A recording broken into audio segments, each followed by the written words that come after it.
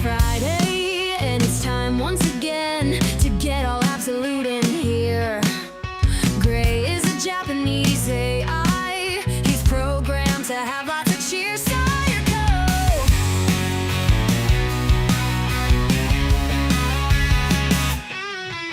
Him and Jim are gonna talk about things that might just blow your mind. Talking absolute DC and leaving everything else behind. Sayako! It's the Weird Science DC Comics Absolute DC Show. It's the Weird Science DC Comics Absolute DC Show. So let's go.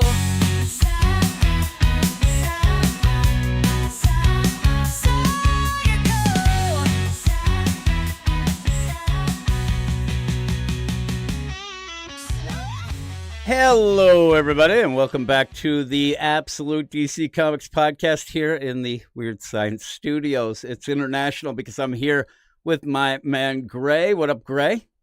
What up, Jim? How you doing? Are you Genki? No, I'm Really? not. I'm telling you, I actually, I had some issues today and almost thought, oh, crap, I don't know if I'm gonna make it. I ended up where I was really worried because I didn't realize what time it was, and then realized like, oh, I might want to read the book.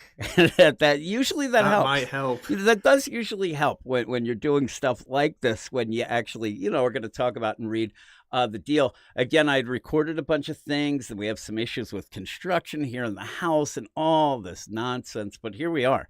And we're here to talk about just one book. We've had a couple weeks in a row where we had a couple books. We only have one, so we can kind of relax and take it in. And there's no babies being kicked. I do have to warn everybody now that no babies are kicked in this issue. Some people would think you're obsessed. Yeah, well, again, maybe. Though I did end up having people with the Marvel side of things when I did another solo review of Daredevil, something me and you talked about for the podcast that'll be coming out as well.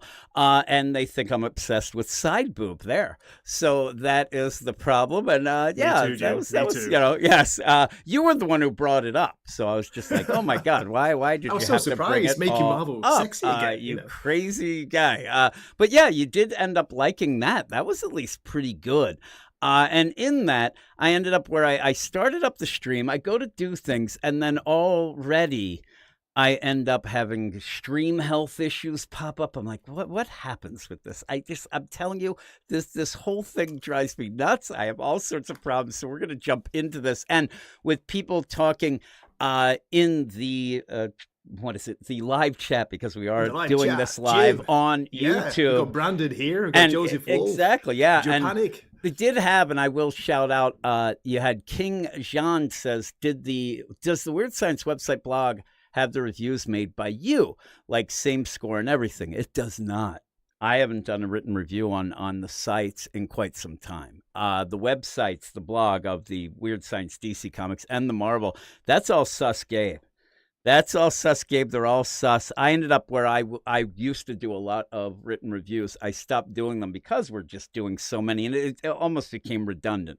The idea of doing written reviews to then go off and talk about, things all over the place. So I ended up stopping to do that. Even you, Gray, you were doing stuff even on Comic Book Roundup and then on League of Comic Geeks, right? And it ends up where... Jim, but I hardly post on it anymore. I used to do that quite regularly, at least once or twice a week, To me, it ends up where it just, and it's just, it's not that it's too much. It just ends up kind of, like I said, it feels redundant. And then by the time you get to actually record, you're like, well, I talked about this 17 times already. CBR is a dying site, isn't it? I mean, we just talked about Daredevil issue 20. It's got 2 critic reviews. That's it. And when we were talking last week, when we talked about the Moon Knight, as far as I know, even later on, it had none. I mean, it's really odd. And again, I know that's Marvel stuff, but it happens with DC stuff as well, that it just ends up kind of like, it's one of those things. I used to love doing written reviews. I loved it so much, and just it became a deal where it was too much, and then again, redundant. So Gabe does the written reviews. So if you want a sus take, you can go and check out Gabe's sus takes all the time. But in the meantime, we're here to talk about an absolute book, and pretty much, most people's favorite absolute book. The Batman, it's definitely selling. I mean, the sales numbers and what we can kind of get from them, they're not definitive, but they do point out trends, is that the absolute stuff is killing.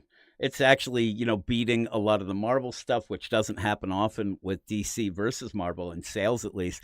And people are into it. The last three, a little odd, but we got to give them a chance to, kick in. But the idea of Batman, people seem to love it. They love seeing babies getting kicked. And Wonder Woman seems to be like the darling now. I'm actually surprised. A lot of people came back and ended up giving that more of a chance and have really liked it. And then Superman's starting to get better, right? I mean, I'm pretty positive about this stuff. And overall, I think that DC, there's more to be positive about nowadays than we had, say, a year ago. I think there's still some stinkers. And we could mention them. Even this week, we have, a new #1 that most people aren't into, whatever. But you still have some pretty darn good books. And the absolute stuff is leading it. And Absolute Batman is leading the charge there. Now, I say that because I'm setting up things. Great. This is the setup. Is that where what you're doing? That's what I'm doing. That's what's happening to me. I'm setting up the idea that a lot of people told us that this was like a stupendous issue. That oh my God, it's the greatest thing ever. It's so fantastic. And I think that a lot of times then it does lead to maybe being overhyped and me thinking, oh my God, this is going to be awesome. It's Mr. Freeze. Even at Scott Snyder, he was, going out and about and really trumpeting the idea that this is really cool. Now, to put it as an aside, he also needs to redeem himself for the bullcrap he did in the New 52 with Mr. Freeze, which was awful. That reinvention that he did, he already did kind of take that out of continuity. But if you're not familiar, he ended up actually saying that Mr. Freeze never was really married to Nora. He ended up finding her. She was already in this frozen deal, and he just became obsessed with her. And that was it. And a lot of people were upset because they like to have... Sounds a bit sus. That like one of Gabe's reviews. Yeah, exactly. I think that people were like, while it is a villain's kind of story there, they did want that connection, that Mr. Freeze is doing that for the love of his wife. Then usually what happens is, and has happened in the current continuity, when he does finally unfreeze her, she says, yeah, I don't need you, and leaves. That was the worst. She's like Mrs. Freeze out and about at some point right now. But here we are with Absolute Batman. It is issue #7, written by Scott Snyder, art by Marcos Mart, colors by Montsa Vicente, letters by Clayton Coles, and you have the editors. You have associate editor Sabrina Fuchs, editor Katie Kubert, and executive editor Chris Conroy. And you even have, then you have a special thanks to Dennis Camp. I don't know what that's all about. Huh? Yeah, it's there. I'm like, that's really? For you, Jimmy. Yeah, really. That's geared for you. Exactly. I don't know what it was. Maybe Scott Snyder's like, after I read that Martian Manhunter, I had such a headache. Thanks a lot, pal. I'm taking it as that. It's actually like a diss. It's a backdoor shade bit. But yeah, you end up having this issue, and we have an art change. Again, this is the second, third artist, because you usually have the regular Joe. Then we had that one. That seems a bit troubling. I know that he's doing it in a way where it makes sense with the story, but I don't know. Having now a second fill-in artist, it just seems odd. What do you think? I like his style, but yeah, it does seem odd. Some of the pages, it's almost like he is trying to do a Nick Dragotta, isn't he? Especially the ones with Bruce. You got like the big beefy manga Bruce design. But some of the other pages, Jim, especially the opening few where you've got characters just in silhouette, no faces, no detail, lots of silhouette people. That's a good way to get an issue done, isn't it? I guess, yeah. And again, Nick Dragotta, I think, is what we think of when, obviously when we think of the book, and it's the big giant Batman and things like that. So when you have this, you have it set up, and Scott Snyder has set up, well, it's a Victor Freeze or Victor Freeze Jr. story, we'll see. And you deal a lot with their Bruce, where he's hurt. He's not fully Batman the full issue. You're doing a lot more of Bruce. But then when you do get the Batman part, that little bit, I'm like, yeah, it's just not the art that I'm used to. And some of the faces are a little weird. I'm telling you, the play. But in these absolute Matches books. Malone, especially. Yeah, oh my he looks God, really Matches. weird Yeah, on one of the. Matches looks. It's funny because My God. at one point I told you that it reminds me a bit of Steve Ditko art. I don't mean the art though. I mean that Matches Malone, he looks like Steve Ditko at points. I think it's just he looks odd. He looks like a Not zombie. Eric Stoltz. Yeah, it's like zombie Eric Stoltz, and you do get that beefy Bruce, which is kind of funny, but also seems like almost like he's 12, even in the present. The faces are a little bit odd, but what ends up happening in this is a story, again, with Mr. Freeze, but it's also the idea where Bruce is having some problems with his Rogues Gallery buddies because they now all know that he's Batman. And they're not so happy about it. They're really not happy that he ended up not telling them. And that is, kind of I don't know the idea. Most people seem to be okay with the Rogues Gallery being friends. Now it's basically like, hey, we don't want any parts of you anymore. And he goes off. And I hope it just doesn't become the cliche that, oh, now they're just going to become full out enemies. I hope that they kind of come to their senses and kind of go. There is a couple good lines, though. But in the whole play of this, they're talking about Matches Malone. And in the absolute things, it is kind of cool to make a clever type deal. And they end up where Matches Malone is actually a guy.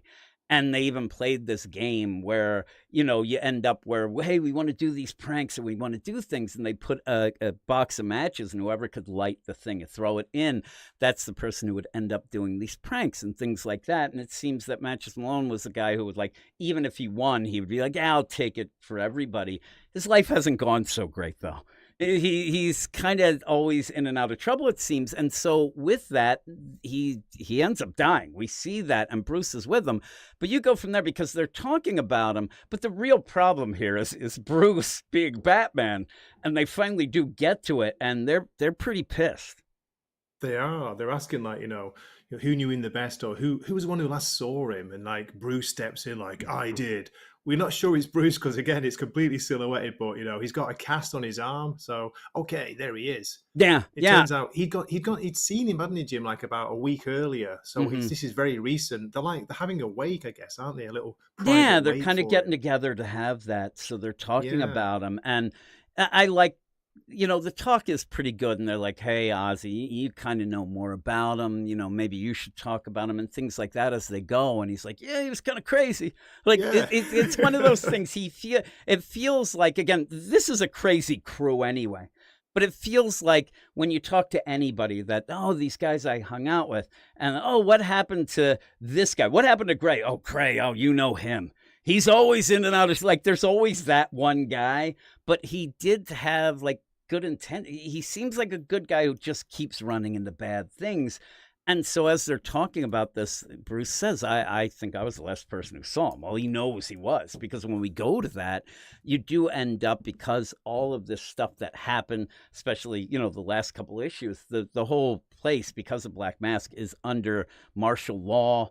And he says, I can't even really go around. I can't have the bat suit with me. He has that cast on because of his hurt arm, but kind of points out, wink wink, that it's something a little more than that. And Alfred isn't there. Alfred apparently, he's adapted it, hasn't he? Bruce himself, I like Alfred that. was just put it on. This is for medical reasons. He's like, yeah, see you later, Alfred. Yeah, it's like, all right, Alfred, I'm going to engineer this to do this. I really expected to see something like a wow moment, really wow moment, like a Transformer moment. Or yeah, something, I'm talking cyborg arm. I'm with you. I thought that this thing would start going, you'd have nanotech make the suit around him or something, or it just ends up like a Mega Man arm. But he's hanging out with Matches. Matches comes and he's like, hey, Bruce, is that you? And he's like, hey, Matches, what's going on? The guy looks like hell. I mean, I'm telling you, he looks awful. And the whole thing was this place, Ark M, and what's going on, that it seems that Bruce, he was going to do this. But again, Matches ends up saying, no, I ended up, I got on the inside. I was with this crew. And he's like, Matches, why are you doing that? You didn't do this, did you? And he's like, no, I did it. And he's like, well, why would you do it? And he says, it's just what I do. And you get a good play of that from the beginning. But this whole play is, he says, like, shit's bad. Like, there's some really bad things going on. And there's this Ark M. It's next level. It's beyond. And get this, they're putting people in there already. It's up and running. This whole, crazy That's right. They're still thing. building it. It's not even completed yet. But that was a big surprise, wasn't it? Yeah, exactly. In there. Yeah, and he says there are people in there. And yeah, Bruce is like, what? What are you talking about? And he even says that the matches at one point, this isn't a game anymore. Like, this is bad stuff. Again, he has that weird weight of him being Batman and not wanting to get everybody involved. But they're right, later, he gets everybody involved. He always does. And here's another guy, while he didn't tell him to do it, he still ends up doing this to please Bruce and help him out. But he says, yeah, people, they're there. It's alive. This thing is going on. And, tomorrow I'll get more, but here, take this. Come on, man. And he says, don't be mad at me. And he's like, listen, I'm not mad, but come on, you can't do this. And then he says, it's good to see you, man. I love where when you're talking to Bruce, you have to look like straight up in the sky because the guy's like 9 foot tall. Like when he's looking at that and you don't even have Bruce's face in the panel, it's pretty crazy. He says, I miss you. I miss all the guys, the Crime Alley for life. Here we go. And then says, if I didn't want to, the truth is I owe you 4. And he's like, well, what do you owe me for? What do you mean? And then we never get to hear, do we, Jim? Oh my God, what happened? For matches? Holy moly. I mean, this is the thing. When you first see it, you almost think that he's been shot. And then when you really look, I'm like, holy crap. It's basically like all these pores and holes just opening up in his face and just blood everywhere. Like, watch out, because this guy definitely has hepatitis. That's the least, that he has. I wouldn't get near this blood, but he's got blood shooting out of his ears, his nose, his mouth. It's horrific. And yeah, he just falls over. Grant Morrison, when he was writing Invisibles, he got attacked by almost like a face-eating like bacteria, that face-eating fungus. And again, that's what it seems to be. And it plays out well. You see that it is horrific. I didn't expect it like that and to be so bad. And it's not even just his face. It's down his neck. I'm sure it's everywhere, even when you look at his hands. It is bad. And he just falls over and is in I wouldn't even say a puddle. He's in an ocean of blood. Even I like to where you do see at the point where he starts to try to activate his cast. And then some guy jogging is like, whoa, hey, what's going on? And then Bruce takes off. And I'm assuming, with that phone there and stuff, that you would grab it. But he ends up I couldn't get what the cast was going to do. Did it just open a little compartment that he's going to put the phone in? Yeah, maybe that. Or what was it meant to be? Here's we the never thing. find out, do we? If it was going to be something like he's like, oh, here's the ibuprofen. I'm like, we're way past that. He's gone. This guy Matt is done. He's dead. Yeah. Now, maybe blood everywhere. The only thing that I thought in it where I look and you have these it's very odd because you just see it quick. I think he might have went to take a sample. Yeah, that's it. That's all I could think. He's going to take a or sample. of, he's like, I'm not touching him, man. Don't go near again, it. You do end up having the idea that this, jogger's like, oh my God. And now you're like, I got to get out of here. Again, he didn't do anything. Matches ends up dying because of this bacteria, it seems, but it looks really bad. And Bruce can't trust anybody. And I think that you go with that idea. If the police do come, you have too many questions to answer, and he's got to get out of there. So that makes him like skedaddle. He gets the hell out. He just ends up leaving and runs away. And again, I just thought he was going to take some samples and kind of sit there. But it would be funny if he's like, I got to give this guy CPR. I'm like, no, you don't. He is gone. And again, a good play to let you know he's done. There's no chance. So Bruce runs away. And again, like you said, they're having this little, get together and Crime Alley deal in this wake. They say the police report said it was some kind of biological weapon. Yeah. There were some leads in his phone. Yep. There you go. Yeah. Bruce has got the phone, Bruce, hasn't he, Jim? As far as we know, he got it. Yeah, that's the weird deal. He says whoever killed him used some kind of biological weapon. There were some leads in the phone, clues. I'll get to the person who did this. I promise. I just wanted to tell you that. And that's like, and that's all you want to tell us? And then they just start going, You're not going to seriously? talk about, Yeah. the fact that you're Batman. Oh yeah, yeah, and ends up like where you have like he goes, "Hey Bruce, we thought you were dead, buddy. The last thing any of us heard." And then you end up where Ozzy, I believe it is, yeah, you were diving out of my plane dressed as effing Nosferatu. Nosferatu, like oh dude. yeah, and he's like, I didn't mean to worry you guys. I have to go. And like, no way, you're here. We're talking about this, and we are talking about Batman. I love the ideas like, hey, and I think that's Croc. Again, it's all in silhouettes, but it's like, yeah, in case you didn't get this, we are talking about Batman. We realize that you're Batman, and we are pretty pissed. And like you said, they've been tight. They're, this crew. And with that, some of them, remember, Oswald, he's kind of on the shady end, but... Yep. He's open about things, and then suddenly you're this guy that everybody's talking about, and a guy who caused a lot of trouble in the city recently. Black Mask is more to blame, but he still ended up doing it. It was you all along.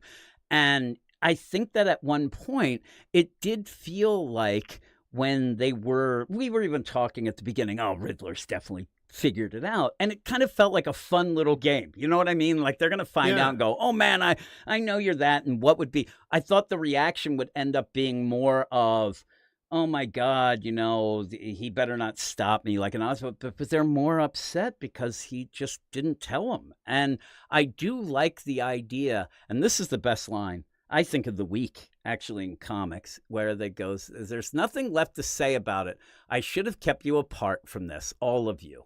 And then you end up getting where it's Riddler says, funny, Bruce, it looks like you did keep us all apart when it comes to Batman, because then they start realizing you were hanging with me, but you really were, training. Is that when you were training with me and you slummed it with me? Yeah, and you did it with me. Yeah, exactly. So they're like, you were just, you're kind of a piece of crap, and you were using us, tight. possibly. Yeah, do you think, were. Like you're saying earlier on, Jim, is this going to make some of them like angry, and it's going to go maybe against it? I hope it doesn't go 50-50, couldn't it? Yeah, half and half. I hope it doesn't go with the idea of like, this is why I was a villain. It's because Bruce didn't talk. I just think they're going to stop talking to him, and I think that in the roundabout way, I think that maybe Batman, part of him won't mind that because he doesn't want those connections, but obviously... Also, you've got the problem now that all these people know who he is, know his identity. That is a big problem. How's that going to pan out? And the idea of you trusting them because they were your lifelong friends, but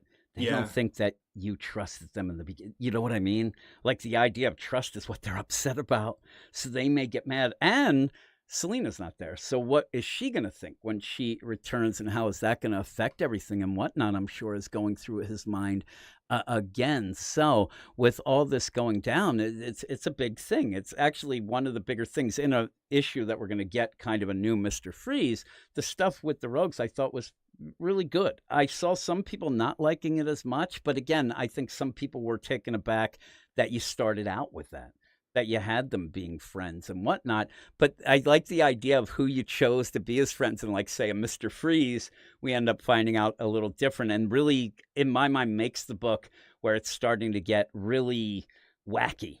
We did see, remember last issue, I think it was, where we saw at the end the Joker just hideous with Quatus all out and all these heads popping out. But the regular Rogues Gallery here are kind of more of a normal type feel from what they usually are, but then we're going to get a Mr. Freeze. So it's kind of a cool play to get this, what are a lot of his villains, but are his friends kind of mad at him.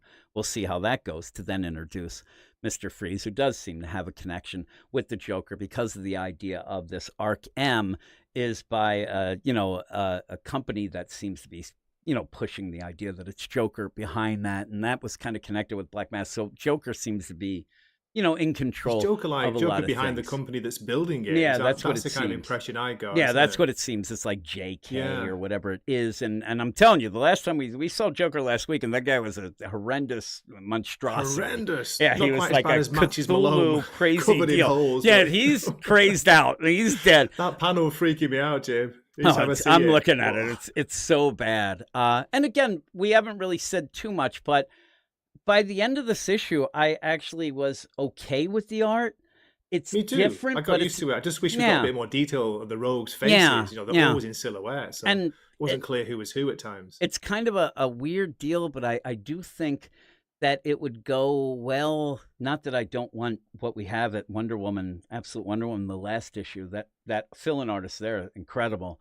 But it does look Yeah, like it a was awesome. Hayden Sherman type art that would have probably been okay if you would have had a fill-in and it would have kept that kind of. It kind of reminds me of that feel, but more the Hayden Sherman in the dark patterns than actually what he does Oh, in yeah. the Absolute What do Wonder you think, Woman. Jim? The colors in this as well, especially with the Batman action scenes, it gets quite, not so much psychedelic, but very bright and colorful. Isn't Yeah. it? It's a bit of a change. And It's a I- change from the Nick Dragotta stuff. Is that why he thanked Dennis Camp?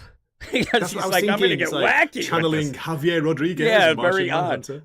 Yeah. So while this is going down, Bruce, he's got to look into some things. And he says, I need to figure out all this stuff. And he's going to break into this facility. He wants to find out, more Ark M, see what's going on. But when he's going and he gets full out Batman, he gets a call from Alfred, who is in London town.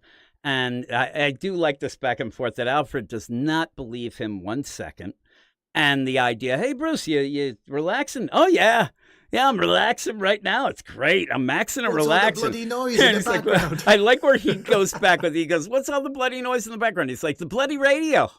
Like that. He says that, and he's Just like, as if he's listening to the radio. exactly. Come on, and Bruce. he wanted some information. He wanted information about this disease, about this We bacteria. want And information. yeah, and so he keeps interrupt. Like Alfred wants to know, like, hey, what's going on there? Just give me the info. Well, I'm listening to the radio, and he's like, okay, the case you asked after, it's not a biological weapon or even a virus. It's a bacterium. Now, in that, I'm not a smart fella, but I'm to not either, me, Jim. a What's the difference biological between a weapon bacterium and a would be a. virus? That's what I'm saying. Like all of It's all these the same all thing, seem isn't the it? same thing. It's just how you use it. It would be the idea, Where's like Simon when we need him? yeah, exactly. And then, oh no, we end up where if I ended up saying, okay, the chicken pox, well, I just got it. It's just about but if I use it against it, now it's a weapon. It felt weird, but the idea there's no record of it. That's what I Right. like. The big thing should be that's you're Not kind even of at the losing track. WHO. Yeah, it's like Wow. we have nothing on this. It's something different. We don't know. And then you end up where Maybe Bruce check a says, lab in China. You might find the exactly. answer there. Eh? Yeah, Eh? really. Oh my, you're being topical. dare you? Topical like 5 years too late. How dare You you? end up where Batman says them, where did it come from? And that's the big play. He corrects himself later when he does look into things of when did it come from? And that's kind of the big play. And in this again, this is where it's kind of a shame. I don't know how it would have worked out, but if you could have, during the fight scenes, just have a bit of Nick Dragotta doing this, because that's what you're used to seeing in the big, giant, bombastic fights with. But it would have been such a jarring deal. But still, when you end up having Nick Dragotta draw and the cape is actually a weapon, it feels like it's like, this crazy thing. And this, it looks like it's like a finger that's going in. At the one point, it like lifts up. It looks like it lifts up the cop and throws him. And it just feels That's a great scene, odd. though. I love that It one, is yeah. good, but it almost looks silly the way that it is compared to what you usually have with a more menacing deal. Looks But like, like an insect's leg or something, like Yeah. a giant praying mantis. Yeah. There we go. And again, it did end up where it does remind, I think, everybody, but it reminds me of a symbiote type deal, the way that the cape goes. But this felt a little bit too much and just felt odd. It felt a little odd. But again, it's a fill-in artist. You're doing this. But also, like you said, they go full out different because these psychedelic deal, and I don't know, it reminds me a lot of Batman 66. It has that play, like a pop art type deal. And I don't know, just to me, it doesn't really fit the tone that we've had with the book. And this Jim, seems in the odd. chat, we got Brandon saying, with this art, Batman's chin was as large as the giant bat truck at times. He's riding his chin as Jay Pulling a Leno. Bruce Campbell. Yeah, it's his freaking Bruce Campbell or Matt Smith. Speaking of the Who, the Oh my Doctor Who, goodness. he's one of my favorites. He's actually my favorite Doctor. And, He was and now, great. Yeah, he was great. I love them. Now that we're talking in the chat, I will bring up that there is a couple super chats that we'll do real quick. And you have Matt Fisher who says, another Friday. Will Jim save Thinking Critical tomorrow? Or will he leave Sully to battle the forces of Wesseron alone? And I will tell you, in a odd deal, I will be on tomorrow. I'm going to be on the aficionados Just tomorrow. when you thought you were out, Jim, I have, pulled yes. you back I have in. been stepping away from it for a while, but I ended up where usually I record at 10 because we're recording a bunch of things for the podcast now with Eric stepping away. And I was supposed to record at 10. And right before I did a show with Wes this week, Tom, who I was recording with, had to change and we're recording at 2. So I was at a weak moment when Wes said, hey, do you want to be on? And I'm telling you, I've had a real crappy week. I've been down in the dumps a bit. And he kind of pumped me up. I was like, just come on, we'll be friends. We're talking. I'm like, you know what? Maybe I will. So I don't know how much I'll be involved. I think we're going to talk about a lot of probably Spider-Man, things like that. So It's got to be about that. I like it? when Jim, the best solution for when you're down in the dumps, a bit of Usagi Yojimbo. That got me all excited this morning. Me and you talking on our Patreon, awesome. But with the whole play too. If there is a week when he's like, hey, you want to be on, and I see that we're going to talk actual comics, because that's my thing. I don't really watch a lot of movies. I don't have a lot to say about that. So I'd rather go and, do something with comics. So I will be on. So if anybody wants to see that and see that and me probably getting yelled at in the comments, you can go and watch that show, The Comics Aficionados, tomorrow. But Sully will be there. I haven't told Sully. I wanted to surprise him. He also said, my Uber passenger from last week wasn't happy you told her to screw off. LOL. I really thought that he would have turned it off by then. Because he said that the Uber passenger didn't want to have, my nonsense voice going. So who are these two weirdos talking about? Yeah, who are books, these nerds? What are they, 15? Maybe 150 combined. In the basement. There they are. But yeah, the whole play of it, the lady. I didn't even know it was a lady. But yeah, I hope that she's now a big fan listening, because she can go screw off herself again. So back to the issue, though, you do have all of this crazy techno-colored dream coat fighting, where you do end up where all of this is going on, and he's still on the phone with Alfred. He still wants the info, and then finally Alfred admits, hey, listen, I know you don't have a radio. It's kind of funny. I'd be like, how do you know that? That's a weird thing. Hanging up now. That's a weird thing to know. You don't have a radio. And he's like, dude, you're poor. He's like, yeah, you son of a gun. But he says, I know you don't have a radio, so I'm just going to hang up now.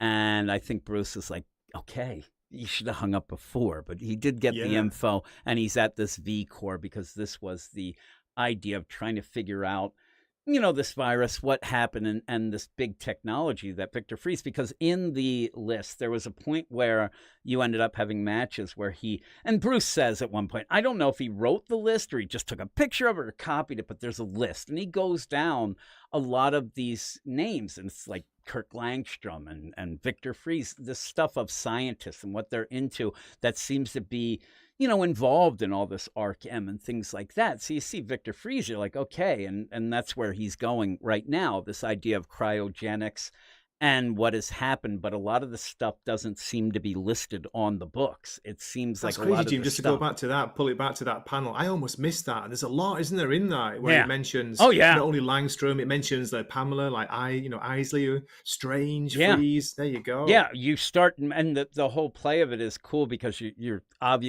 mentioning a lot of the other villains. Hugo Strange, what's going to come up Poison in the future, Ivy, hopefully. Victor Fries, you have, Man-Bat. But again, things could be changed up. And Hugo Strange, he always weirds me out.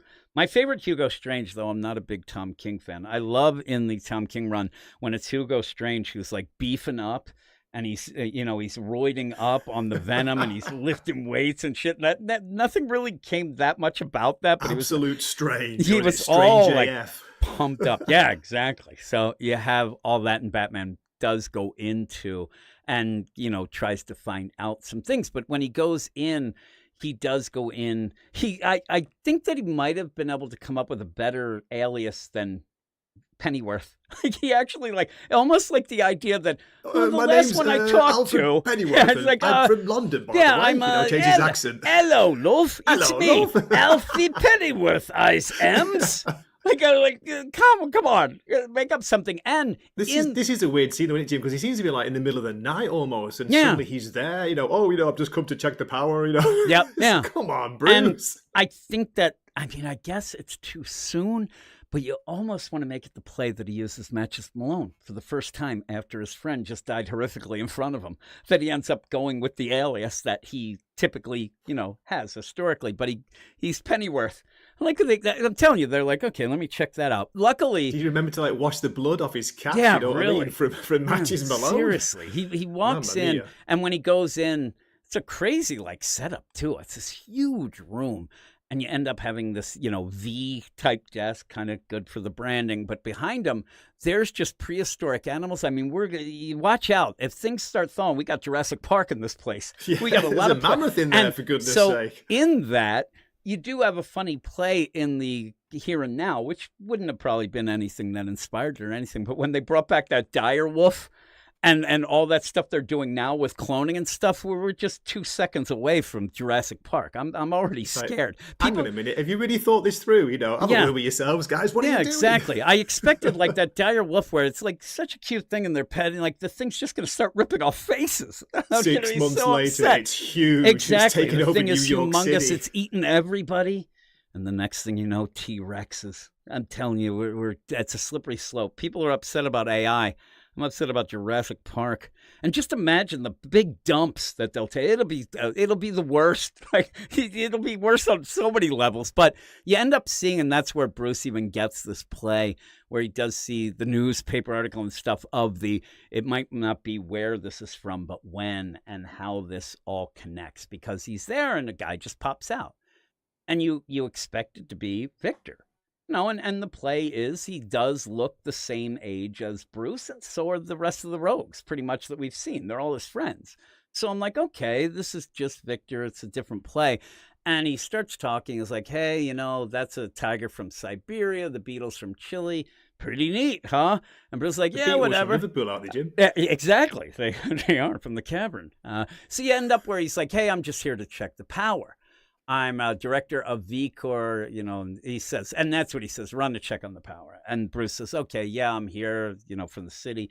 Pennyworth. And like you said, he just glances at this ID. And Bruce says, gives props to old Matches where he would make some really kick-ass IDs. Probably remember when he got Boone's Farm wine back in the day, like Strawberry Hill or something, got drunk like I did and threw up all over everybody. But he ends up saying, he's not even real concerned.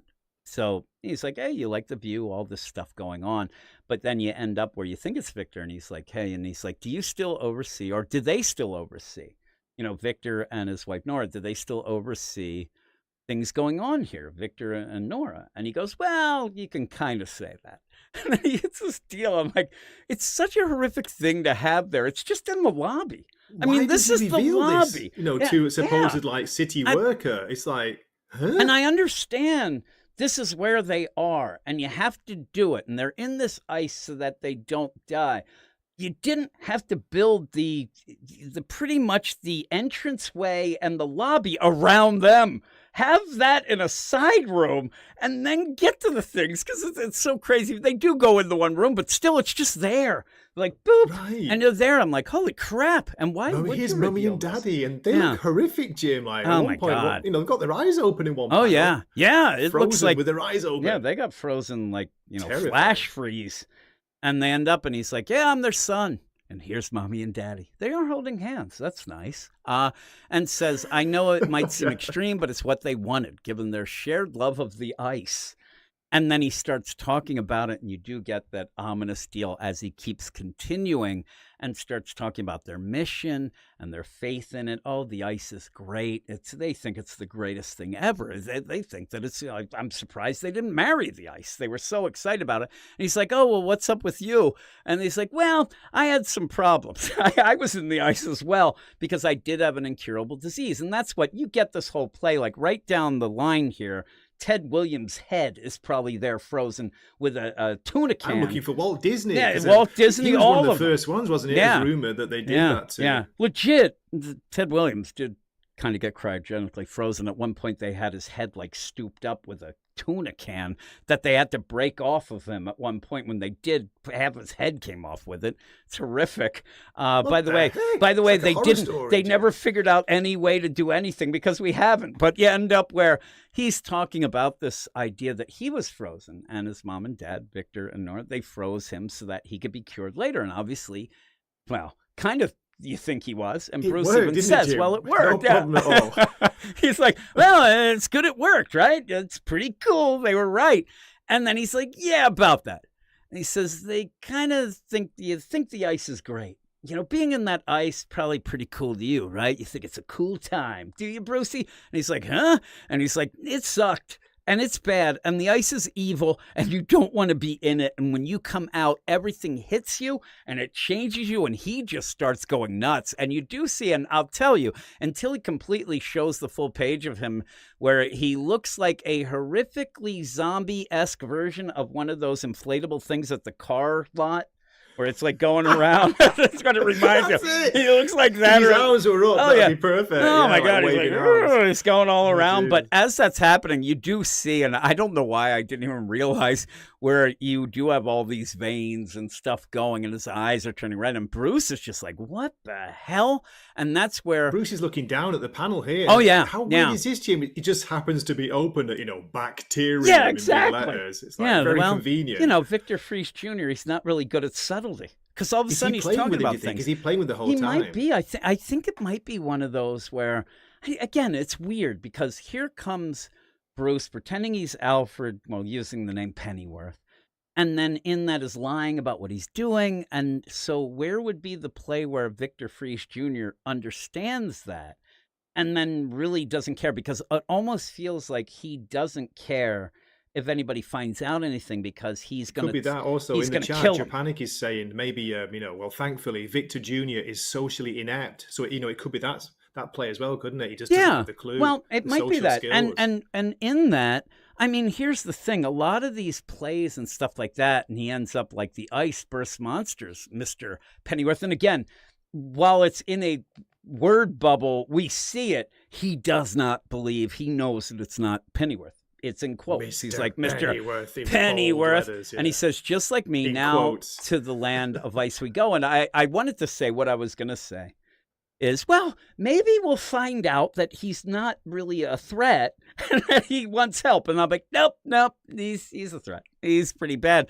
Again, He's gone I think mad. He probably gone insane, Jim. It sounds like it is Yeah. describing like he felt yeah. every moment in the ice. He felt the pain. Ice grinds, it twists. Oh my God. Yeah, and so when you're doing that, the idea, I think there's going to be some layers in it with the idea of there's this guy, he's coming to find out, he's going to shut this down. If it shuts down, his mom and dad die, whether or not they ever could be saved or they come back wrong, I think it is some problem where you know, to have it shut down. So he's probably looking at everybody who snoops around, especially because I don't think anybody's snooping around. He just shows up and almost you play the idea of saying, yeah, I'm here to check the power, like in the that middle sort of of the thing. night as well. In the middle It's of the like- night, in a place where probably nobody ever goes. He probably is just there a lot by himself, and then suddenly this guy pops in. This would work if it's 2:00 in the afternoon and the place is jam-packed busy, Yeah, and there's and 8 he's on the million ground people floor in the Yeah, lobby because yeah. he's really high up. Yeah, At one he point keeps he's saying going it's up, a beautiful yeah. view here, And isn't it? Look at this. Exactly. And so I think that there's a lot of things going where Bruce, again, I think that we're missing out on, but we're not thinking of some of the subtlety of this. You know, think of Batman Year One, something that I just ended up talking about for the 18th millionth time on a podcast yesterday. When Bruce first goes out and gets stabbed by Holly in the leg and then goes to try to scare those guys and almost gets killed, these are early moments of Batman where he legitimately is not, you know, thinking it through or not trained well enough. Now, in this, we've seen Batman can kick ass, but he's going in as Bruce, trying to fool people. He already says he can't make the ID even as good as Matches, which kind of points out the idea that he doesn't do this a lot.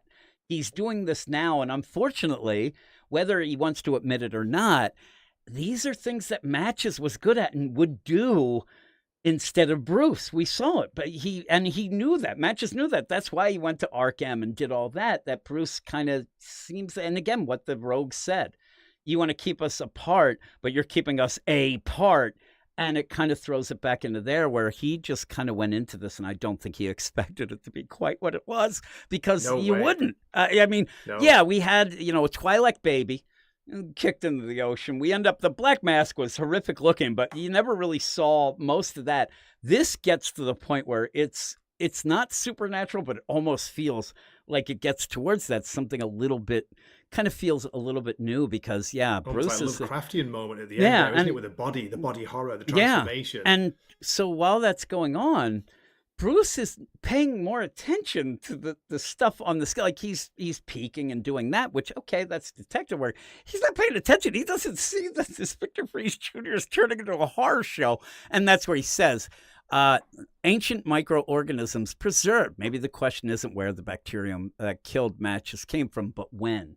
And that's a pretty cool idea. The idea that this is something that is from the past. That's why there's no record of it. And that's dangerous. That's real dangerous stuff. Like you kind of alluded to earlier, where you do have some labs, places, and they're messing around with the wrong thing. So in that, you would think that Bruce is like, yeah, we got to kind of contain this. But in the meantime, you get a horrific looking, inflatable car Mart thing and grabs him, and Bruce is in trouble. And he is, if you see, he's already turning with those veins and stuff the way that Victor Jr. was as well. But I ended up liking the art by the end. And Me like too. I said, the art's fine. Yeah. Apart from some weird faces at times. it ends and up a like lack of the yeah. gross faces. Yeah, and again, the fight seemed a little weird because of the multicolors and things like that. But the stuff with this, because it's so different, and because it's doing something a little bit off what we were having, I think it works out pretty good. And at the end, I was like, okay, there's a bit to unpack. I said, I think that the Rogues Gallery stuff, while a lot of people didn't mention that to me talking about this issue, but actually even saying some people that they didn't like it, they thought that was kind of a downer or whatever. I liked it. I thought that was cool. I like the idea that Bruce, who usually doesn't trust anybody and doesn't tell anybody anytime, he's kind of betrayed his friends and used them, but he doesn't want to admit it. I do like that. And I like the idea of having that change of Victor Fries Jr. It feels different, and it feels kind of horrific when he ends up turning into what he does. And the idea, you almost feel bad for this guy. But in the meantime, we'll have to figure out what all that means. And throwing in that list of all the other rogues, that was pretty cool. And that was a big thing. Again, I don't think it was as good as some people were saying. Some people were telling me this is it's perfect. It's great. This is the best issue. I didn't think this was the best issue of the series because there was no babies being kicked. And I thought last issue was great. I thought the last issue was so much fun, over the top. I do love, Nick Dragotta art as well. So in this, it kind of threw me back a little, but not that much. I just didn't like it as some. What would you give it? Gabe loved this issue, Jim. Yeah, That's rare for him, isn't it? He said it's one of the strongest issues in the series. See, that's it's a weird play that I think that it might have been one of those where I think some people who might be a bit on the side of, it's big dumb fun, but we need more, not even like more fancy stuff. I don't know how to explain it. Like they need more like bread and butter or meat and cheese but I think the meat and cheese is the dumb Batman just doing dumb things and stuff. That's what I like. So if you are waiting for it to be a little more like hey, let's look at clues, let's have some things happen, let's have some clever twists, this would do it for you. But I'm not at a point where I'm like, this absolute Batman's nonsense. Some people are. No. Yeah, if you want like a Batman who's investigating and looking for clues and things like that, go and check out Dark Patterns. But just be warned, you might get a building as a ventriloquist doll, Scarface, a building as a villain, Jim. I'll be doing that tomorrow. I ended up talking to a couple people for things, and they end up where they're like, man, this Dark Patterns with Scarface is great. I'm like, really? Like Scarface is a building? You really like that? I'm like, I don't know about that. Do you think Dan Waters is trying to like outwhack absolute I don't know. Batman? Maybe. Scarface is a building. Scarface is a building. It's pretty funny though. Yeah, and people seem to like that book. You liked it more than me in the Wound Man. I've been enjoying it. Yeah, so it's a different take, and it's fine. In that, just to point out, we do have a weekly DC Comics podcast as well, and that that does end up on YouTube, but it's also on our feed, our regular podcast feed. That'll be in the links. But in this week's edition, this week's episode, we do end up talking about the first issue where you had the first appearance of Ventriloquist and Scarface. It's pretty fun. He's not a building. He's just a dummy. But you have anytime you have Scarface and anything like that, I always need I thought I was the dummy. Like that joke always makes me laugh. Or one of the other ones like, you think you're the dummy, you have your hand up my ass. Like stuff like that. It always makes me, I love the vaudeville, puppet humor type deal. So we'll be talking about that on the show, me and Stork, and we really did like it. It was really good. But yeah, and also in that, not as far back as I thought. Some of these things I end up thinking these villains, and some of these things come back like, oh, that must be like 1958 or whatever, and some of them aren't quite that old. So it's pretty cool and pretty crazy idea of an ominous villain who works a marionette puppet. Like that ends up where, if you really think about it, it really is more sinister than just having a freeze gun. You're completely insane. And also, just remember, and Dan Waters, I'll give him credit, the one thing that he really does get is that Ventriloquist can't say bees. So it's always Gat Man. And the Gat Man. Yeah, it's always the Gat Man, always that stuff, which I do love. And that is like a tell. If somebody doesn't get that, they ruin it, and then you have problems. But he gets it. So that is a cool play there. But what would be your score here? For this, I've actually enjoyed it more going through it with you and talking about it now. So my score's gone up. I was a 7.5, but I'm going to go 8. It's a nice, strong 8 out of 10. Yeah, I'm going to go 8. And just as an aside, me and you, when I go to review something, I end up thinking about our best of show. You joined me last week. It's something that you can't join me all the time, but we always say that a best of has to be an 8 or above. So when I do review things, I do think like, okay, what would I go? Because my gut feeling was 7.5 at first as well. But when we talked about it, but also I feel like, yeah, it was one of the better issues. I did have fun reading it and talking about it way more than maybe Fire and Ice. It's close. Okay. Simon's going to be mad at me. Simon's going to be mad at me. Yeah, I read it and reviewed it. If anybody wants to hear that. You reviewed it too, didn't you? Yeah, and we talked about an hour about it. We talked the same amount that we did the Harley Fartacular, so that just shows that I'm insane as well. But it's one of those, the whole play of that Fire and Ice. I guess it's for somebody. It's just not for me. It's very odd. But this book, though, continues to be pretty good, and the Absolute stuff's killing it, and everybody seems to be into it. So I'm down. So we're both 8 out of 10s. What did Gabe give it? Like an 8.5? He was an 8.5. Yeah, that's us.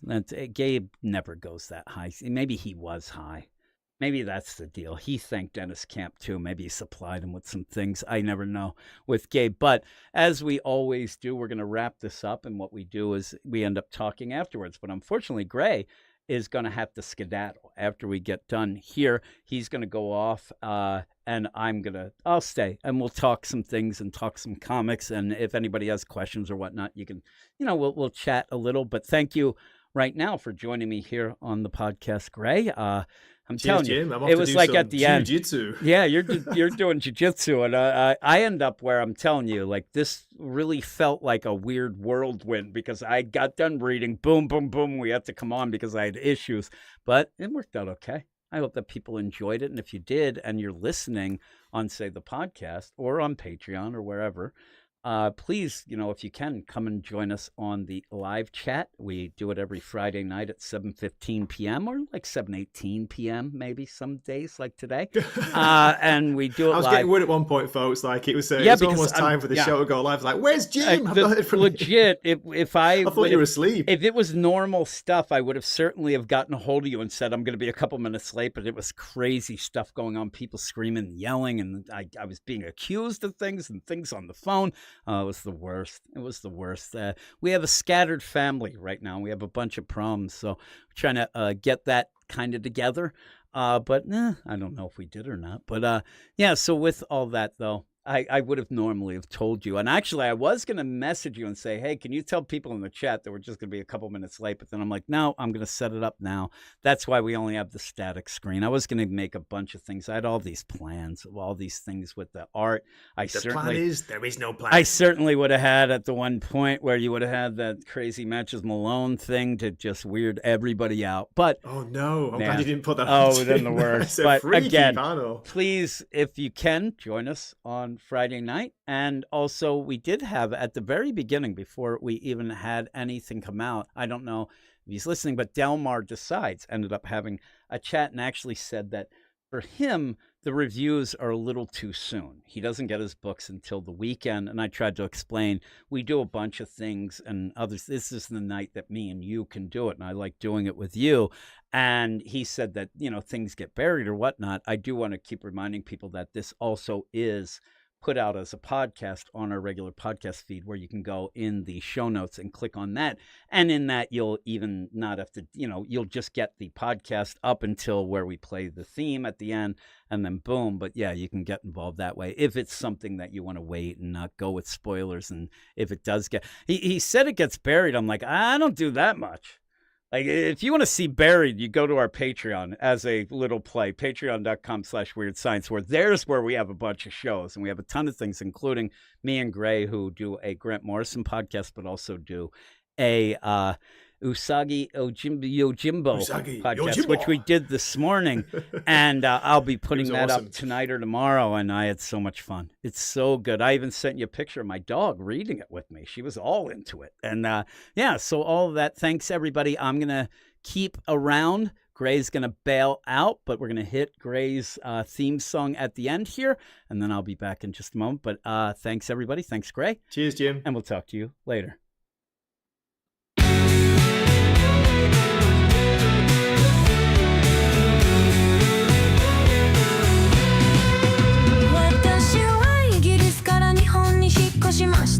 感動して感謝しました。本当に大好きです。私は普通の男ではありません。私はもう本性の愛です。私にからかわないでください。そうしないとあなたは消えてしまいます。私は普通の男です。でも私はあなたを殺します。だからそのまま受け取ってください。足元に注意した方がいいよ。準備をしてください。フォローしないと大変なことになりますよ。私に伝わらない。私はあなたを殺します。私は日本の愛です。あなたは警告されました。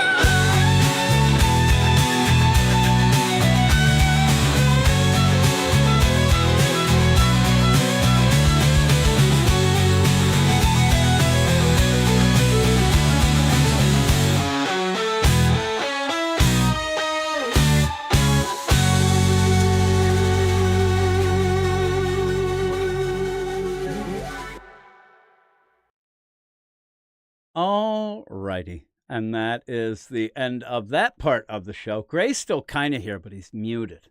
I would never really. I figured you'd come on for a second and then say goodbye. But I love that song. It's a cracker. And actually, another super chat, Matt Fisher actually says, "What is the ending song called? It's so cool." And it is a tribute to Gray. You want to hear what it's actually called? The legit name of it. Gray AI Outro Japan. That's what it's called. and legit, as I look at this, outro and Japan spelt wrong.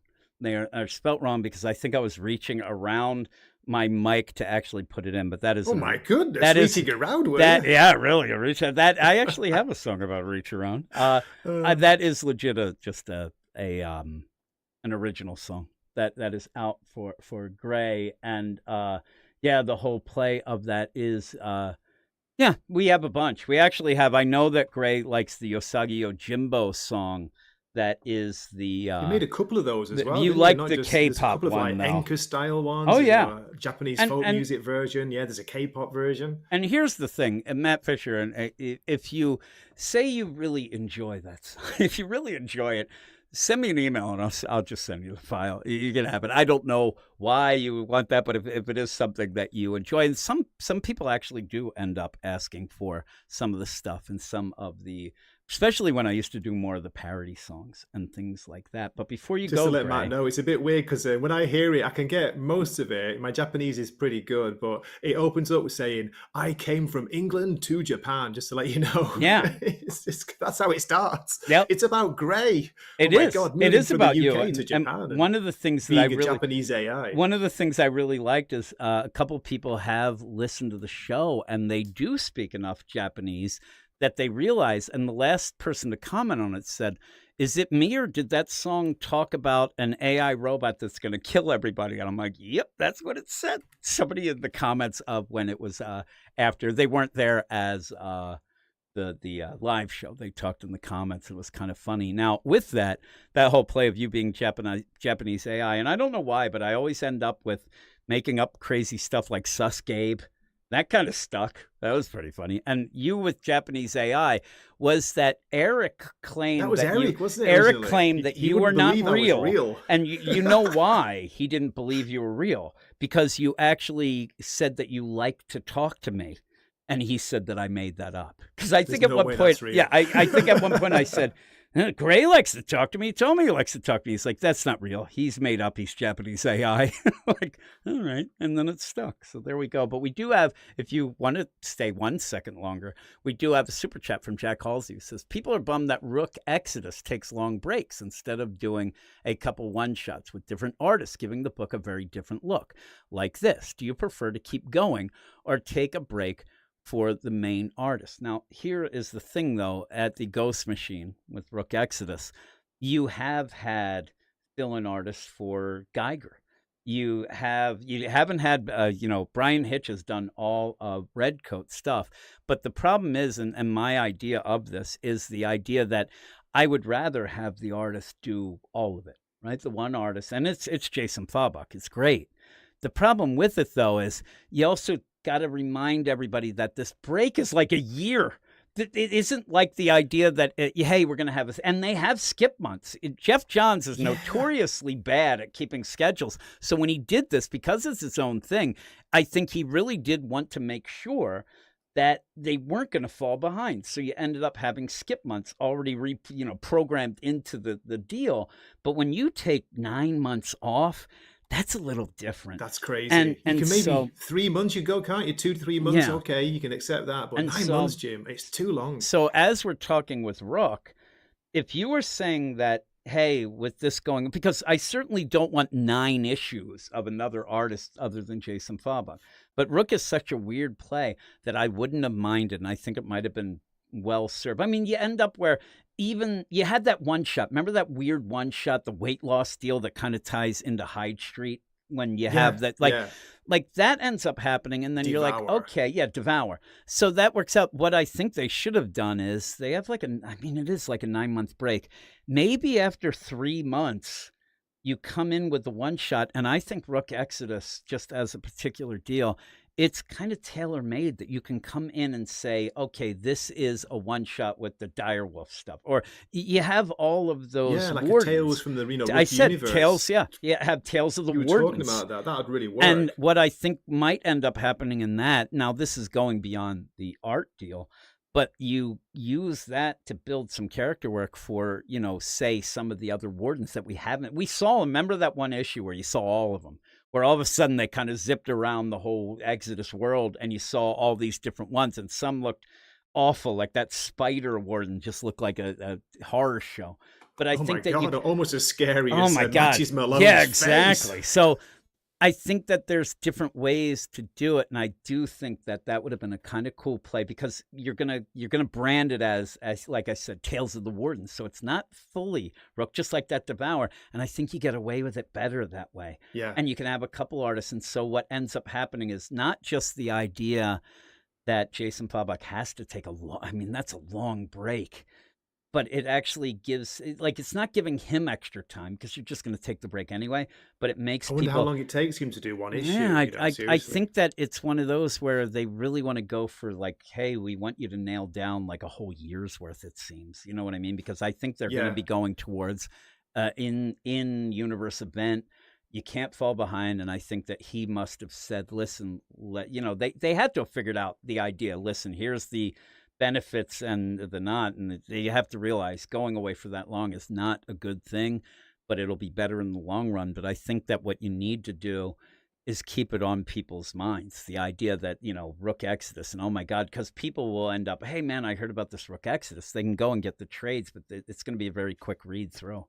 And then you don't have anything else. So when they do that, you can end up saying, oh, by the way, why don't you go and, read this, The Tales of the Warden, and have all that stuff. And I think it would have been really, really cool. And he ends up where Joseph says it'd be cool if in between the arcs of Exodus, we could get 6-issue minis that can build out different characters in different parts of the world. I actually said almost like, I think they went a little bit too far, but they kind of did that with Redcoat, where you did have a couple one-shots in a row. I still think it would have been better. Even in that, I thought, save some of these for later when you're done another thing, and then you go in. They kept the same artist, didn't they, Jim? It's Brian. I'm misremembering it. It's Brian Hitch has done that. And he's done it all. It's amazing for him. He's got a reputation for, falling behind a bit. Yeah, exactly. Do. You made Femon laugh. Yeah, I wanted to say, do you do that voodoo? Again, we do that voodoo. We talk about a bunch of things, and I mention Eric a lot still, and it's a shame. I kind of miss him. He hasn't talked to me since, but that's something if I would say, and I do it a lot, where I'm like, yeah, and you do, and he just sit there, do, and now I do it myself. I end up saying it myself, but in the whole deal, I think Rook Exodus is great. I just end up thinking that it ends up where you might have, it's weird, like that much of a delay. It's almost unprecedented. It almost, what you'll usually have is, say Hellboy, where it does a mini and then it goes away. It's going away, but that Rook Exodus kind of hit, but they were honest with it right away. Jason Pawbuck said, listen, I need time and I need all this play and whatever. And we might thought think we were going to get a break just till the spring, didn't we? Yeah. It finished before the new year. Yeah. Oh my God, when's it coming back? Fall? What? It's like crazy. And listen, Jim, I'm sorry, I'm going to have to go, mate. I'm off. Yep. So thanks a lot for this. All right. I'll talk to you Thanks, later. Gray. I will talk to you later. So I will stick around. Gray is heading out. But yeah, it's a shame again because it was really hyped. Like people were all excited. But now when you tell people about the play of Rook Exodus, you add that negative at the end, like, hey, you should read Rook Exodus. But there's not much out, and they're going to be going away for all this time, and it kind of gives it a negative spin on it. But I do still like it. And yeah, you have Fear Marnock, Phantom Road fans after waiting a year, and there's a lot of books that go away because they're just minis, come back or whatever. But some books just kind of go. The worst was that, what's it called? The Doom, what the hell was that? That crazy, now I can't even think. Doomsday Clock. That was the worst. Like those delays were just something that was supposed to change the DC universe and supposed to lead the charge. And because of the delays, if you're not aware, the delays of that ended up having DC then going to Scott Snyder and saying, we need something else. And they did Metal. And at points, there was even ping-ponging about the idea that Doomsday Clock was in continuity, then it wasn't, then it was, then it is. It's so wacky. Though, remember, it did at the one point, that last issue, predict the DC versus Marvel again. And that's kind of coming up, and that's a big thing. And Brandon C says in the super chat, and thank you, says, we love those songs, but I do miss Eric's insane use of double bass songs. Eric he liked both kinds of music, new and metal. Is what he liked, and I used to give him a lot of crap for it. But yeah, I still have them all. I still have those. I just feel weird playing them. Maybe, I don't know which one I would say is my favorite of the Eric songs because they all ran together in my mind. But maybe I'll figure out one. But yeah, all of that going on. Yeah, I do miss Eric. I felt bad. I said that when Gray's on. I didn't mean that I'd rather have Eric on than Gray because I love talking to Gray, but I do miss Eric.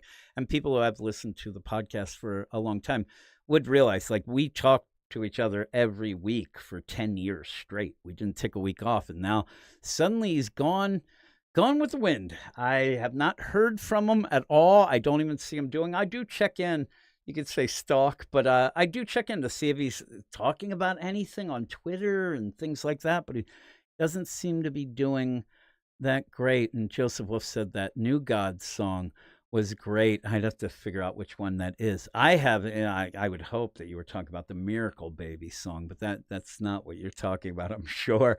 That was my song that was for the DC versus Vampires that also works for New Gods. But in general, again, we're just hanging here and talking that this week, me and Sully will have our Sunday morning show talking Sunday morning comics. And I think we might end up talking more in general about comics and just straight up reviewing some things, mainly because Sully really only reads Marvel and it kind of becomes the same thing. And it feels like it's like an extension of the Marvel podcast, not talking about it. So I thought maybe we'll talk about things. But again, the big play this week is Amazing Spider-Man and the idea of that coming back with a new #1 with Joe Kelly. And I ended up getting a lot of crap on Twitter for my review.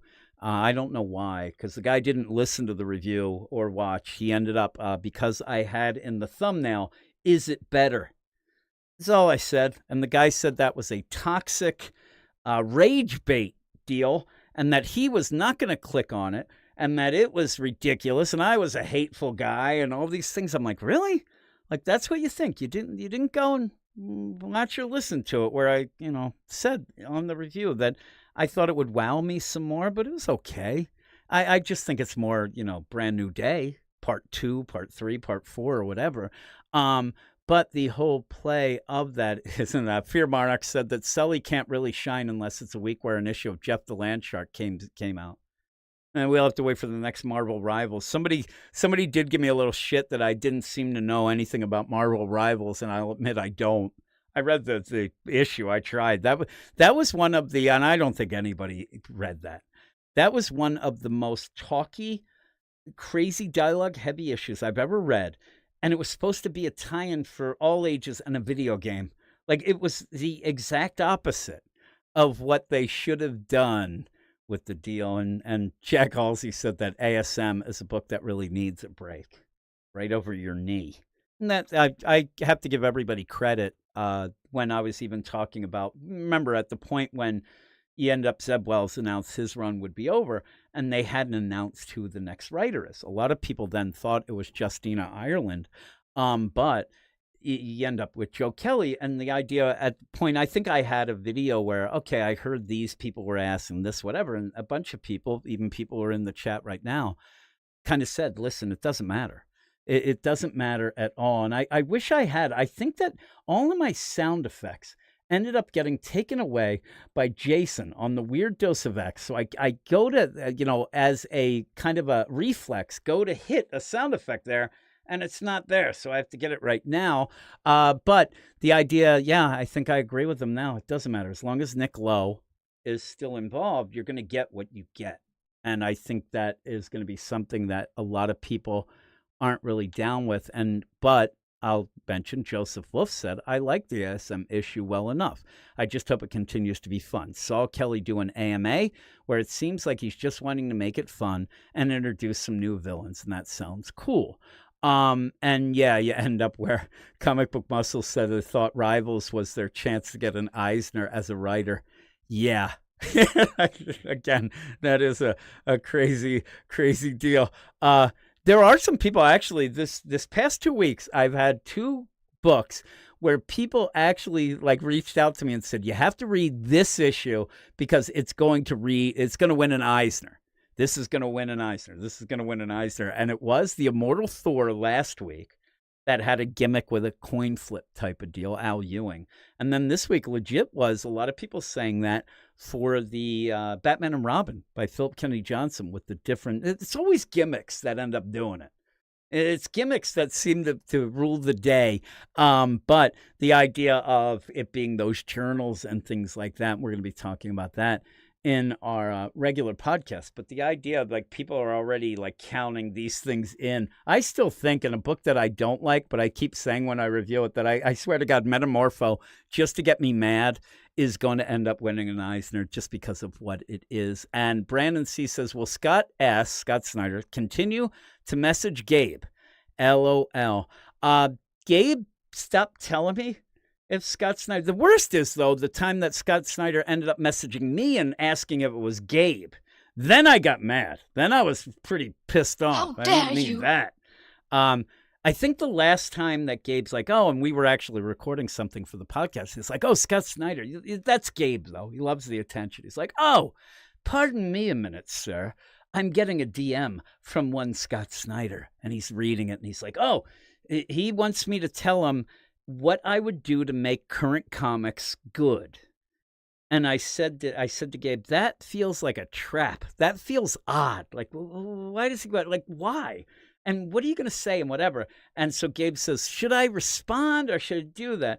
And I said, yeah. But I said, if you're going to respond, be truthful about it. He wouldn't tell me what he responded with. He was typing away. And then I said, oh, what did you tell him? And he's like, that's between me and Scott Snyder. I'm like, oh, look at you.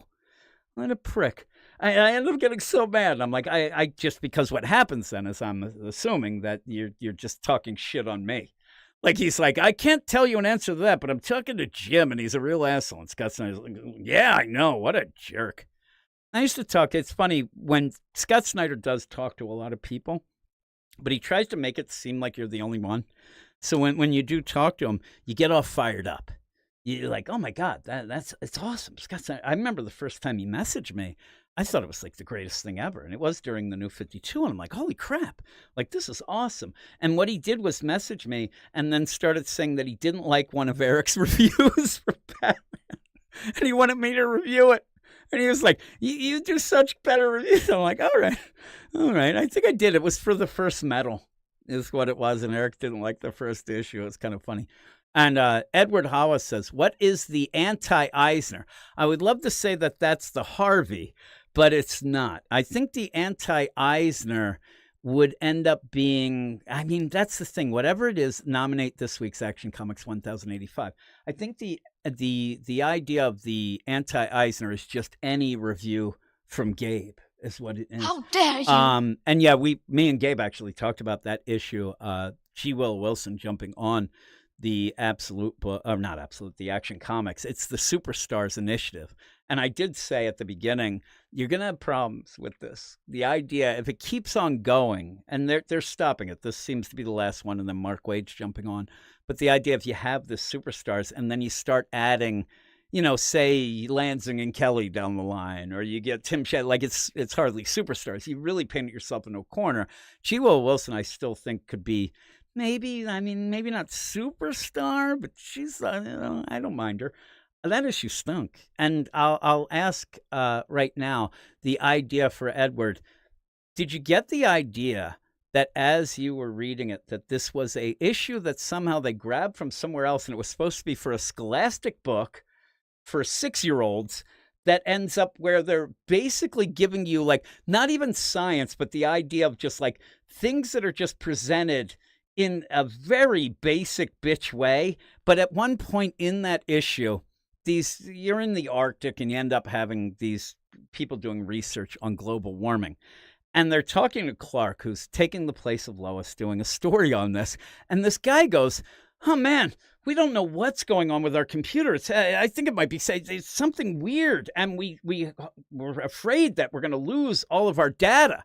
And then they show the thing has a hole in it and sparks are shooting out. There's not just something little going wrong. The thing's on fire. And you're like, I don't know, it might be a virus. That open hole with sparks coming out virus. Yikes. Then you get polar bears and things. And one of the things that Eric had been talking about at one point is Jeff Lemire made a villain back in Future's End that was with the JLU, the Justice League United at that point. And it was a Arctic-based villain called Polargeist, who was like a cybernetic guy who had cybernetic polar bears. And I'm telling you, Eric would bring this up every 5 months and say, man, I wish we had this. And he's actually even like sent tweets multiple times to the point where I think Jeff Lemire might get a restraining order because he keeps asking him, are we ever going to see this? Are you going to put him in this? Are we going to do that? This was the perfect time to have it. You could have had Polargeist and it would have been so funny, though it wouldn't have made any sense, but it would have been so funny. And, you end up where, lo and behold, whoever had on their bingo card Kilgore showing up in 2 issues in 1 week, they got a win because he's in DC versus Vampires and he's in Action Comics, and that is crazy that Kilgore is in 2 issues. But that issue was really not good. It was not good, and we have to go through a couple more, and I expect it to be pretty darn lame. Even at the one point, she was playing up the idea, and yeah, and Edward says he got the same idea. Even when they show Clark and he's like in the plane and he's like nervous and jerky, it's like so over the top to the point where you're like really trying to show kids, oh, look, Clark Kent, he's a scaredy cat when he's pretending not to be Superman. And it feels like it's so juvenile, and it just felt a little idea. And the fight, yes, Andrew Prowett, you missed the complete fireworks. And here we are, though I forget what podcast I was on this week, and I did mention the idea of the fireworks factory, that legit, when you get to the fireworks factory, you just only see them making the fireworks. You really don't get the oomph that I think you want. You're going to see a lot of, conveyor belts and stuff. Fireworks are packing them up.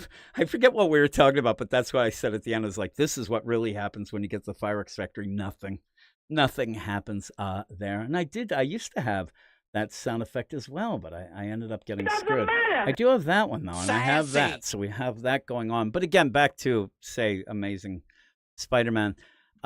I said, me and Sully will be talking about it a bit more on Sunday. I'm sure I'll be talking about it on the aficionados, because then we did have more where Matt Fisher ended up saying, but seriously, about tomorrow, and he ends up having a laughing emoji about me being on. I will be on the aficionados, trying to, get some semblance of knowledge in there, and then getting yelled at in the comments that I interrupt a lot, is what I've been told, and I'm well aware of that. I am told that a lot in regular non-podcasting life as well, unfortunately, but I will be there.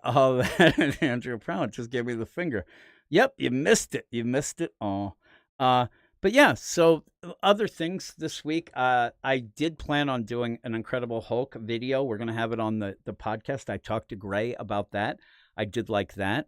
I really like Daredevil. I have the video up, video review, a solo review on the channel for that, but I really did enjoy that. And if you were wondering at any point of a time where you can kind of jump in, I know that a lot of people are like, screw that, I didn't want to jump in. But if you did want to and you kept waiting for this 7 Deadly Sins story to end, it did. It ended last month, so it's a new jumping on point for Daredevil, and a pretty cool, crazy body horror type story, it seems, by the end. It seems kind of cool. Hulk was okay. I don't know, the idea of Philip Kennedy Johnson, I keep thinking that the book is coming to an end. It's just so specific to Charlie, and I'll ask people, if you are reading Incredible Hulk, would it feel weird if after all these issues, you're just like, okay, the Charlie stuff's done, now let's start. It doesn't feel like you're ever going to start something new, that whenever Charlie ends, the book ends. And we have 25 coming up, which is Thor versus Hulk. But I have a feeling, and my prediction is that maybe, just maybe, Philip Kennedy Johnson is something. DC just ended up making Jeremy Adams exclusive. I think maybe they'd be good. They'd be well served to maybe do that with Philip Kennedy Johnson. I'm hoping that maybe they have something in the play there to do that. It's just he has to end this Hulk deal and we'll have it. But a lot of the things, too, if you look at the stats, ends up where most of the books, miniseries, things like that, when you look at the stats and go with, it looks like things are heading towards an easy break off in September. And you also have a new Batman #1 in September. So I think, and Philip Kennedy Johnson, he keeps being asked about Batman and Robin, and he said to some people, alluded that it's going to end in September. And then he even talked about, they were even talking about, somebody messaged, hey, what are you doing? And he's like, oh, I'm just finishing up these issues. Those are the issues that will be coming out August and September. It seems like a lot of things are pointing towards that.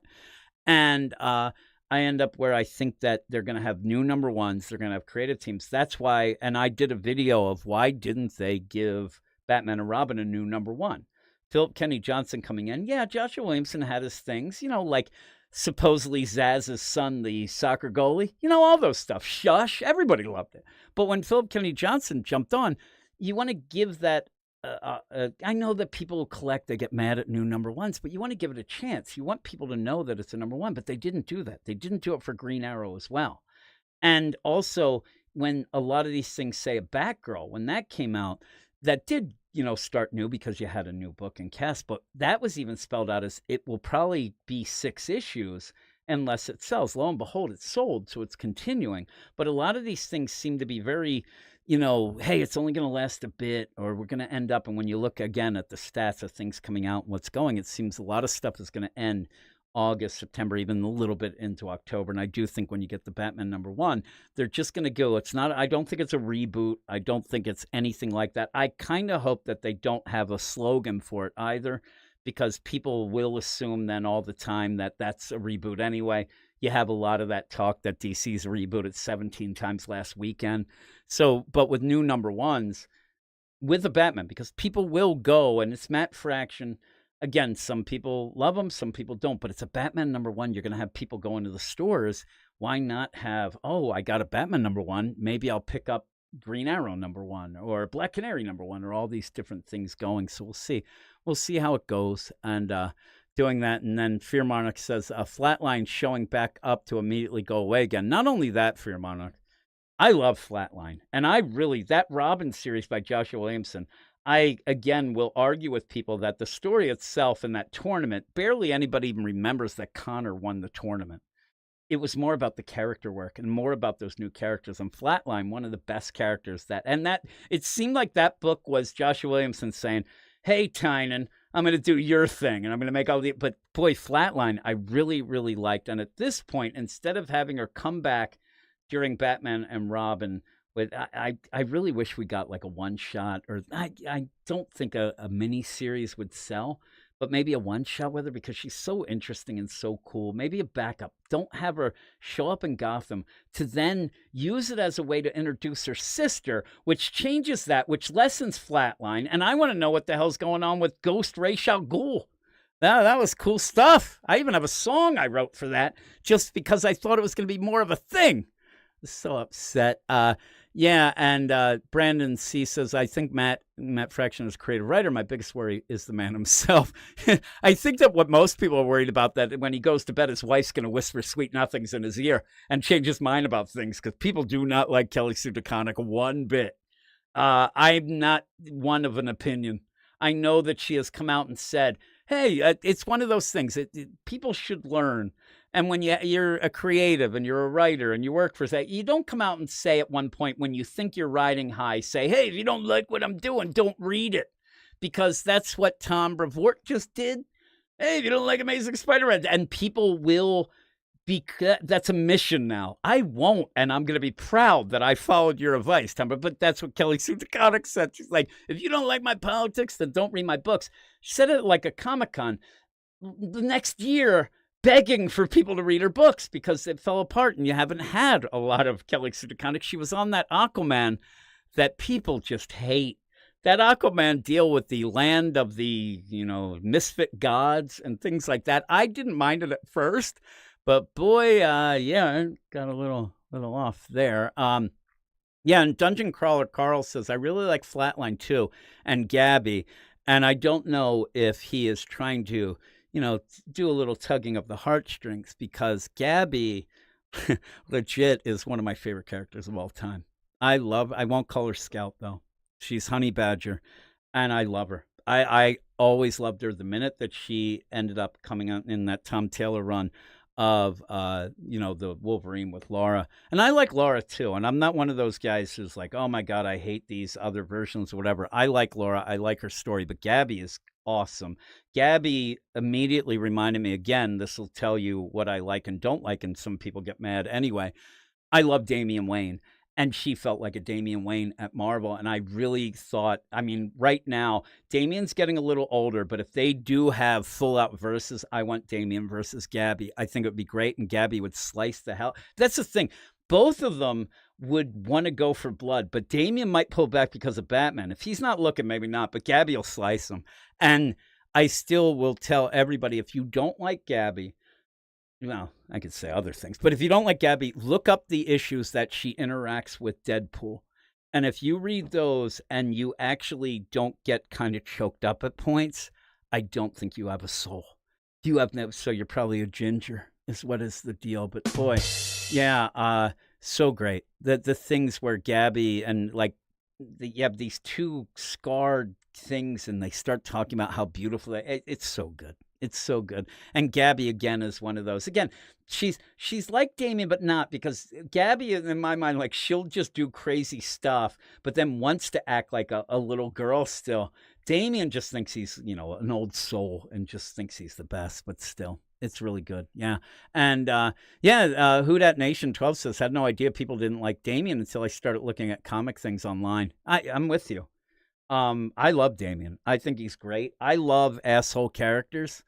Guy Gardner's my favorite Green Lantern, and it's only because he's an asshole. And why that is because you get more variety. You actually get character work. And when they end up, you don't expect them to do the hero thing. So when they do it, you end up realizing, oh my God, they are a hero. Like a Guy Gardner, people will say so many bad things about it, but one of the best things in my mind of Death of Superman was when Doomsday was just going through and just wrecking house, and ends up where Guy gets the shit beat out of him. His eyes are swollen shut. He can't see. And he yells, I think it was the Bloodwind, I can't remember exactly, but says, pick me up and point me to that bastard, because he still wanted to fight him, couldn't even see. He had to be like shifted over to get there, and he just went for it. And again, the bluster is always because of something behind that. And when you end up with Damien, what happened though, and when you get bad characters, and people who don't like Damien, in my mind, end up, first up, they might think there's too many Robins.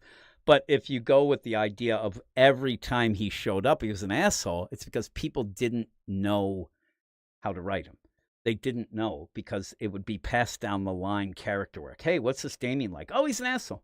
He's a brat. He's always mad. He hates this. And so that's what you got. But I will go to my grave, which probably is pretty soon, but I'll go to my grave knowing and saying that Tom King, in the Trinity backups of Wonder Woman, may have written the worst Damien I've ever read in my life, because what he said was at a point where the Black Mercy would not work on Damien, because Damien doesn't have any hopes or dreams. So the idea that the Black Mercy will end up, getting your dreams and go, Tom King just straight up said he basically has no hopes and dreams. And that is bullshit. That is complete bullshit. That's a guy who does not get the character and ends up wanting to shortcut shit the way he always does. And don't get me started.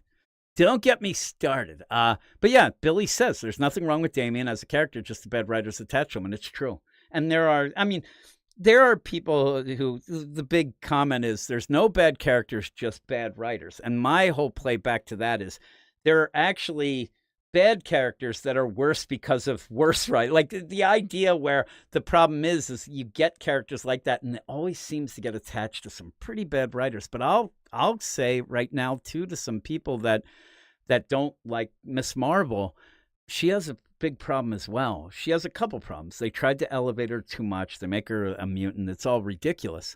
But the idea of her, there's a lot of things that I liked, the G. Willow Wilson book, and I really liked it. And she should have just remained in New Jersey with her group of friends. That was a book that was more about her friends and family, and I really did enjoy it once they started to elevate her. And Cap's like, she's my hero.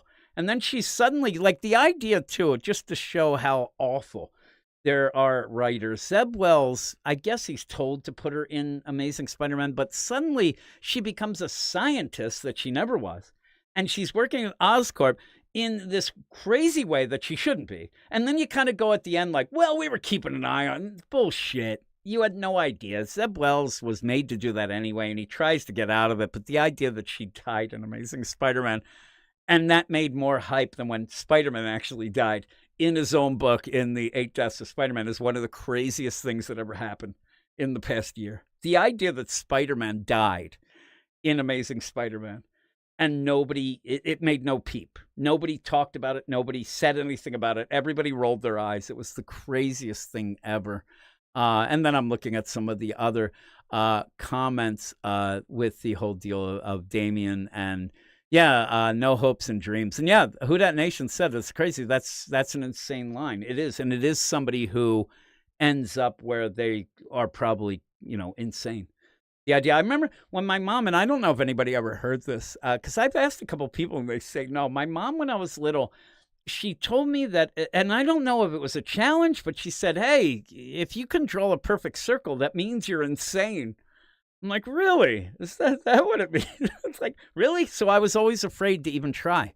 I thought that I was insane, so I didn't want to try to draw a perfect circle. So she did say that. But yeah, you end up where Frank Castle, some writers, and again, we talk about Tom King, but Jason Aaron and one of the biggest, Bendis. I hate writers that when they come on to a book, they do so much damage that it takes years and multiple books to make it right. Like the idea that the book that they were in originally sucked.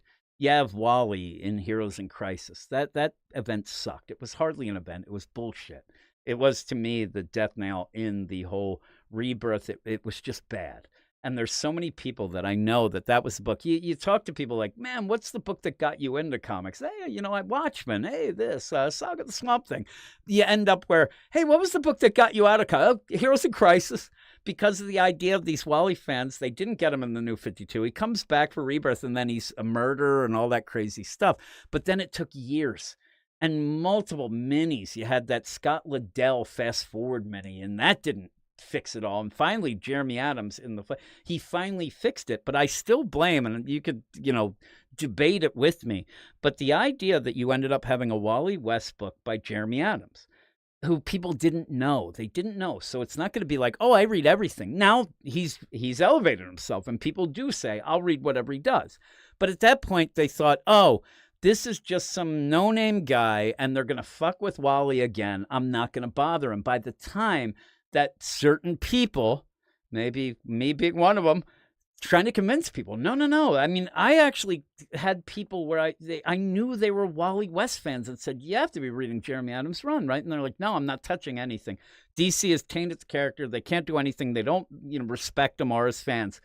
And by the time people jumped on, then it was too late. So that's the idea, again, going back to no bad characters, just bad writers. But bad writers can ruin a lot of, almost ruin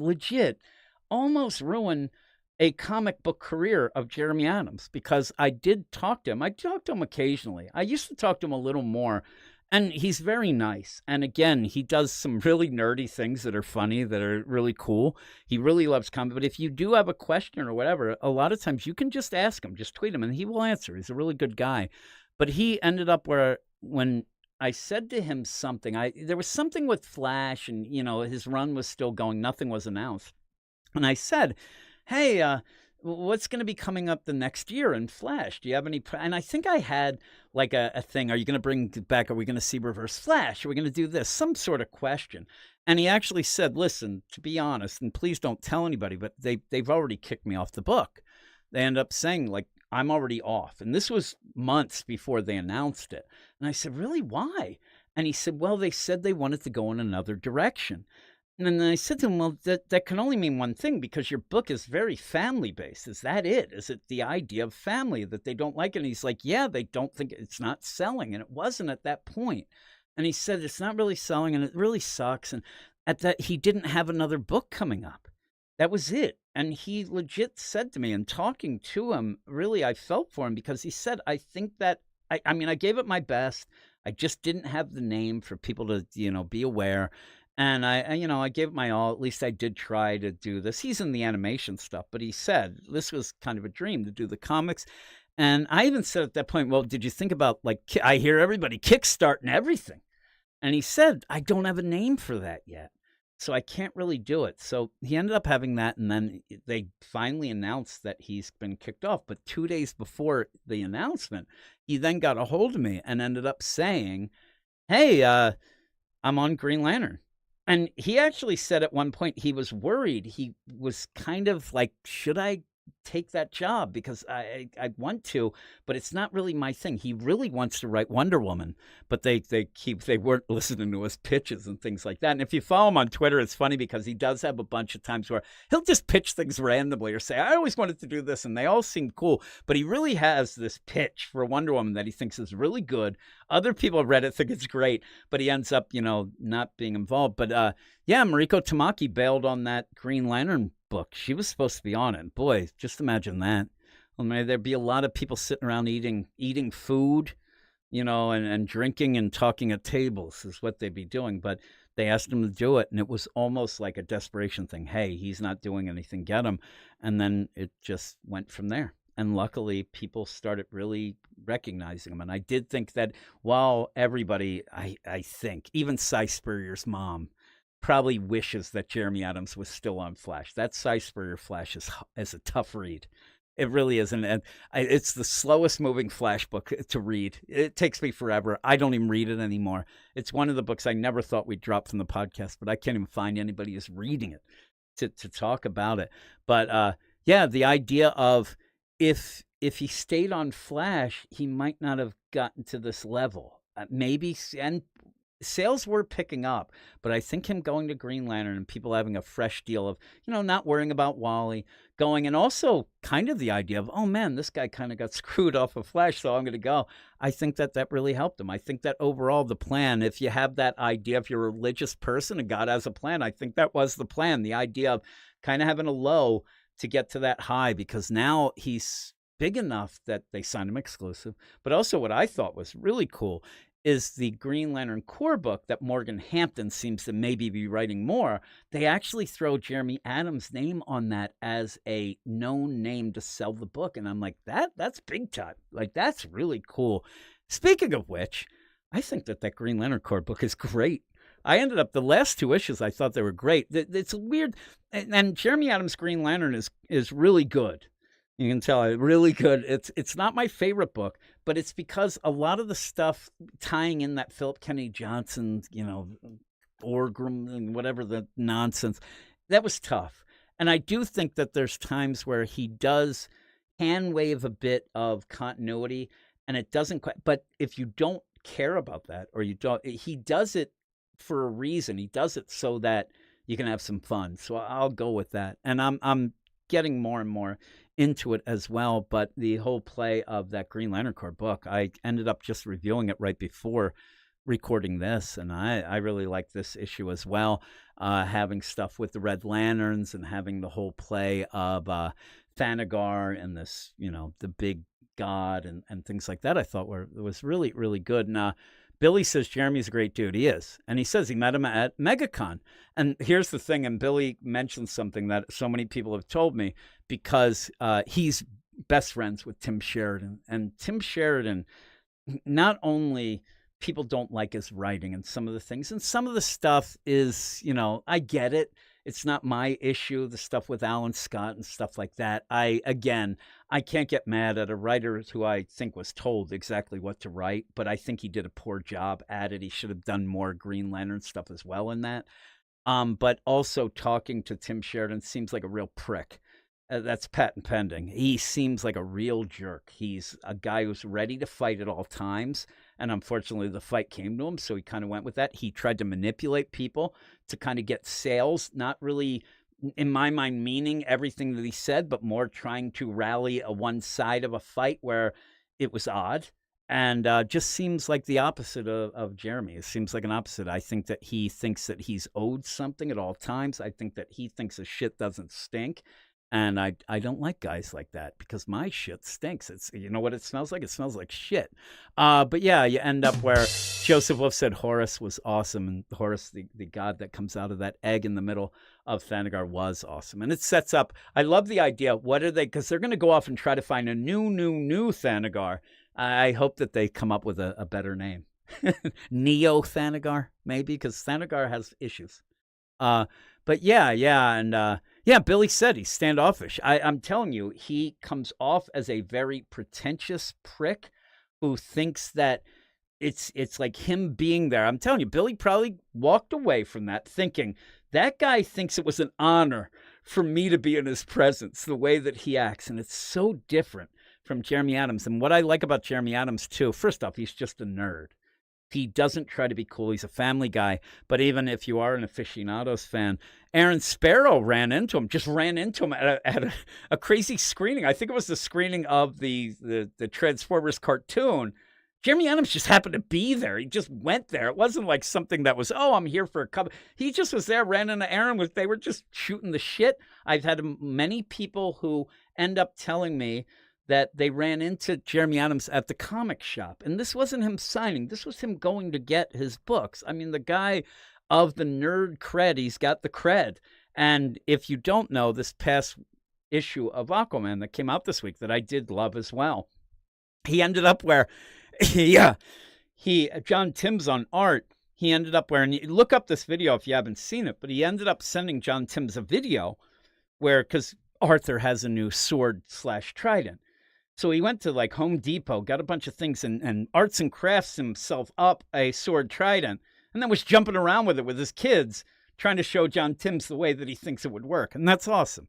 That is hilarious, especially in a landscape where Brian Hitch, where we talked about earlier with Rook Exodus and the idea he's on the red coat, but the whole Ghost Machine, he was really taken aback because he ended up working with Al Ewing and Ram V on the Venom stuff.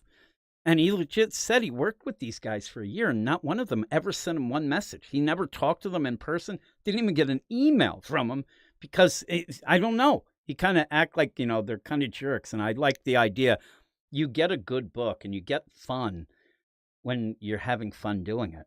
And Jeremy Adams seems like he has a ball. He seems like he's one of those where, again, if you want to go into a lot of, this became the Jeremy Adams show. It reminds me, the way that his enthusiasm reminds me of some of the guys and gals making manga, where they're so happy to be doing it that they just praise people because they're reading it. They don't feel like they're owed something because it's such an honor to do that. Again, that ties into stuff with, the Japanese culture as well. With Gray, if he was here, he'd tell you, and I'm sure that people right now realize that I have to cough really bad. So I'm going to mute this and I'm going to cough and then try to drink what little I have of my coffee. I'm back. That didn't help. I think that made it worse. I'm going to drink my coffee though now. And there's a little bit of coffee from like 5 hours ago. And actually, I hope it's coffee. You never know in this room. I'm in the Weird Science Studios. It's sus in here. But here we go. That was coffee.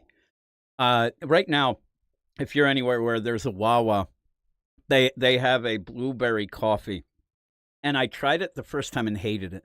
I thought it was freaking terrible. I'm like, who would want this? Oh my God, it's terrible. And then later that night, I'm like, you know what I could use? One of them there blueberry coffees. I end up now, I get one every day. And they're going to be done with it.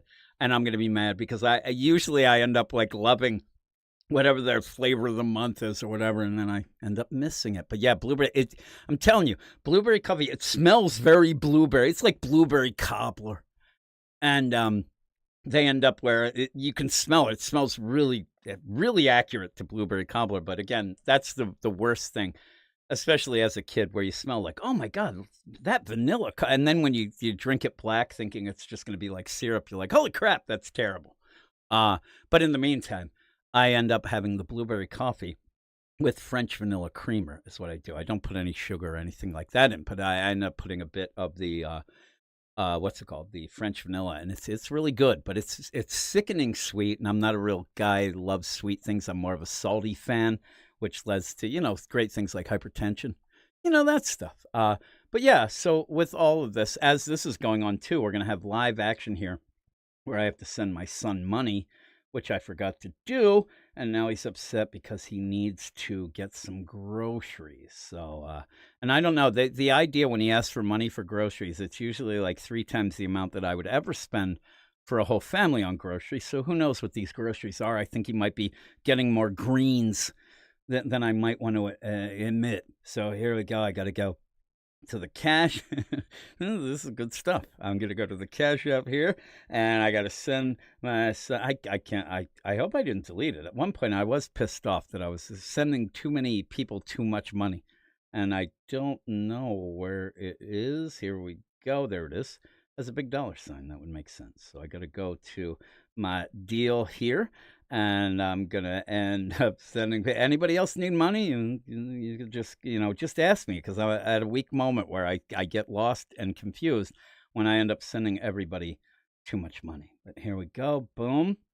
And I do end up saying in the the comments of the deal that Dirty Songs is what paid for his groceries this week. So he knows where it came from. But there you go. There you go. And more things. That blueberry coffee seems to be the hit. That like fruity craft beers, it is kind of the same. And I'm not a big drinker, but this week I ended up having some Boddington's ale. I had a bad week. I had a really bad week. So I went and bought beer for the first time in like 20 years. But at one point, I fashioned myself a bit of a brewer, and I was making a lot of home brew. And each batch that I made became worse and worse. It was the worst. And when I ended up where I spent a lot of money, I made like a case of beer, and I ended up getting these Czechoslovakian hops. This was at a point where I still am, but I was a big Penguins fan. Pittsburgh Penguins fan. It'll give you the idea of how long ago it was, because I made what I called the Jager Lager, and I thought I was the most clever person ever. I thought it was the greatest thing ever. I had these Czechoslovakian hops. I ended up doing all this stuff. This shit cost me so much for a case of beer, and it was garbage. It was awful. At one point, the one review from my one buddy Jay said it's almost drinkable. That was his review. And then I was mad. And then later it became one of the things that it kind of was left in, like, I think it was in his house, in his refrigerator. And eventually everybody drank it, but it was all like, it was there forever. And it was just there so people could be reminded to make fun of me, and for me to remember how much I freaking paid to get that nonsense. Well, I was doing it. I'm there. Just imagine me. I'm the worst with paying attention to anything, and I'm down there. Oh, what's the specific gravity right now? Oh, my goodness. Doing these things. I had this little journal and shit like that. Who Dat Nation says, big Penn fan growing up, but I got out of hockey now into football, baseball, basketball for him. And yeah, I'm telling you, I was a huge, really pretty much from like 1982 till about 2010 is when I was huge. And when I was younger, hockey was my favorite sport. Actually, I started with baseball, but then hockey. But guys, when I ended up where people will say, oh, you just like Mario Lemieux and things like that. No, I kind of liked him before that, but it was great when he went. And I'm from Philadelphia. So the big play was, why didn't I like the Flyers? Well, I played hockey all my life. And I'd like to say that I enjoy a classier game of hockey. I actually like, offense. I ended up being a left winger, and I wasn't a create. Well, I was kind of cheap, but the idea of the Broad Street Bullies and the Philly fans could never get. I still barely can get away from that. That for the longest time, I just kind of rebelled against that. Plus, it was one of those where everybody in Quakertown, we're outside of Philadelphia, huge hockey little town. Everybody, like, it was when you would go to school and there was a hockey game that night, or especially if it was playoffs, there wasn't one person, girl, boy, teacher, that did not have a Flyers jersey on. And this was times with like Hextall and, things like that. Tim Kerr, if people, remember him, and even Rick Tocchet before he ended up going to the Penguins so he could win a cup. But the idea you have also, this is the thing. You say, and Who Dat Nation said, you stopped being a fan during Sidney Crosby's prime. I love Crosby. So I'm telling you, I wasn't a huge fan. There was a point where I'd watch every Penguins game, and also hundreds. I ended up where I was getting all that stuff. I was so into hockey, so into it. And I just kind of went back. So I would still follow the Penguins. I just wasn't watching every game. And in fact, I'm so out of it now, legit have not watched any NHL. That it's funny we're talking about this. Last night, I actually just had to check if Malkin had retired. I was like, he's pretty old. Him and Crosby are coming to the end. Then I looked, I'm like, his stats are okay. I always like Malkin. I love if you were ever near if you were ever in the Pittsburgh area, or you were a Penguins fan, if you ever saw early commercials with old Gino, was the greatest. He was so crazy. He could barely talk English. He just looked crazy. Yeah, and David Crosby did score a lot. Riley ends up saying, certainly did. Also, David Crosby became real miserable. near the end of his life. There's a weird interview where people, it's just some young guy. I don't know if anybody's heard this, but they're like, hey, tell us what, made you famous. One of these stupid questions.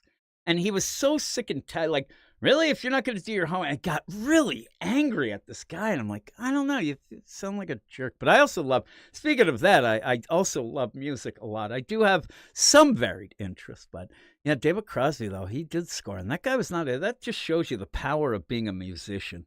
That guy was never good looking. He is not a handsome man. And he was scoring chicks left and right. Yeah. O'Reilly says he was. I mean, there's a guy, David Crosby is a guy who really thought he was put on this world to wow everybody and they better respect him. He's kind of a jerk. But I kind of like him. And then Fearmonic says Jim's Sound of Music is the Mighty Ducks.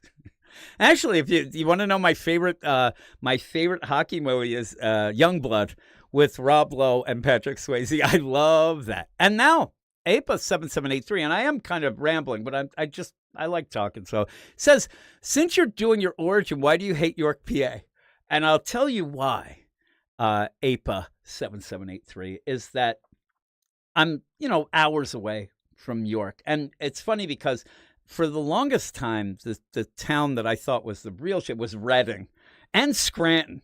The idea that you ended up having the whole office and people were like, man, I want to go see that place. You don't want to go to Scranton. It's bad.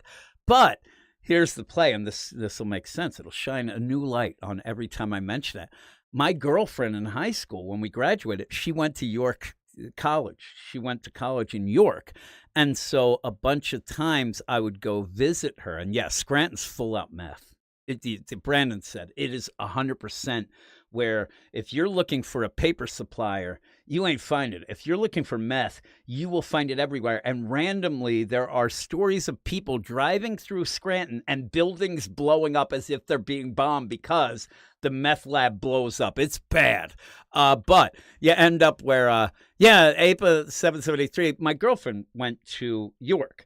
Now, in that, she went off. I actually didn't go to college right away. I went to WVU, West Virginia, a year later. I saved up money to go.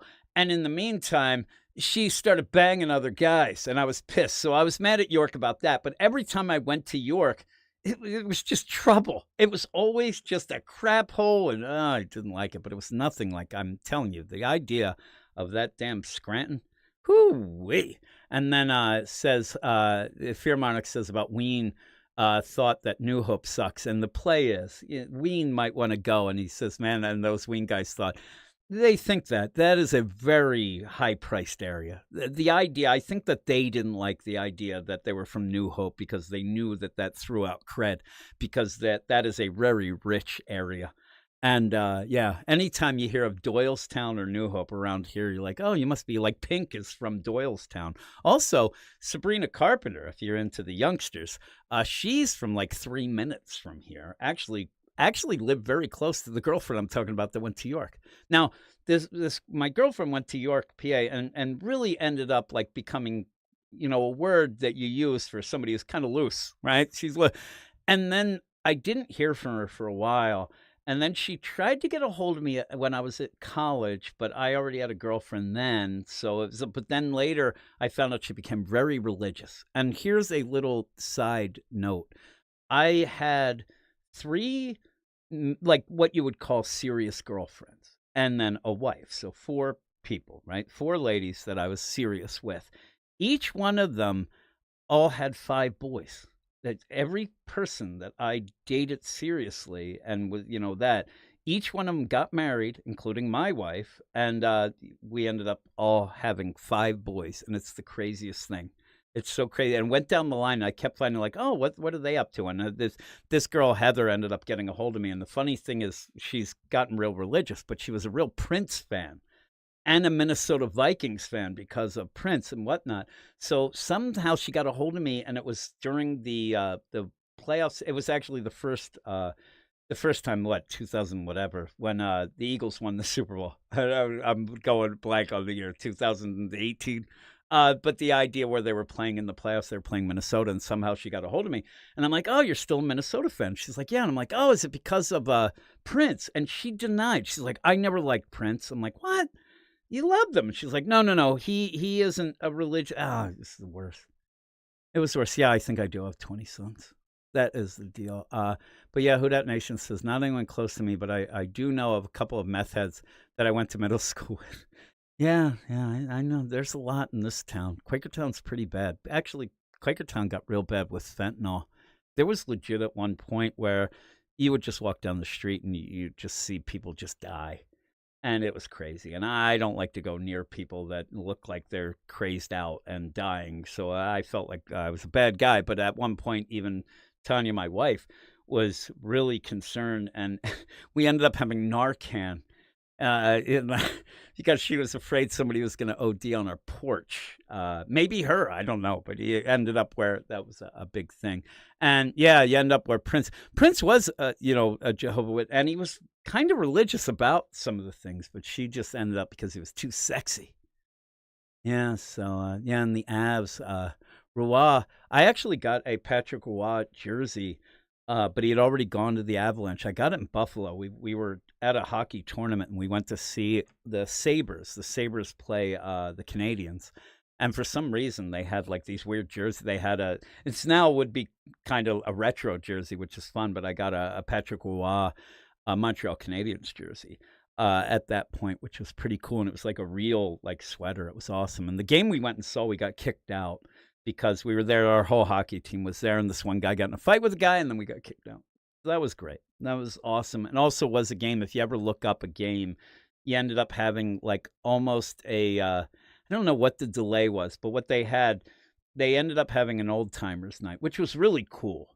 So you had a lot of old, not that anybody really would care about the Sabres, but there were all these old Sabres. And so it was delayed and this thing took too long. So when you ended up going to start in the drop of the puck, there was one of those where everybody was pissed. So they had this big brawl 1 second in, and it was the biggest fight I've ever seen live or even on TV. It was huge. And it just kept going and going. And Brashear was on the Canadians at that point, and he was fighting everybody. Ended up being a Flyer later, all that stuff. But yeah, York is I don't like York. I do not like that. And yeah, he was religious about lovemaking. That Prince, he was a short guy. But I guess maybe long in something. I don't know. But yeah, this has gone on pretty long. How long have we been going? This is why when people like are amazed or think I'm lying of the idea that we did have at one point a 13-hour podcast. This is why, because we could just keep going and going and going. Yeah, he was tall where it mattered. I'm glad. I'm actually impressed with all of you still sticking around and listening. By this point, Gray would have told me that I was rambling on so much that he would have ended up just bailing on me and whatnot. And then Matt Fisher also has a super chat that says, "Can I work for you?" I don't know what that means, but sure. Again, this is the thing too, where people end up where they think that, if you wanted to get involved in doing podcasting, isn't that hard, and it's kind of fun. And if you want to get involved at any time, just get a hold of me, because I'm more the merrier. It's just the idea a lot of times where it would drive Eric nuts, because I would say, oh yeah, just come on.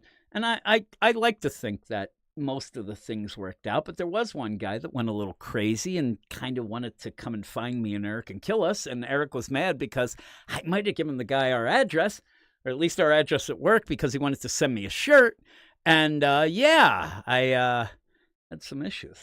And Eric was mad. But I do end up thinking that most people, if they get so inspired that they want to, do some podcasting or stuff, that usually works out. It's just the idea of maybe having a mic and stuff like that first off. But, you kind of dip your toe in and things like that. But it's not as crazy as you think. And yeah, Comic Book Muscle said that I could talk I can talk an elephant's ears off. I thought I was just about to say I could talk an elephant out of its ears. Yeah, I did get the classic T-shirt ruse. I swear to God, I thought I was going to wake up in a motel in an ice bath without my kidneys. This guy got crazy. Then he wanted pictures. He sent me the shirt, and I was like, oh, that's cool. Thank you. And he's like, I want a picture of it. So as a joke, I took a picture of the shirt. He's like, no, you have to be in it. I want to see it. And he just kept getting angrier and angrier. And then suddenly he was sending messages to Eric, and Eric don't like that. But he was sending messages to Eric, and the messages were, hey, you can reveal to everybody now, I'm ready for you to reveal that me and you started the podcast and Jim stole it from me. And Eric had no idea what was going on. It's like, who are you? And the guy's like, it's me. Like, we started the podcast, and Jim, he's trying to erase me from reality. And it became fucked up. And he was on our Patreon. And what would happen is each month he would quit and rejoin like 17 times. This would be a constant thing. So again, at one point, I do think that I said, listen, I'm just going to send you a login. But each time, because if you do end up going on somebody's Patreon, when you do quit, like anything else, you have an exit survey. And he would fill it out each time. And he would say the craziest things in it, where it was him fighting with his other in his head, this displaced deal, this other, person in his head that hated me, that he was fighting with, and it become this crazy deal. It was insane. And I felt bad for him, because I think the guy, he seemed like a nice guy that just was not medicated when he should be, or needed some therapy and things like that. And we have that a lot around our parts, and it's something that's, something that we go through. In fact, one of the reasons why I ended up being kind of late tonight. So I'm very sensitive to that stuff, and I really don't take it lightly. But boy, this guy got scary. And then when he did one of the last things was he started sending me pictures of my house. And this guy lived in Seattle.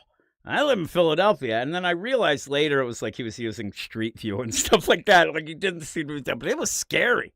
But I felt bad for the guy. And I thought and he was very creative. But again, a lot of people are like that. And he would want to do things, and then I would say, okay.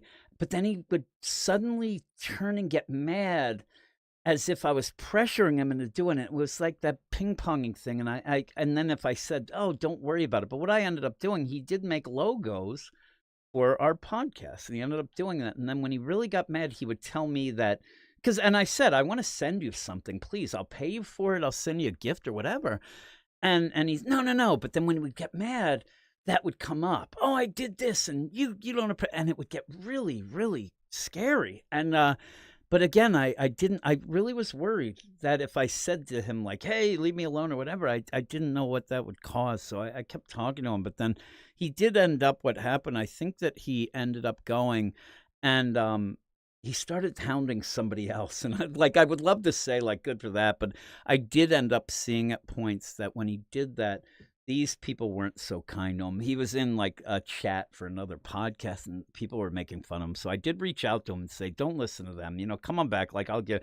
And I never heard from him again. And he had a YouTube channel. He kind of deleted that. So I do worry about him sometimes. So it is kind of sad. But it is one of those things that things are scary, but you never know, what people are going through and what their issue is, and it is scary and sad. But like I said, it is something at the moment. I mean, and that's one of the things. I'm pretty open with a lot of things.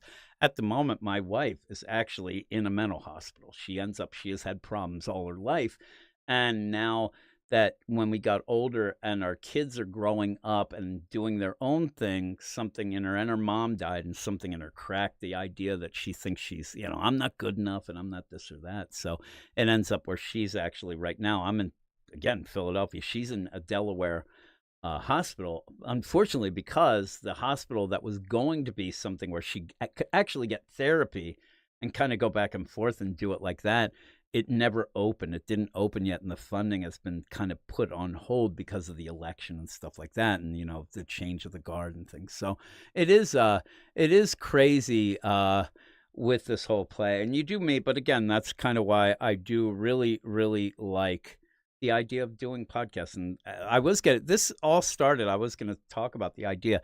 If you met me in person, you might say, who's this handsome fella who never shows his face on YouTube? But you would actually be like, man, this guy's like the quietest guy you ever met. I don't talk a lot. I don't talk to people a lot. I kind of very shy. I keep to myself and stuff like that. So what ends up happening a lot of times growing up and even later, I was the guy who people would then say, like, why is he such a dick? Like, I guess I came off like a Tim Sheridan because people would say, "Oh, what is he too fat? You know, what is this?" And I'd go to parties. But the thing is, I didn't drink until I went to college. I realized, oh, all I needed to do was drink because then, whoo-wee.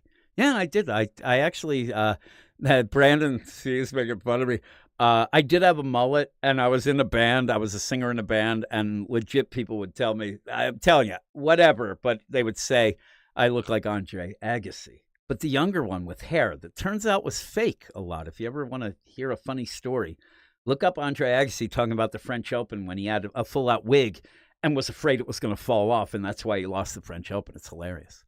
Yeah, beer and rumplemints. That was the problem is and I'll tell you, I'm scared of everything. I always thought I'd get in trouble. I didn't drink because I was just afraid I'd get in trouble. So I ended up not being invited to parties a lot. So I ended up making up a lie. And a lot of people still to this day that I graduated with think that I'm allergic to hops because that's the only way I could come up with the idea because I didn't want to drink. So I told them that. So it was kind of funny. And and Fearmonic says that people call him Jesus because of the long hair. It is true. Like the idea, like it was weird too. I had a mullet, but it wasn't something that I ended up trying to do. It just kind of happened, and then I kind of like people would comment on it, so I kind of went with it. But boy, I had quite the mullet at one point. Again, you want to see a great mullet? Go and look at Jaromir Jagr. Back to the Penguins deal. At one point, that guy had a stellar mullet. Even Lemieux did, and Gretzky had a great one as well. Everybody did. Everybody did back in the day. Brandon said that I sound so compassionate, but then you did beat up that disabled man in a hockey game, and I did. Man, we could talk about that. I ended up where, and he says, "Are you still entering the dirty name at the gym chart? LOL. And did they find out it was you?" I did talk about it at one point that because there's these bikes that you go to the gym. And they simulate the deal. They have a big screen. I forget what they're called now.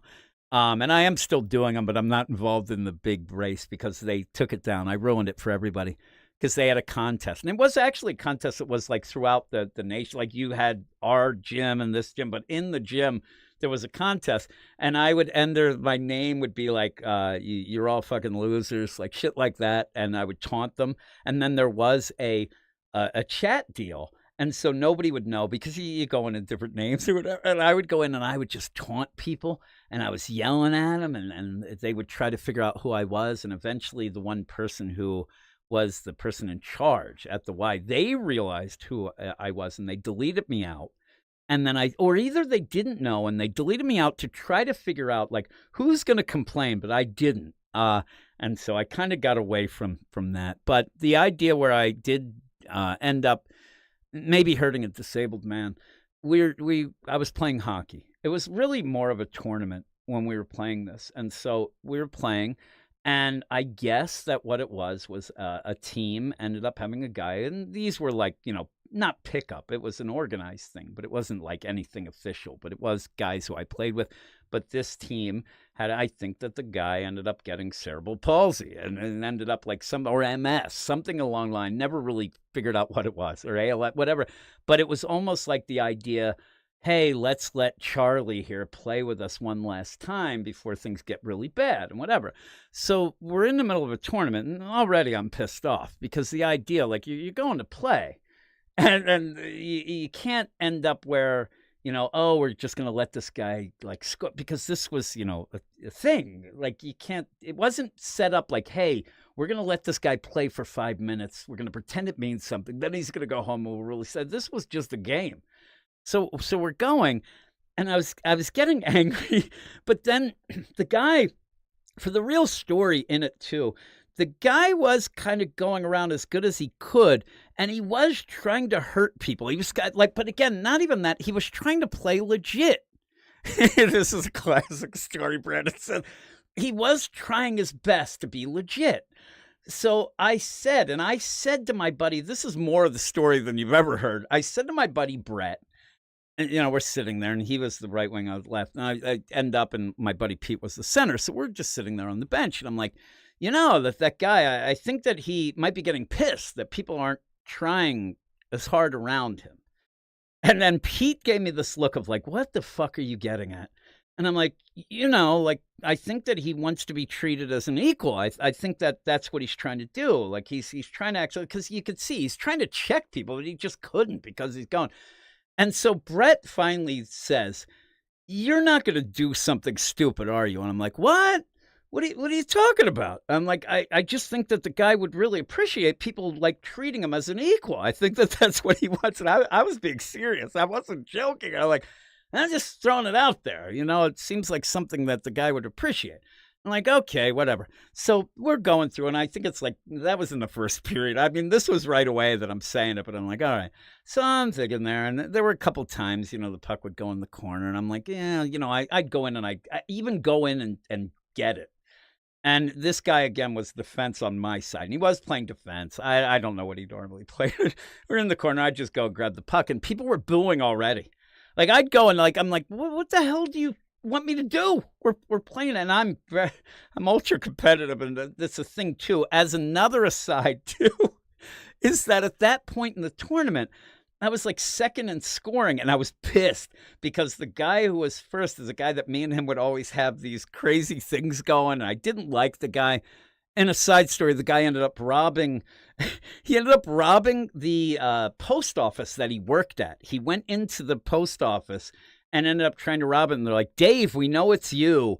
But he was, again, a guy who was desperate. He was desperate because something was wrong with his cat. There's always weird stories. But me and this guy were going, and I'm like, I'm not going to just not do anything. I got to play. And so I grabbed it, and they're booing and stuff like that. And like, man, you're an asshole, whatever. So then at the point, we ended up, and it was like, I think what it was a face-off in our side, in our zone. And it ended up going, and the guy was legit at this point. Just imagine that you have he's in their zone, just sitting, like stand. So what would have been an icing, because we ended up winning the face, and stupid defensive of ours, and it was going to be an icing, but the guy was there, and it bounced off his stick and into the quarter. So you have all that way to get to, like you have the whole ice, and I'm skating. And this guy's like the idea of him gradually going. It was almost like anytime you see like the movie where there's like an old lady with a walker or like a he's like going so slow to get this puck. And I'm just like, all right, keep going. I'm building up steam, and I was pretty fast. So I'm going, and I'm like, all right. And so he gets it. And I was going to treat it. I leveled him. I destroyed him. I ended up hitting him and I went in elbows up. I was a dick, but I ended up, and I swear to God, I do think that when I think back, that as he fell to the ice, he whispered, "Thank you."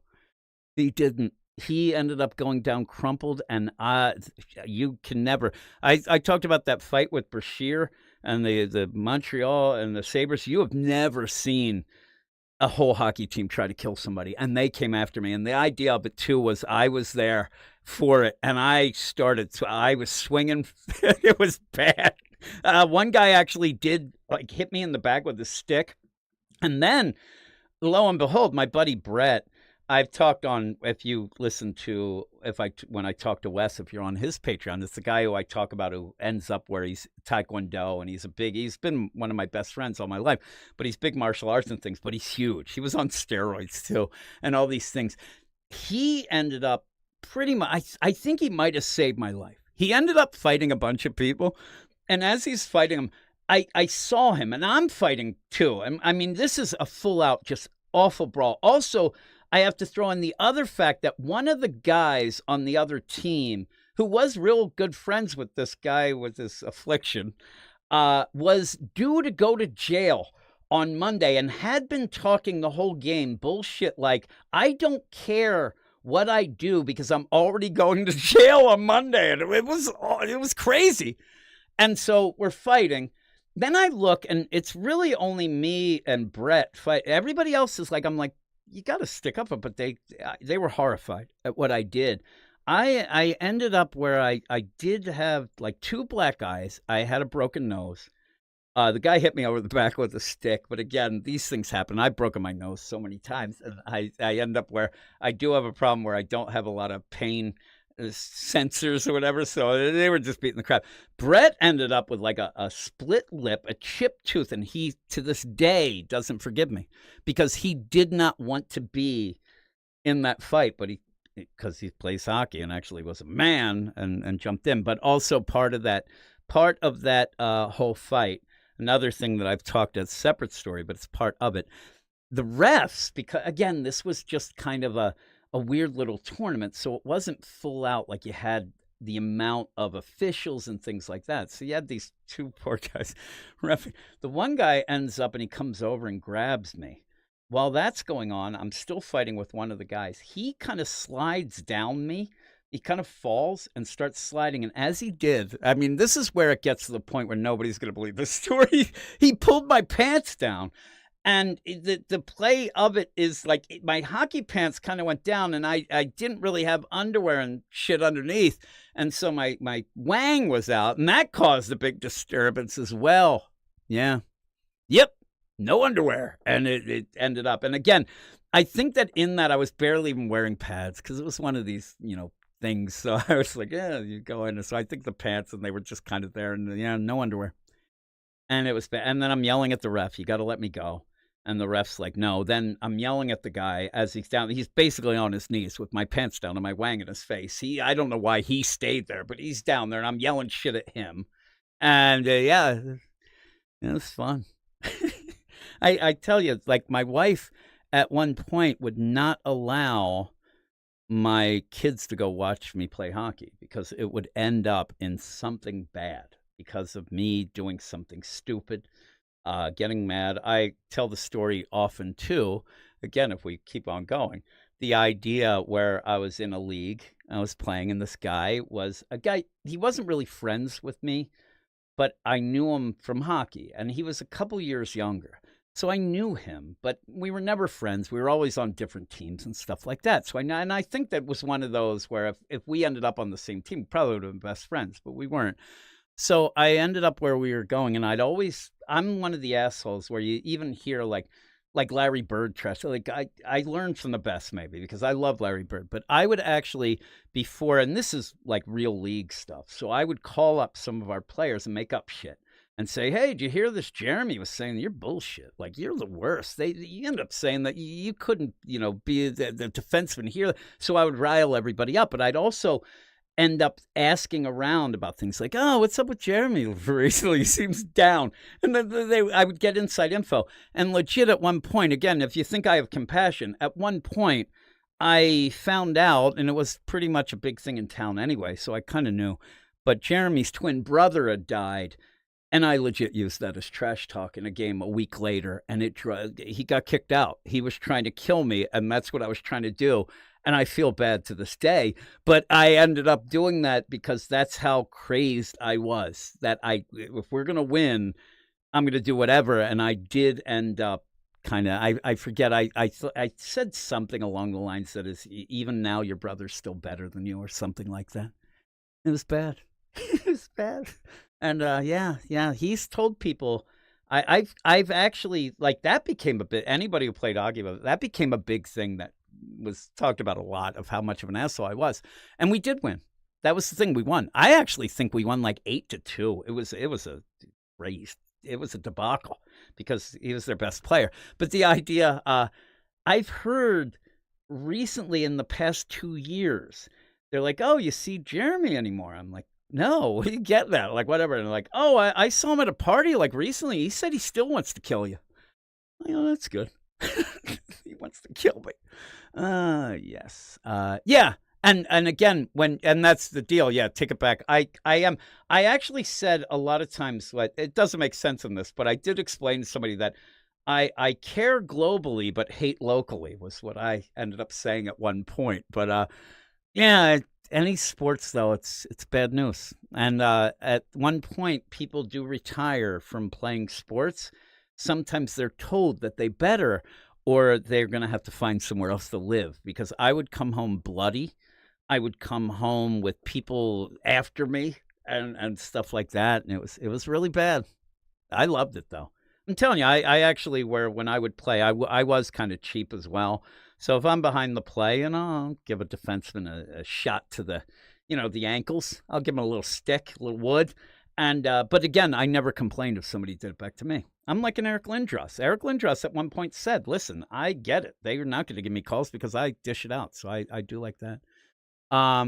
Yeah, Billy says I'm gone off the rails. It is story time with Jim. I'll reveal the whole play. Is I have nothing to do tonight, so I figured, what the heck, and you just keep prodding me on. But none of my kids actually didn't really end up playing that many sports. Zach wrestled, which I wrestled too. That was a weird thing too. If anybody, the idea of being in a sport and you're good at it, but you hate it. Because I never really did like wrestling. Never did like it, but it was because I was small and I was pretty good at it. And I liked to win, so I would practice insanely and all that. But I never really did enjoy it. That's how I went to college originally, and then ended up just quitting and being in a band. But yeah, that's one of the things. This is next. Jim will tell us how he cheered when Michael Irvin laid on the field.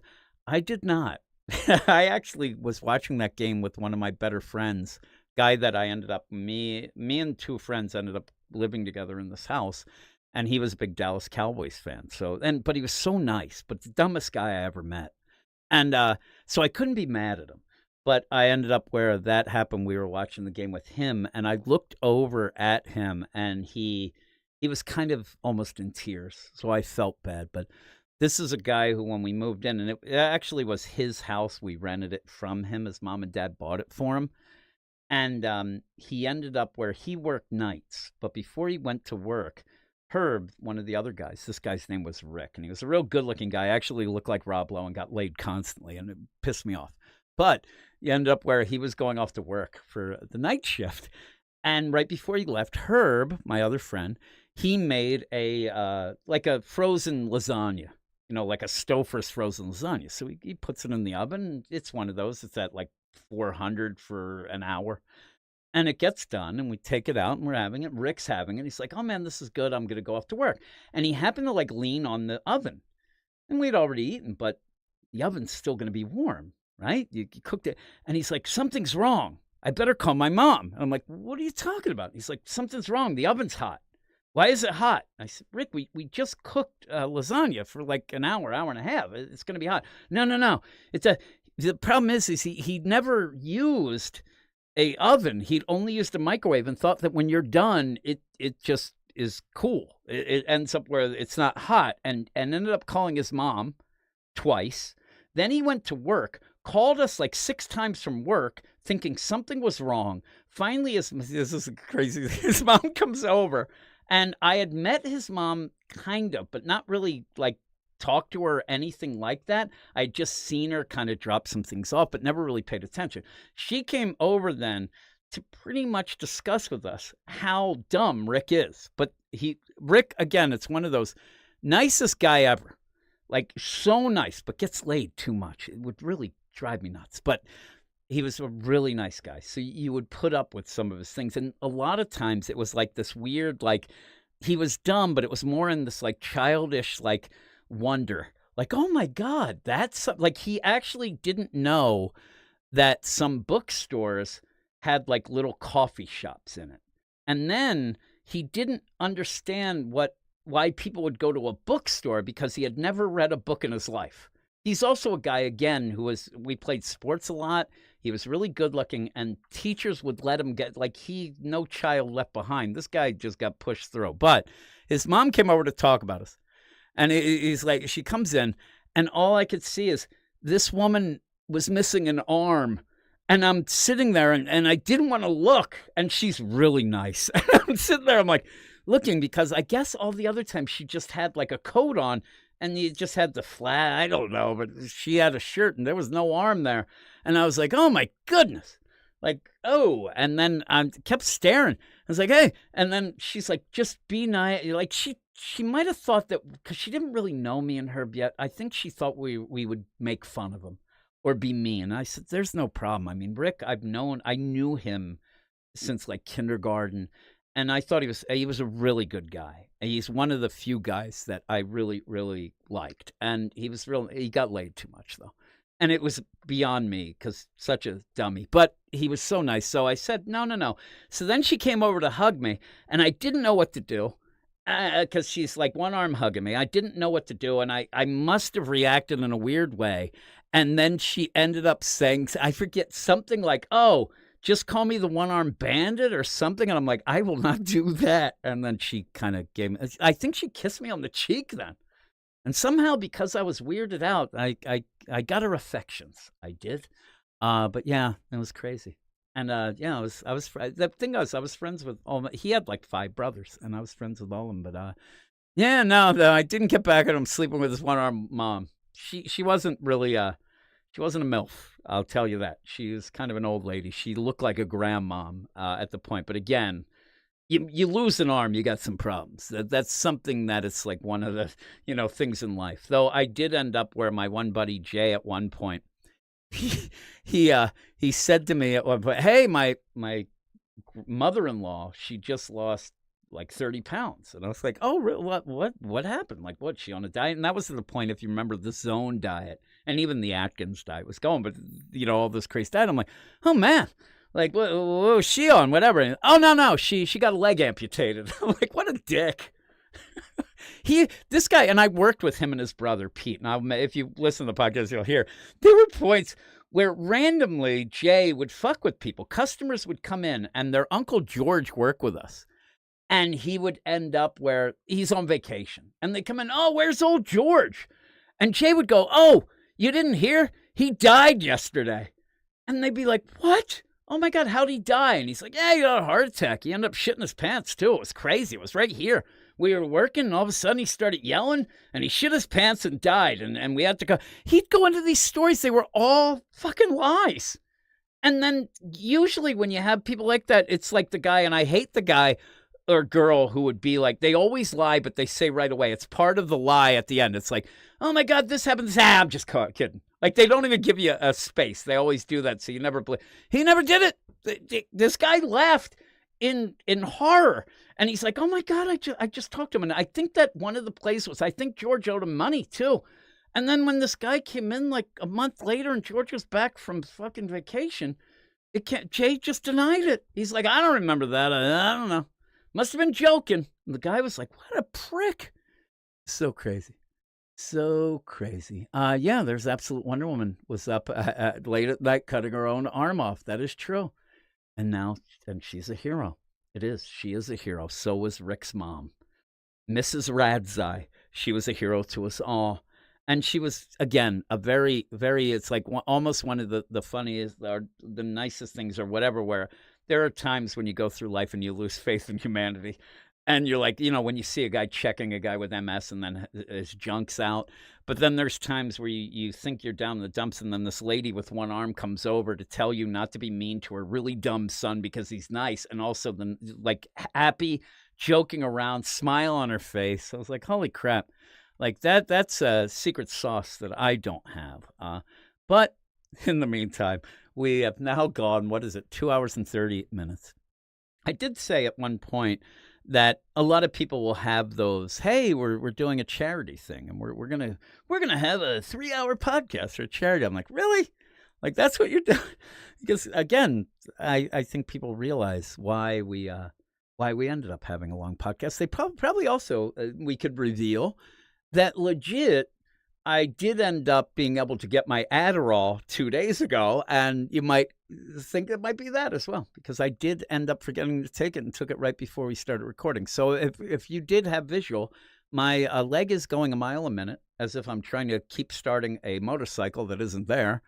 And also the idea of me I like talking. I like to goof around, and I do end up talking a lot about just stupid personal stuff, which I do think is something that people, I don't know why you wouldn't want to reveal all the things that make you an asshole, but I don't mind it. And again, this is weird because it's at the end of a absolute Batman deal, but I did kind of end up having an idea that I was going to do something like this occasionally on Saturdays if I didn't have anything to do, and just kind of pop on.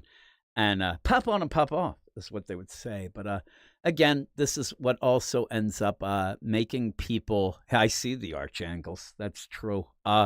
This kind of is one of the reasons why people tend to leave me as well, because a lot of times I will get hyped up, but I do get hyper focused for some reason. Hyper focused right now of continuing this, and I really want Gray to come back from Taekwondo and jump back on because we're still recording and still talking and all that stuff going. But yeah, I mean, if anybody else wants, obviously I'd talk about some comics, some boring stuff like comics. But if you want to keep talking, I don't mind. I'll talk again. Again, when we end up talking, there's people who don't like sports. I love what the idea too on the aficionados, the idea where people will get mad because, they didn't get to the topic and things like that. Well, those are the people who would not enjoy hanging around me because I do like having fun. I do like kind of poking fun at stuff and telling stories and whatnot. And Riley says to keep going. I'm trying to think. I mean, some of the things I told on the aficionados, the story of almost getting killed by Foghat. That was pretty cool. But in those days, and it was one of the weird plays because this is like mid to late 90s kind of deal. And you ended up having like a revival of a lot of weird classic rock bands that now had like 2 members left and they would play anywhere. Because once grunge hit, times were tough for a lot of bands like that. So they started to, it's almost like the idea when you would have movie stars who don't want to be on TV. That was looked at as bad. Until maybe a Kiefer Sutherland ends up doing 24 and gets huge money. And then they're like, maybe I'll deal with that. It was one of the things at the point, but it was where a lot of these bands would show up. So there are a ton of bands that I ended up meeting and we'd open up for them. But it's such a weird thing to talk about now of like, hey, we opened up for Kansas. We opened up. There was a lot of bands like that. Molly Hatchet. But some of the others, if you are a little older, you can end up, we did play a lot of state fairs. At one point, too, we did a lot of Battle of the Bands. That was one of our other things that we do. And we usually get real drunk, and it would be a disaster. But we did end up, and yeah, grunge killed hair metal especially. And I do like grunge a lot. I loved Alice in Chains, and I like Nirvana. I love Nirvana. Actually, I do like a lot of grunge bands. But boy, at one point, I really, really enjoyed the hair metal. I was a huge Cinderella fan. I ended up going to, I think I saw Cinderella live like 5 times, and it was always good. That's one thing, too. If you want to go with the idea of, hair metal versus grunge, hair metal concerts were a little more fun because they actually wanted to enjoy themselves and get laid and things like that. Once you end up having grunge, it's like everybody's miserable and you can't admit you're having fun. And it's all that. Until then, when Oasis showed up with the Britpop and pretty much said, we are rock stars because we want to get laid, do drugs. Like it was almost a breath of fresh air that they came back being the asshole rockers. And I thought it was great. I loved Oasis so much. I thought, and I still do, actually. Me and Gray have been talking about the idea of going and seeing them. Him and his wife were going to see them if they, in Japan, but the tickets were too expensive. But, oh yeah, Shake Me, I loved. I'm telling you, in the tour of the Long Cold Winter, you ended up where at one point, I'd like to say it was the beginning, but it must have been a break. They take a break, and then all of a sudden the lights go out again, right? And then all of a sudden, Tom Kiefer is coming out he's from the ceiling. They're dropping a white piano with him playing. And they're doing, all the hits. I was like, holy shit, this is great. It was really good. Though I think that that concert, Bullet Boys opened up. And the lead singer from the Bullet Boys, wanted so badly to be David Lee Roth that it was hilarious.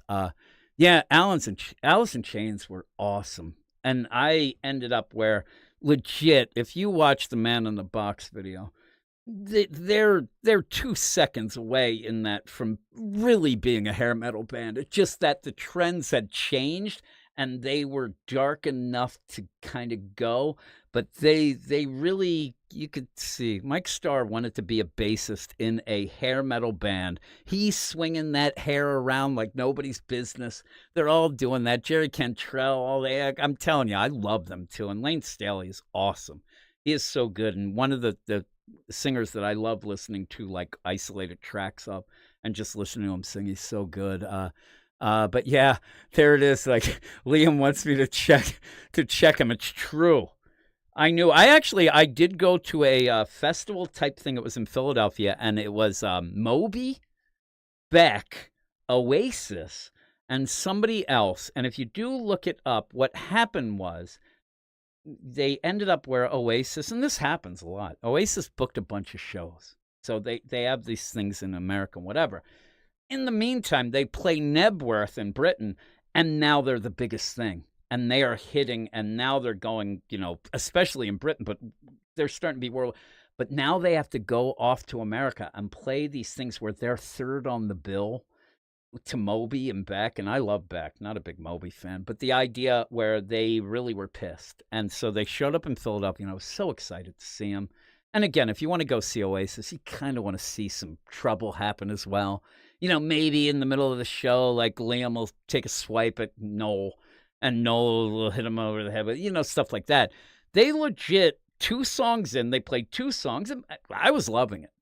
And 2 songs in, Liam went to the mic and says, "Fuck all of you," and they left. They just quit, and they kind of said, "Fuck all of you, you bastards," and they left.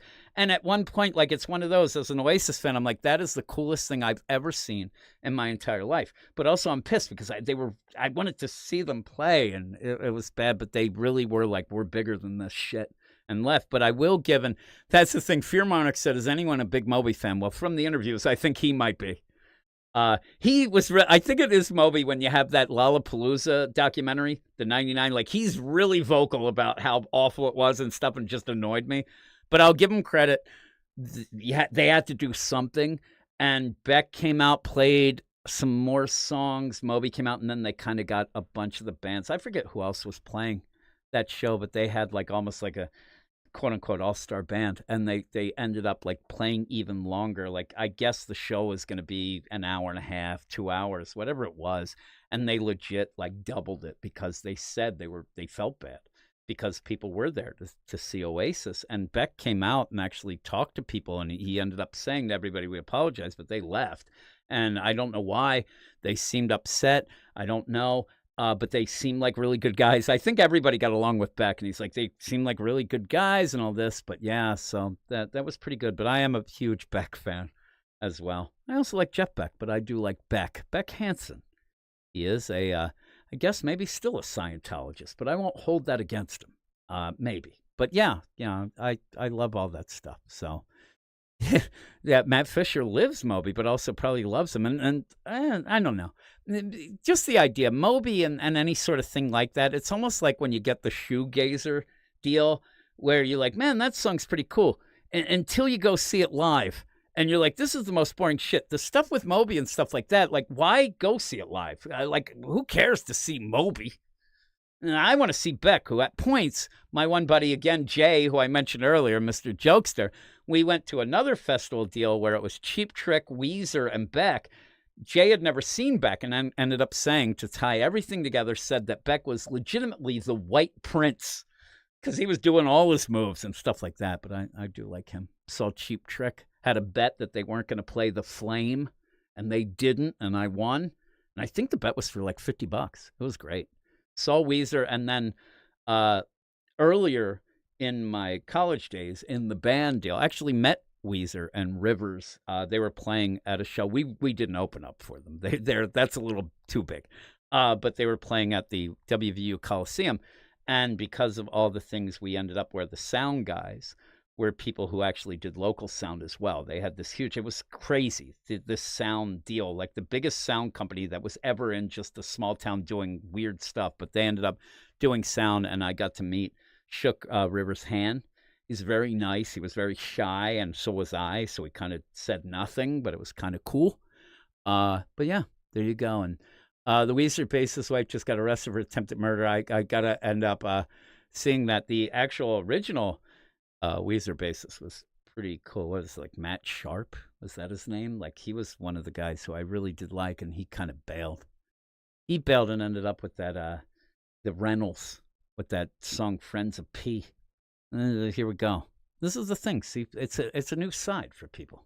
You didn't know that I knew all these obscure, stupid things about music, but that is, and now we get to talk. And now, folks, in hour 3, we will discuss the Beatles and why they are the greatest band of all time. Yeah, yeah. Rivers. If people don't know as well, Rivers had a leg that was shorter than the other and had to actually get it surgically changed so that. And that's the thing too. I think I wanted to ask him at that point. Were you tempted to lengthen a leg or do you shorten the other? I didn't really get what you do there, but I think it might have been a sensitive subject with that. So, and Riley says George is the best Beatle. So does Matt.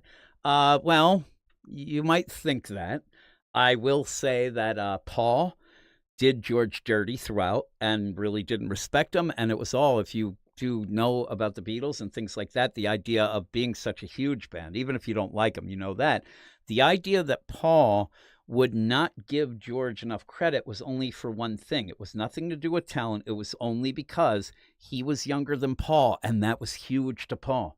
That was huge to a lot of people. I mean, it still is, I guess, but at that point, it's really big in Japan. But at that point, everything that they grew up was based on the idea of, you know, if somebody was even a week older, that they got to choose and whatever. And so Ringo being the oldest, and Ringo's just the nicest guy ever. But the idea that they really held George back, it is a shame. But George admits at the beginning, he was struggling to write songs, but wanted to do it, especially when he found out you get more money when you do that. But they wouldn't help him at a point. But then they came around. And again, George and John ended up being really good friends. But when they ended up splitting up, the shit that went down, Paul, he ended up being kind of tossed aside. And that really did affect him. And I say often again, because, I mean, I'm not joking. I'm not the biggest Beatles fan in the world, but I might be up there, like how much I do like them. And I always say that the biggest Beatles fan, if you're not aware, the biggest Beatles fan was Paul. There was nothing he loved more than being Paul McCartney of the Beatles. He loved it. You see them in concert. You end up seeing that's all he ever wanted to do. He thought it was going to last forever. And then when all that shit went down, which again, people will blame Yoko. And it's funny, Dungeon Crawler card just put, what was with Yoko and that screaming? He's a little wacky. But the band was falling apart. And then it really came to a head because Paul was worried because they wanted to hire a new manager. Brian Epstein had died. And you ended up Alan Klein, the guy who had been the manager for the Rolling Stones, kind of weaseled his way in and really used John and Yoko and really promised John a lot of Yoko stuff. Oh, Yoko will have this. One of the funniest things is, one of the things that really got John to go was having an exhibition, I believe, in Pittsburgh. Like that was a huge thing. But Paul was a smart guy. He was kind of a cheap guy. And he didn't trust Alan Klein. He knew what he had done, and he wanted to hire the Eastmans, which were Linda's, brother and husband, or brother and dad. And they thought, oh, Paul just wants to do that because of Linda, and it became a big thing. But in the end, legit, you ended up where all of them admitted Paul was right. He was right. And they did get ripped off at a point, and there was a lot of things. Paul didn't go to the Hall of Fame ceremony, something I know that he has to regret. But one of the things about Paul, the best, is the idea that you will have stories about him. And just think of the idea. Now, John got a bit abrasive at a point. But seriously, if you don't like the Beatles and don't care about their music of any like that, just think of the idea that these guys were the biggest thing in the world, legitimately. They were humongous. And they set a blueprint and all that stuff. But besides that, you don't really hear a lot of stories about, oh, that was when George ended up being so upset because he thought he was bigger than that, and he ended up doing this. There's so many stories, including stuff even now, that Paul and Ringo, that they're so nice and they're gracious to people and stuff like that. And really, now again, at one point after John got murdered, unfortunately, they were running scared.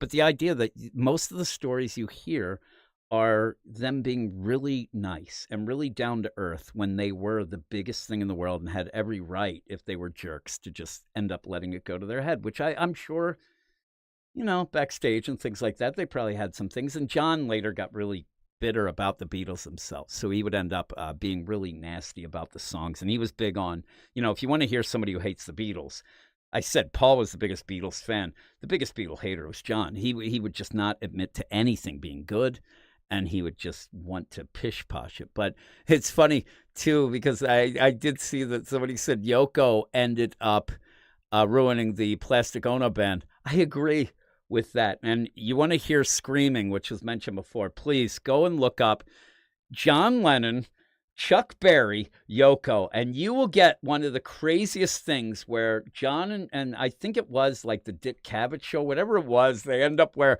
an impromptu kind of jam session play. And there's Chuck Berry, one of John's heroes, also on the side, had sued John and the Beatles because they kind of ripped off Come Together off of one of things in one of the plays. They settled it out of court where John would do a solo album with a bunch of Chuck Berry, like, hey, I'll do an album with some of your songs on it and you'll get the royalties so we don't have to sue or whatever. But he joined John on stage and Yoko is just doing her nonsense. And Chuck Berry looks over and wants to murder her right there. You get a look, and there's videos where they will like pause or slow it down. And he is looking like, what the hell are you doing, woman? And I believe at that point, too, she might be under a black shroud. It's the craziest. But I did see Matt asked what I thought of Pink Floyd.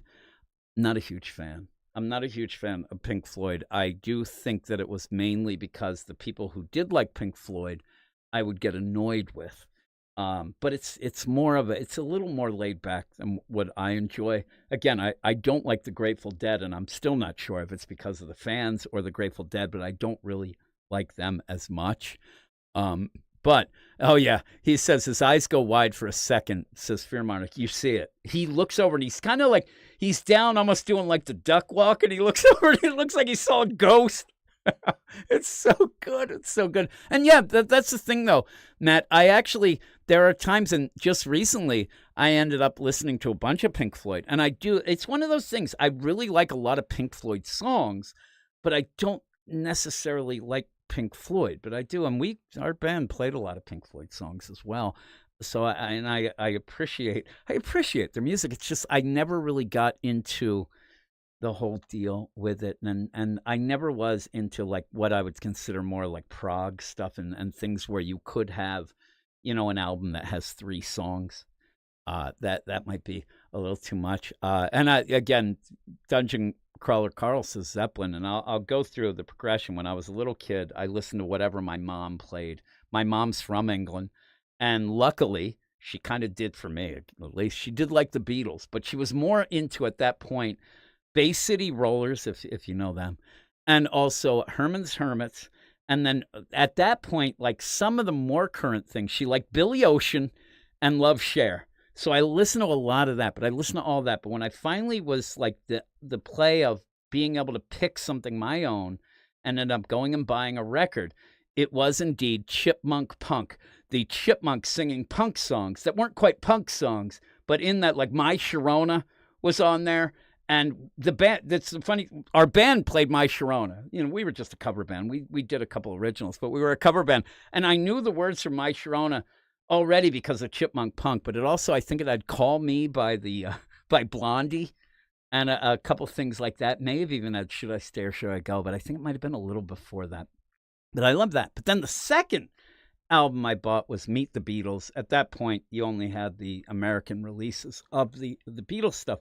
But I did get Meet the Beatles, and I just listened to that constantly. And in a weird play, I legit listened and go with the idea where I went chronologically. And I don't know if I guess I did know it, but I did go that way. Like, I'm there, like, okay, there. And again, it's thinking back at some of the American version of the Beatles albums, like Something New or like Beatles 65, like that sort of thing. And what was it, Today and whatever. I'm so used to now having just the British ones, but I remember going in in a row. But then at one point, I did end up then getting the Red Album, so I played that a lot. And then I kind of went back, and I'm more of an early Beatles fan. And I ended up being very scared of later stuff. And to this day, legit, every night I go to bed, I listen to the whole, the discography, the whole deal of the Beatles. I just put it on and fall asleep. And then I wake up and it's kind of a funny thing, like, oh, I woke up again in the middle of the White Album, something stupid like that. But if I get as far as that Revolution number 9, I wake up in a cold sweat screaming. I cannot stand it. But I did go through the play, though, of each album, really liked it. And then at the end, I kind of was like, okay, well, and this is years. I mean, this is the whole deal. I even got a paper route to get Beatles albums. But I ended up where, okay, I'm going. What would be the next band? And I did end up at one point like going through a little Who phase and things, but the next big band was Led Zeppelin.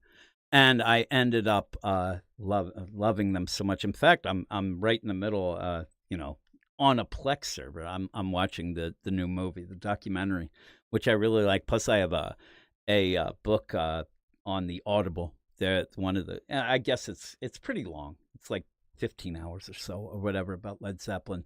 And it is crazy the amount of people that Jimmy Page just hung out with at one point and all that. But I do really, really like the deal. And Brandon asked if I had seen the Vegas show Love.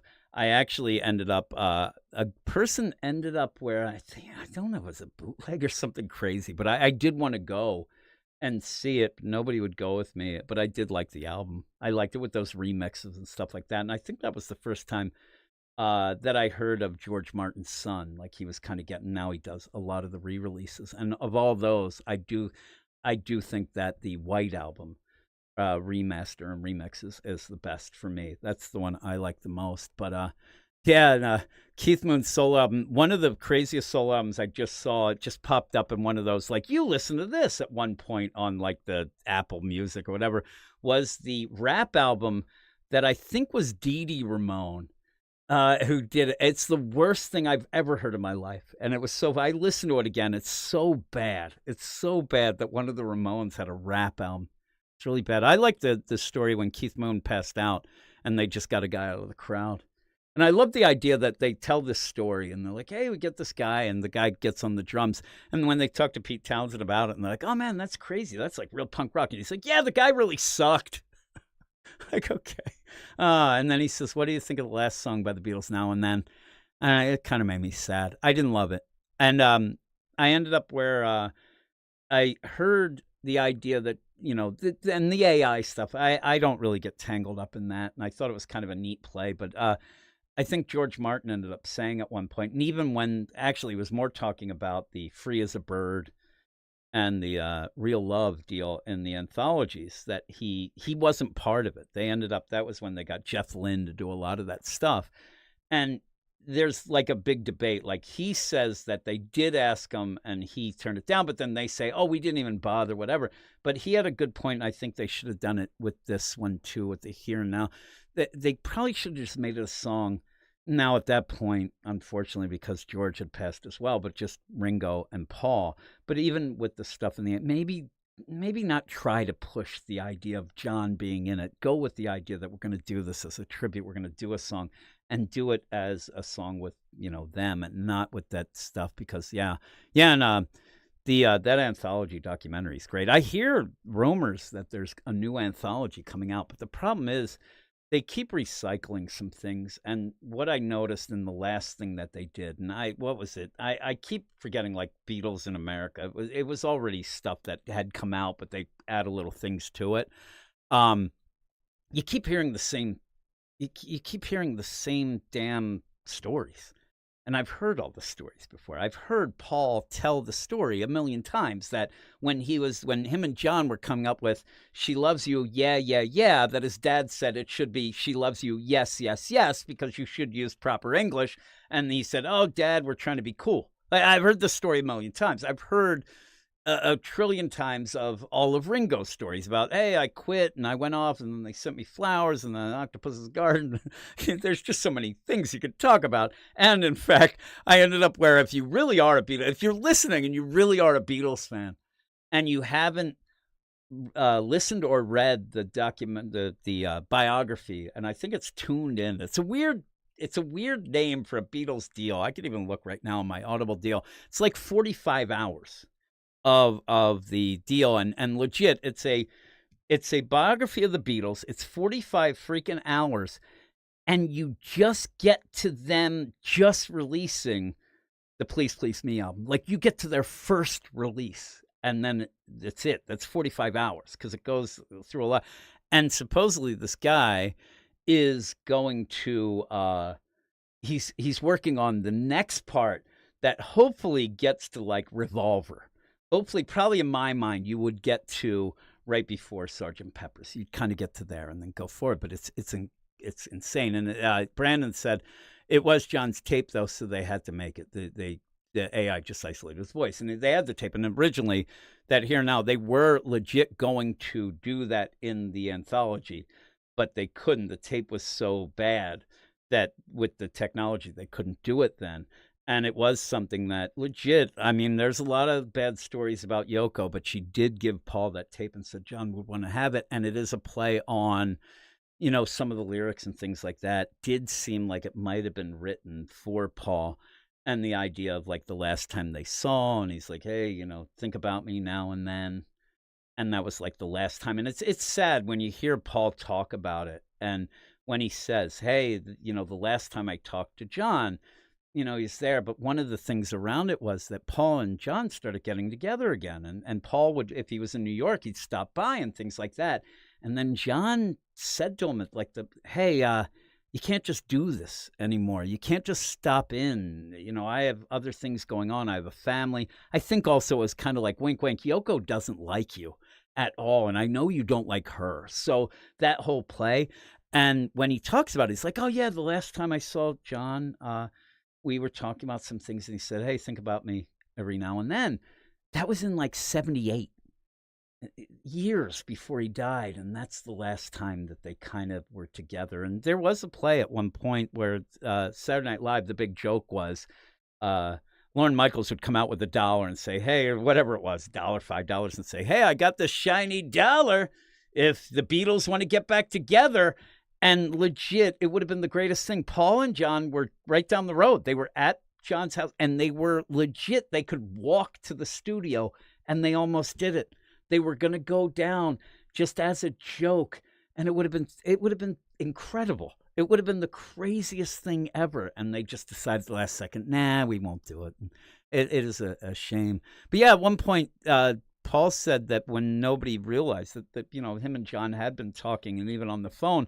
And one of the things that Paul said that he really holds dear is the idea that they would talk about bread recipes. They would talk about like kids and things like that. They didn't talk about the Beatles or things like that. They just talked about regular things, and the things that they went through and things like that is so, crazy that the only 4 people would understand what they have that bond. And Ringo, that guy, he's like a timeless. I saw him. There was a video of him jumping around like a pogo stick. I saw it the other day, but I'm afraid seeing Paul, and he's getting very frail and very quickly. And I know that he doesn't want to give up the being on the road and stuff like that. But I have a feeling that he's not long for the world. But he's had a good run, and I don't know how I'll react. I'm telling you, I'm not a very emotional guy, but that will get me. That's like my one hero is Paul, though I did go through a John phase. But to go with the idea,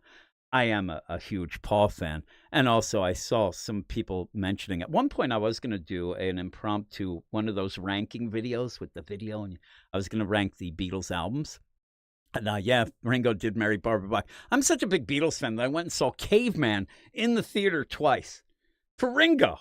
And I laughed. John Matuzak was in that. But no, I was going to do a album ranking deal, but I will tell you right now, and I go back and forth with my favorite Beatles song and things like that, but it's been a while that I've maintained Rain is my favorite Beatles song, though I do think the 2 greatest Beatles songs are Here Comes the Sun.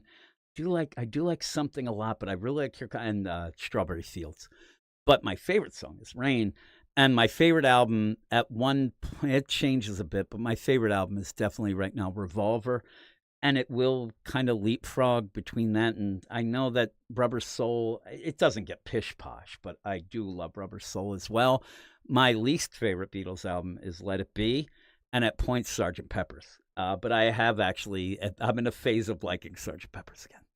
So, and Matt Fisher says the band's Last Waltz is amazing, and it is. And again, the band is a band that doesn't get as much credit. At one point they did, but they're kind of fading. Everything fades. I think that maybe a lot of people, even listening, you get to a certain age, and when you think of the idea of like, I'll go even bigger. When you think about the idea of the Middle Ages, when you think of medieval times and the Middle Ages and the Dark Ages, and the idea that, oh my God, people forgot all these things, and they didn't remember, Rome and that, whatever. You see it in real time when you start getting older, and people don't remember shit from like 2 years ago. And you're like, really? But the idea where I will go with, and then Sgt. Pepper's is incredible. It is great. But boy, that Revolver, this is the deal. But again, we're talking about a Beatles, or we're talking about a band that legit, the 60s. We're not here talking about, love. Or, you could come up with some whatever. Even a band as big as, say, the Yardbirds or something like that. Like, you can talk to a lot of people. My kids, maybe because of me, but a lot of people, you still know the Beatles. That's how big they are. That's kind of the thing where I go with the play of, yeah, if you say they're not big or not good, whatever, it's crazy because they are that big that people end up just, knowing them still. They know, Also, I did say to somebody the other day, is like, it's funny when you think and talk about the idea of John, Paul, George, Ringo, and mix it up, and you're like, like Paul, Ringo, Jay, you can't even do it. It's nonsense. But yeah, Bob Dylan is crazy. I did end up where I was kind of proud. I don't know, but my son Rafe ended up really wanting to go see that Bob Dylan movie. I don't know if it was even good. I don't even know that he told me, but he was all excited, and I heard him talking. At that point, I was recording upstairs, heard him downstairs talking to his friends about Bob Dylan. Not the Beatles, though, but Bob Dylan got the Beatles into the pot. He did. But yeah, there we go. I'm still waiting for Gray. Where is he? I would think by now that he's been. I really want him to come back on just to say goodbye, and then we go out. But I guess we can wrap it up now that we've talked about everything but comics. Back to comics. I actually did think that DC had a pretty good week. Marvel had their typical week, an odd week, and a lot of weird books and things like that. But if you have listened to our Marvel podcast, I'll be putting that up later on in the weekend, maybe Monday, whatever that goes up. But we're changing the format a bit to be more like the DC podcast. We ended up where somebody had, I keep saying complaining, but what they did was say, hey, why suddenly is the DC podcast back to 7 hours long and the Marvel podcast has 2 books? And I tried to explain to him because I can't find anything that I like. But then he did come back with, you don't really like everything on the DC podcast either. It was just how we started things and how we ended up going through. And when we did start the DC podcast, me and Eric decided we have to talk about just about every book. Like, that was our thing. And I used to say to him that when you do something, you have to have your thing. You have to have the thing that makes, like, why would people like, oh my God. And it did end up becoming legit. Oh my God, they have a 10-hour podcast, a 13-hour podcast. And then when we pulled it back a little, it kind of felt like we were missing our thing. So I do like that. And that idea of you have to have a hook or a thing, legit came from an interview that I saw with John Popper of Blues Traveler, that he was talking about them and the Spin Doctors, and said, he had the harmonica for Blues Traveler, and said that the Spin Doctors had witty lyrics was their thing. And speaking of, also, to get back on nonsense, John Popper ended up living in Quakertown. He lived in our town, and I ran into him twice, and both times he smelled like shit. And also ended up talking, one of my friends, his mom was like one of those, like, I guess a maid, but she would go to houses. It wasn't like, she was like freelance deal where you would hire and she'd clean your house. And It was at a point where a bunch of people, because Quakertown has some open deal. I don't know what the deal was, but we had a couple people who were kind of famous, but John Popper at that point was. And she had to quit the job because he was too disgusting. She ended up saying at one point she went to go clean his house. And at that point, he's lost some weight, but it looked weird when he lost weight. But he wasn't really he wasn't like my buddy Rick, who got laid all the time. This guy was having problems with the ladies. So what he ended up having in his house was a bed filled with chicken wing bones and possibly excrement. It was bad. And my guy Mike's his mom ended up like, yeah, I got to quit. And he was really upset because she did a good job and whatnot. And he legit, now it's funny. Riley said Popper was a pooper. He was. And Dungeon Crawler Carl says he looks like he'd be smelly. But also, I will tell you, he seemed like a really nice guy. Like, there were people who would, and I'm sure that, and he would go to Giant. I'm sure he didn't want to end up being, talk about nonsense or whatever, but he would. And at one point I did see an impromptu little hoedown at the Giant where the one time I say he started playing the harmonica. And people were loving it, and he had that stupid fishing fly vest with all them harmonicas in, and I wanted to make the joke of like, why you play that in G? But he ended up, he was big. Fear Monarch was saying about the rag on his stick. But the other time that I did run into him, he was behind me in line at Giant. It was both times at Giant. One time a hoedown. The other time I don't know what it was, but he was in a hurry. He might have had to go to the bathroom. I don't know. But he actually said, "Hey, dude, can I butt in front of you?" And I look behind and I'm like, oh. And I should have been like, fuck you, asshole. I should have made him play a hoedown again, a little hootenanny. But no, I look back and I'm like, oh, hey. And I think I went, oh, John Popper. And he's like, yeah. Is there any way I can go in front of you? And I said, oh, yeah, you could just go.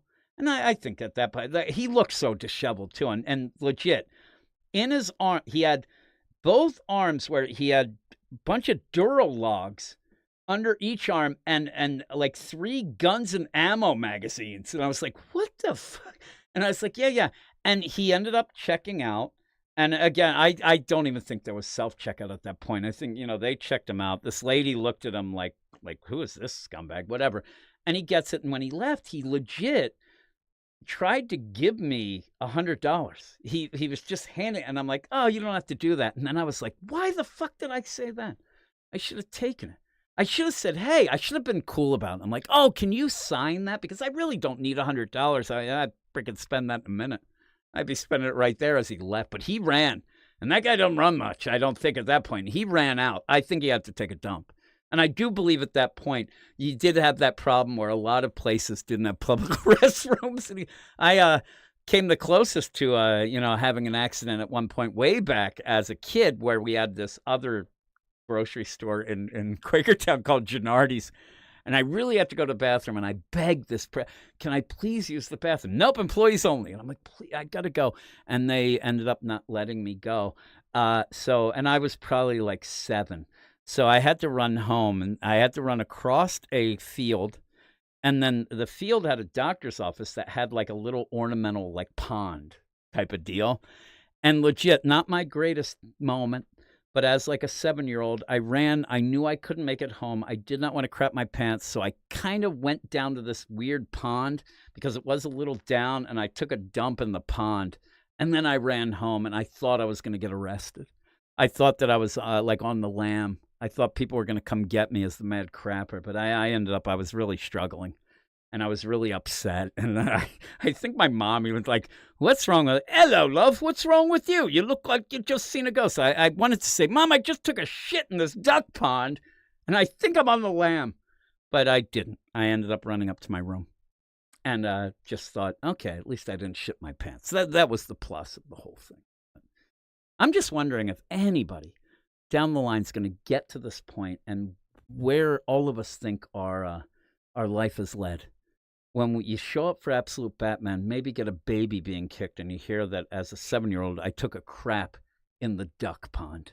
And just as an aside, I hope that people do appreciate that I haven't really pushed anything all this time. But if you would like to hear a lot more things like this, because if you haven't heard a lot of our podcasts, I do get a little off track sometimes, and this is what happens. But we do have a Patreon that you can end up going, and if you can afford it, I know that a lot of people can't, and I understand that. And when we set up our Patreon, because a lot of people, when I would see it going on, they'd be like, "Hey, join up this Patreon, just give us money because we need it." And they would say things like, "We keep the lights on." And I would always, my statement with that was always, if I can't afford to keep the damn lights on, then I have no business trying to even do it. I better get off my ass and get like 3 jobs. So it's not that. What I thought, and right away I said, I want it to be a place where we do a ton more podcasts. If you end up liking what you hear on our shows and whatnot, if you go to our Patreon, we have a ton of things, including like, reading clubs. But I also said, I do like to go, and you'll never hear in any of our podcasts, you'll never hear the words, "Oh, thanks for being, our fans," or "You guys are the fans," or whatever. I think that's pretentious as shit. And I don't go with that. So it's one of those where I think at one point Eric said it once and I made so much fun of him, he doesn't say it anymore.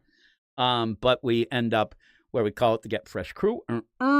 And the whole play is I do look at it and people can tell. I mean, I end up basically podcasting with everybody, but I like it. And I do think of it as a bunch of family and friends and things like that, and have a lot of fun. So in that, and and Riley says, "I can afford it, but why should I pay?" Well, Riley, do you like, it's funny, I'll start mentioning things, and I know he's just going to respond with, "No, I don't like that."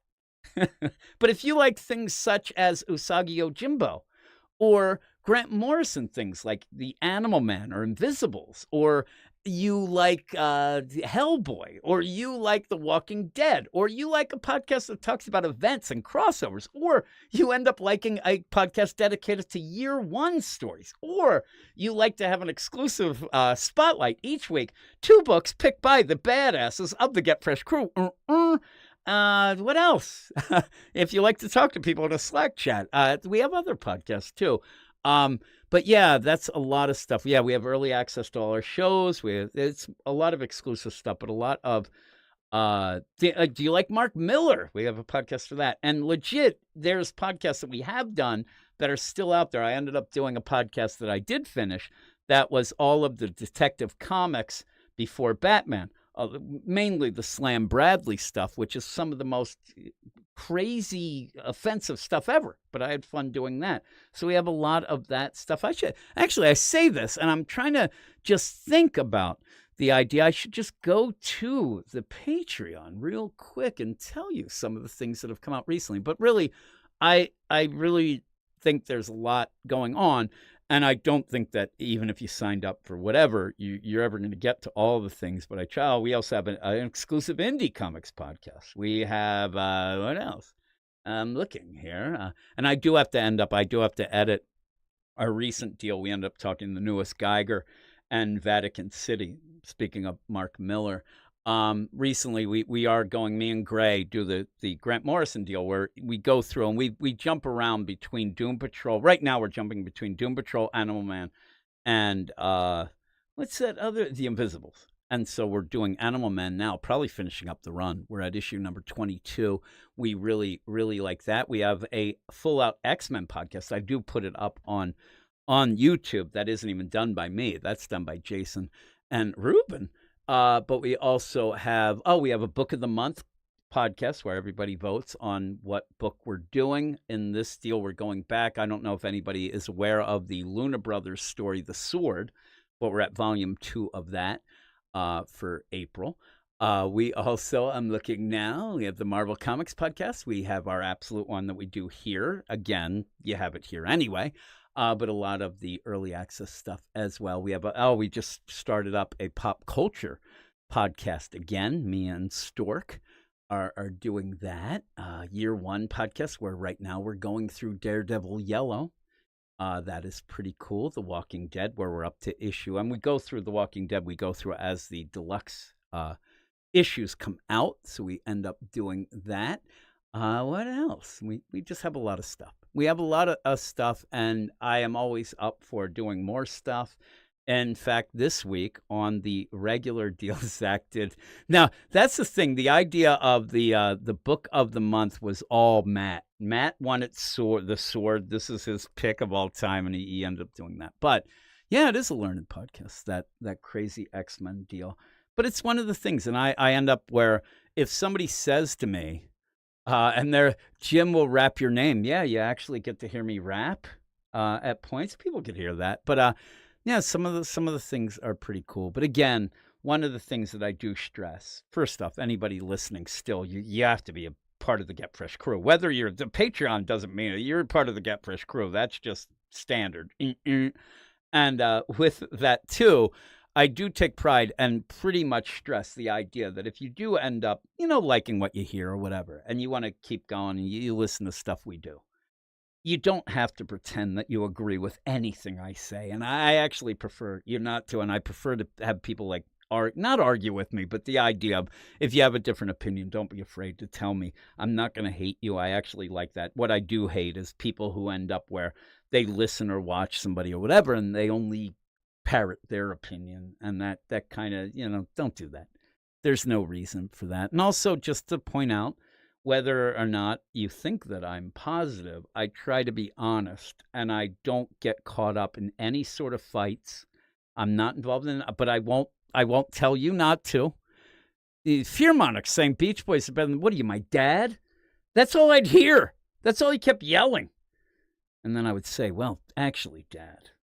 Actually, they have a kind of a weird, similar deal. But yeah, Paul might agree when you get the pet sounds. But the idea, again, with the whole podcast and things like that, I don't even know what I was talking about. He ruined me. I thought I was getting deep and personal with something. But yeah, and you could end up no fights. Yeah, that's what it was. I don't get again, I will say it, and I know that people do end up saying it, and I'm not going to say that I won't get it's so weird for me to hem and haw about this, but I'm not a guy who's going to end up saying, hey there, Comicsgate this, or SJW that, or woke this. And I have legit said multiple times, I'll only say woke if I'm referencing something that somebody said. I'll never use that word myself because I think that is a shortcut to a lot of other things. And the idea that where I'm not going to say, it's almost in my mind, it's like you're going to do a written review and you end up like, this book is stupid. And that's it. I think that it's such a catchphrase, and I hate those and all that. Though I do like to Get Fresh crew. But again, if you get sick of the fights, yeah, if you're disabled, I'll level you because I'm treating you equally. But again, if you end up at a point where you think like, yeah, I kind of just want to like comics, but I don't want to be a shill. I don't want to pretend things are good. But when things are good, me and people we talk, we get excited about it. We get really excited. There's a couple things this week that I get really excited about. But I'm going to be honest, but I'm not going to get involved in the idea of like, I don't like that book because the person who writes it has pink hair. Or I'm not going to write that because of what this and that, or whatever. Now, if these people become antagonistic, then I'll get mad at that. But it is, almost like it's not a judgment-free zone like that Planet Fitness claims to be. It's more the idea of, I love comics. I want them to succeed. They are failing, unfortunately, but there's a lot of other reasons they're failing than just giving a catchphrase to it. Now, you might say that a lot of that involves it, and there's some things. But again, when you get this crazy fight and things like that, they're kind of assholes on both sides. They really are. There's always going to be, but I was never a guy. I don't get it. It's funny. I was talking to my wife, I'm telling you, 2 months ago, and I ended up saying to her, and I was I start going on rants like this at times. And I ended up, I think I was even talking about something about joining things, whatever. And I'm like, I hate things like that. That's why I never joined a fraternity in college. And she's like, what? I thought you did. I'm like, when the hell did you ever think that was a thing? Like, you're weird, lady. She wasn't paying attention. But yeah, so there you go. Now I feel like I got to get on now that we ended up. And yeah, actually, Brandon said that you guys even reviewed Hawk Girl. We did. We ended up reviewing the Fartacular. It was terrible. But again, we did read it and we reviewed it. That's the one thing, too. I can't stand when people end up saying, oh my God, that's the worst ever. And then I try to talk like, well, what didn't you like about it? Oh, I didn't read it. Like, what? Like that happens so much. Happens so much where people will just and you will end up missing some things. And also when you read it, I'm not telling you got to buy it. I mean, there's some shit that you could kind of get in different, but when you read it, it feels to me like that's a badge of honor now. Now later you can say, you know what? I read and reviewed every issue of Tim Drake Robin. There's not many people are going to be able to say that. And I can say it, and I can tell you it was awful. It was terrible. And it was, I mean, I ended up thinking about it the other day. There was legit an issue. And again, when people are like, there's people who, if they want Tim a certain way, they don't want him bisexual. I get it. And they're not going to buy. That's fine. That's fine. But you missed out on an issue, and I have to cover. Oh my goodness. Pardon me. There's an issue where Tim actually solves the deal by throwing up on it. I thought that was the craziest thing I ever saw. Now I have to cough. I'm back. But you'd never get that then. How can you miss out on the idea that Tim throws up on shit to solve a mystery? It was the craziest. And then I threw up on it. But yeah, that's the deal. That Hawkgirl book was awful. It was one of the worst books I've ever read. And if you do go on a ranking deal, there's some really bad books. Hawkgirl might be the worst. I'm trying to think. Hawkgirl might be the worst. I'll tell you, for a book to last as long as Power Girl, that's awful. But it's not quite. But the play of Fire and Ice, I still think Hawkgirl is way worse than Fire and Ice. Fire and Ice is just a goofball book that isn't good. Hawkgirl, I don't even know what the hell they were trying with that. That was, Josiah Axelrod. Though it kind of pained me because a lot of Philadelphia Eagles and Philadelphia references in that book, big fan, was really bad. Yeah, and oh my God, I'm looking at it, and imagine that out on Batman Phase Clan. And yeah, you would miss out. I didn't realize what he's saying.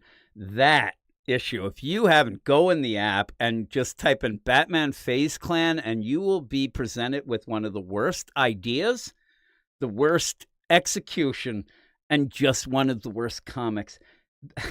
There are lines in that I wish that deserves that. It's one of those things that deserves to be a cult classic, and it deserves to have a live action play of that, because it was so bad. I don't use the term cringe a lot. That's all it was. It was really bad. But if you do want to read a very who did write it? It was somebody, I swear to God that it was the guy who ended up writing the Blue Beetle. Why do I think it was like Josh Trillo? I don't know. I'm gonna have to look, but it was maybe, I can't remember. It was so bad. It was, I'm looking at the things, Fire and Ice. You could say it was a Leah Williams book and everyone would believe it. Again, Fire and Ice is bad. I did bring it up in our review this week because we had it on the Patreon Spotlight. But it did remind me right away of that Gotham City Sirens by Leah Williams. That was such a bad, but Leah Williams has some wacky ideas, and I kind of root for her, but that's a losing proposition. She's just not good. And she's one of those where almost like, I'm trying to think some of the others that ended up doing things like, what's her name? The person who was doing, what was her name? That was doing Batgirl, and that the Batgirl 50 had the idea that she was giving Bruce the talk. Was it not? Oh, crap. I kind of got it at the tip of my tongue, the deal, but she's real bad, but you also have a lot of like, I'm telling you, they're so bad that I don't remember their names. There was a bunch of writers that ended up like really, really bad, and people lost their minds about them. And I just said, just wait, they'll fade away. And they did. And yeah, the Fartacular again, you end up where Joanna Starr, not very good. She tries to be funny, and I don't know, some of the stuff hits, but she's not that funny. She blocked me. I don't know. I try to give things a chance, but if they're bad, what can I say? I want to go with, I keep wanting, because I keep thinking Carmine Giordamonico, but that's an artist of the deal, but it's kind of, what was that? Giuseppe Camuncoli, was that? I don't remember. Who the hell? Batgirl number 50. It was a girl who end up where always bitching and moaning because she doesn't get work because she's terrible. And I think it's one of the people who always has like a GoFundMe and shit like that. And it's like, really? Like, that's what you do? But here we go. I'm looking in this. And then there's uh, again, I'm starting to get tired. You can tell. What's her name that was doing that Harley crap tour world deal? That whatever that deal was, that just likes to go on and smoke pot. It's Cecil Castellucci was the writer of the Batgirl 50, where she tells Bruce that he doesn't know what he's talking about because he has white privilege. That's where you can start using words. I still won't because it was really bad, but that run, if you haven't read that, I mean, there's a badge of honor of going through that, because that had one of the worst things ever, where KGB showed up and had an arm of living gold, and it didn't make any damn sense. And then did weird things with Unearth, which was nothing, and then was something again. And yeah, T. Franklin. And Vita Ayala. Vita Ayala is one I was thinking of before and couldn't think of, the idea that people were losing their minds and saying, oh my God, the worst. And all I keep saying is it does work out eventually. It does take longer sometimes, but a good, somebody who can't write and can't sail, eventually it's going to catch up to him. And it did. And you don't really hear much from Vita Ayala right now. Something's coming out now, or coming up like an anthology that I'm like, oh, I haven't seen Vita Ayala's name in a while. T. Franklin. Oh my. I ended up where T. Franklin is, and seriously, she blocked me. But if you want to get a hoot, please go and just read maybe she doesn't do it as much, but a random day of T. Franklin on Twitter is some of the funniest shit you'll ever read, because you will see somebody who will get triggered by anything. In fact, some people, at one point, I sat there and I don't smile a lot. I had the biggest smile on my face of just watching a train wreck. Because at this point, somebody ended up there. She got in a fight with people about, I believe it was about either Dragon, or it might have been Demon Slayer. So she gets on and she says something, and she immediately starts yelling about if she wrote Demon Slayer, she'd do this, and this. And she's like, I'd get rid of this and I'd do this. Yeah, it says it's Demon Slayer. And she had these, I'd do this and this. And people are like, fine, whatever, but those are kind of shitty ideas. And you're doing something where this isn't her getting on talking about her own work. She's talking about something that legitimately during the shutdown saved Japan. Like the idea, and people are, and it's still big, but this is right then, and people are loving it. And she's basically coming off as saying it sucks as it is, but if I had my way, like she's some big deal, I would do this. And people lost their mind, and even not even losing their mind, saying, yeah, I don't know, because you must not know that, this is that and the other thing, and what's going on. And she started arguing. But as this went on, the solid gold that was people legit, I tell you, one person ended up tweeting to her and put, at T. Franklin, thank you so much for writing one of the best Harleys that I've ever read. You are doing so great. I can't wait to see what is coming next. I'm telling you, that probably is more of a diss, what I just said, than what this person was like the biggest fan. Oh my God, this is so great. T. Franklin lost her mind and started yelling, don't you fuck with me. You're not writing the book, so how dare you think that you're going to put that pressure on me, you fucking bitch. It went nuts. And I was like, what the fuck? And then the person's like, what? And I think the person thought, she must think I'm joking. Maybe it's one of those that she gets attacked so much that she's always on guard or whatever. So the one girl writes back, and I think it was a girl, says, no, I'm serious. It's really great. And I can't wait to, see what's happening. I hope that Harley does this or continues to do that. And she fucking lost it. She ended up with, I'm telling you, like to the point where if this girl was in the same room, she was going to try to rip her head off and started yelling, you're saying you want to see what comes next. Don't you put pressure on me as if I have to please you. And the person just ended up saying at the end was like, holy moly. Like, I'm sorry. Like, kept saying, like, I'm sorry I offended you. And then she kept going back to her, like, yeah, I bet you are, you jerk. Like, you're this and that. And what? I'm like, I don't get it. And then I just started looking at things, and this is like regular. Like, people would end up saying, like, just random things of like, man, can't wait to see, like, our, even like something of the idea of like, hey, I went to get Harley Eat Bang Tour or whatever the hell it's called. I went to get it, and it's awesome. It was sold out at my books, my comic shop. Congrats. And then she would be like, that's bullshit. You end up saying that because you don't want some things to order it, and that's this, and it's doing good, and don't you put that on me. I'm like, I don't know what happened. Like, I'm here for it.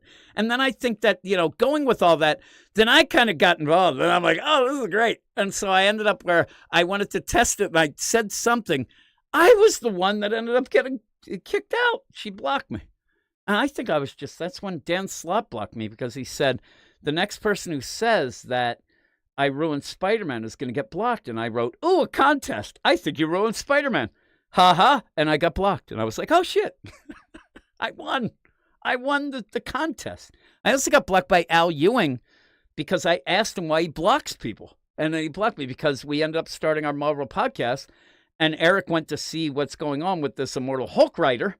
And he was blocked. And Eric's like, I don't even know who this guy is. And he blocked me. So I ended up saying, hey, we're starting a Marvel podcast. And my buddy was doing it with me.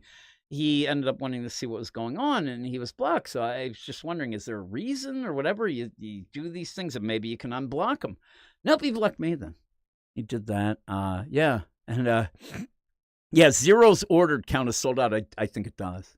And again, I think this person was being nice. I mean, if you order one.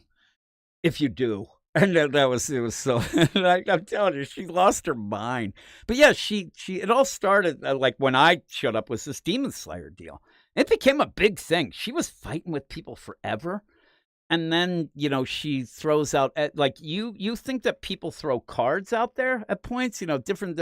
She has the whole deck. She's like, I'm this and I'm that. And it's just going on and on if it's suited her deal. And then in that, though, I was so intrigued that she does have a Patreon, and I did join her Patreon for 1 month to see what was going on.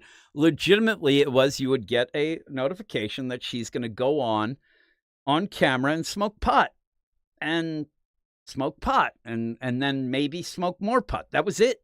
She called it. It was like, it wasn't wake and bake, but it was something like that. It was like she made it try to sound like clever like that, but I'm like, yeah, no, I don't think this one's for me. Like some of the Patreons, one of the things, I had a running feud with Jim Zub, and he didn't know it, but then he found out, and actually we buried the hatchet. But I was part of his Patreon as well, and I really enjoyed it because while I don't ever have any aspirations of writing a comic, I do like to hear how people do it because I think it helps reviewing stuff and things like that. And he had a lot of stuff on his Patreon about, some of the process of things like that and whatnot. So I did end up going. And Dungeon Crawler Carl said that T. Franklin won the Oppression Olympics. And it was. I mean, it got to the point where it just things, and she went down a list, and I'm like, some of these things she's saying, I don't really think match up. It's one of the funny things, again, this is an old thing, but I'm not that old, but I would read a lot about baseball, and the one play was the joke that Mickey Mantle could end up doing things for like an ad for a Jewish thing, but also then a pork ad on the other thing, or he would do all these things where it didn't matter because he was so big, and he would just do whatever.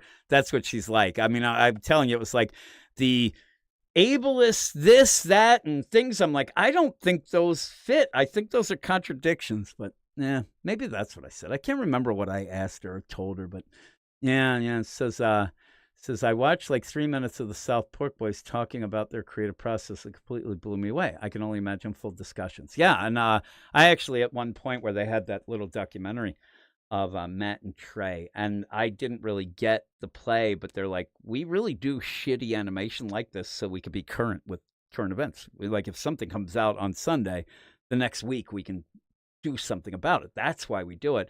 And yet it became the thing anyway, and I love South Park. And I end up where I did have like a videotape before like the deal when you had that Christmas special, and I did get a videotape on eBay. And it was almost like the idea I was really into early on the Jerky Boys and had like a bootleg tape of them as well. But yeah, we would watch that video, and I did go recently to watch that again. I'm like, yeah, it didn't age well. It's not as great. But I'll tell you, one of the greatest bits of any sort of TV history is the Awesome-O episode where Cartman dresses up like he's a robot and Butters is going. And then, in fact, Butters has the tape of Cartman being Justin Timberlake and Britney Spears, and that it's one of the best. And anything with Butters, I love Butters, one of my favorite all-time characters. Though I also really like Roger from American Dad, but Steve from American Dad is one of the best ever as well. And when you have Scott Grimes sing, he's the voice of an angel, that guy, and I love it. But in that, I would say my favorite American Dad episode it's probably the first episode. I really like maybe it wasn't the first. It's the Legs in the Wheelman where Stan ends up being Papa Wheelie. I love that. All that stuff. I really do like South Park, but right now I'm watching Young Sheldon. That I end up marathoning Young Sheldon every night. When I get done doing all my recording and some editing, I will go up, and me and my dog Mia end up watching a lot of Young Sheldon, and I really like that, and it's amazing, and I tell everybody that it's a good show, and I did not like The Big Bang Theory much at all. And Young Sheldon is not quite like that, and it's pretty good. I do like it a lot, and I think I'm on season 5, so I'm coming to an end, and I have to figure out. I don't watch a lot of TV or movies, but I'll find something that I, marathon like that to cool down. A little cool. Fearmonic said he's burning through Cheers. At one point, I didn't finish going through Seinfeld again. And I kind of went through Seinfeld with the idea of like, okay, which of these episodes would be canceled? And the answer is every one of them, because people are ridiculous. But I did end up, one of the last things, and this is what I never really got when Eric quit. At one point, we were talking about the idea that both of us were going through Curb Your Enthusiasm. And we were going through that. And so after we got done talking, whether or not we yelled at each other during the podcast, afterwards we'd laugh and talk about Curb Your Enthusiasm. And it was fun. And then suddenly he's done. And Billy says he's going through Cheers as well. Yeah, I know that people like the idea of Coach versus Woody. And the answer is they're both great. I love Woody Harrelson, but Coach was great. But Woody, I mean, that show actually shows at a point where you could rotate some cast members and get new things, and if you come up with great ideas and have a solid deal anyway, that it'll work. A lot of there's always jumping the shark moments, but that show probably has like 4 where people probably thought it was and then didn't end up having it. And Woody's so good. I like Woody in general. Even in that one commercial with Matthew McConaughey, I think he's hilarious. But in Cheers, he was just such a goof, and it was so good to have kind of a younger Coach, but different, and I really like that. But then Frasier and all those characters are great. Again, just to go back to comics for one last time, it shows you that character work is real important. And if you do good character work, you can kind of, go through some ups and downs because people are invested in the characters, and they will follow them through stories. If you write and I think that one of the biggest problems for me with Tom King isn't that he's just a miserable prick that ruins characters. It's the idea that he thinks more through wow moments. And I think that I say at points that he has a story in mind, and then they give him the character. And he says, okay, True Grit with Supergirl. And so when you get through the stories, what ends up happening at the end, while some people would disagree, they feel empty. And they feel like when things do go wrong, you don't end up having that base of character to say, okay, that was a little misstep, but I really still like this. One of the things that I will point out, I talked about it earlier, Joshua Williamson, while I don't think he's the greatest storyteller, he does some good character work, and he gets Damian, and that Robin series was a bit of a wreck, story-wise. That tournament, it really, when you think back at it, I'm not thinking that anybody here would say, I love the Joshua Williamson Robin story because that tournament was awesome and it really was laid out well and it went to this. No, what happens is people say, I love Flatline. Oh my God, Damien was awesome in that. Oh my God, and people forget what 3XL whatever. That little guy who looked like those like crazy figures, like skateboard deal. The guy with the kid with the big shoes, and he had a posse. Like I like that guy. But that's what it was really about. That was the idea of going and again, there's Fearmonic says, Jim, you're really pushing me to join you someday and talk about comfy slice of life manga reading. And I love every type of manga. But again, if you are a manga fan, I'll ask Fearmonic. I think that you would agree that when you have a really good setup for the most part. You get an oversized first issue. Then they have kind of a, almost a double issue, maybe even more. Some of those are crazy, like 90 pages. But what you also end up getting is an oversized first issue that almost always, you usually start character. You end up by the end of the first issue of a lot of manga, you end up where you finally get if there's a girl and a guy, and they go to school, and each of them is trying to pretend they're somebody they're not, and they're going to end up getting all these friends. You will deal with that concept through and then finally at the end you go, boom, now we get what will continue on in the series. And then you get that second issue that's like a issue and a half too. And you kind of keep going with that. You might introduce some side characters, some gossip girls or some bully boys, and you have that sort of thing, some teachers or whatever, but you're still doing. And by the time you get to when you get to the regular sized chapters, for the most part, like a 19-page deal, you've now set the characters so much that most people, when they say, oh, I really like so-and-so, it's because the characters, and that will carry you through the entire series. Most people, when you talk about best manga and things like that, for the most part, it's because of the characters being so great, or the cast of characters, or the protagonist, or the villain, and all these things are so well done that it's just something that's missing a lot of times. And it is trouble, though, and it's, you go in and there's a new #1 Spider-Man this week. What do you do with Spider-Man to make them your own or fresh? It's really tough because there's so much going on, and there's editorial. You can't do things because of higher-ups or whatever. But I think they forget the idea that you still have to do character work. And not just the same old, but just character work. You have where the start of this whole play this week with Joe Kelly's Amazing Spider-Man, you legit have Peter in a book where I think I said it in the review that I did on YouTube. He seems to be being bounced around, and he's not even really doing things himself. He's there at job interviews, and the jokes are the people watching. Or the joke is that the guy giving the interview is pissed off because Peter lost him money, but you don't get Peter. He's just there and with this goofy grin on his face. And then you go and he's helping Aunt May put up pictures in an apartment, and she's yelling, oh, you don't have to get a job. Then you get the friend from back in the day school, and it's more about him then. And again, Peter's just waltzing through this like he's sleepwalking through a book. And so you're not going to be connected to a character that we're already connected to, and it should be easy. And then you go on a double date with Randy, who I don't know what he's going on with, and that girl was completely insane. And then you have Shay, and even then it's like jokes and whatever. I like fun books. But the idea where at the end, if you told me or asked me, what do you think this Peter Parker is? What is he about? And I'm like, he's just goofy. One more day. Not like it didn't have its own deal, and it didn't feel like character work. And again, one of the things that happens nowadays in comics is that elevating of characters before you get the character work. Something like Naomi. Naomi becomes such a huge thing because, the characters, even a Yara Floor, they get too big before you did anything. Then you shortcut shit. Naomi suddenly's on the Justice League, and she doesn't even know her power set. And there's no character to her. You don't know the character, so why are you going to follow that? It's tough. It ends up, and Bendis was good at one point with snappy dialogue and things like that, but he completely lost it, and he got some idea in his head.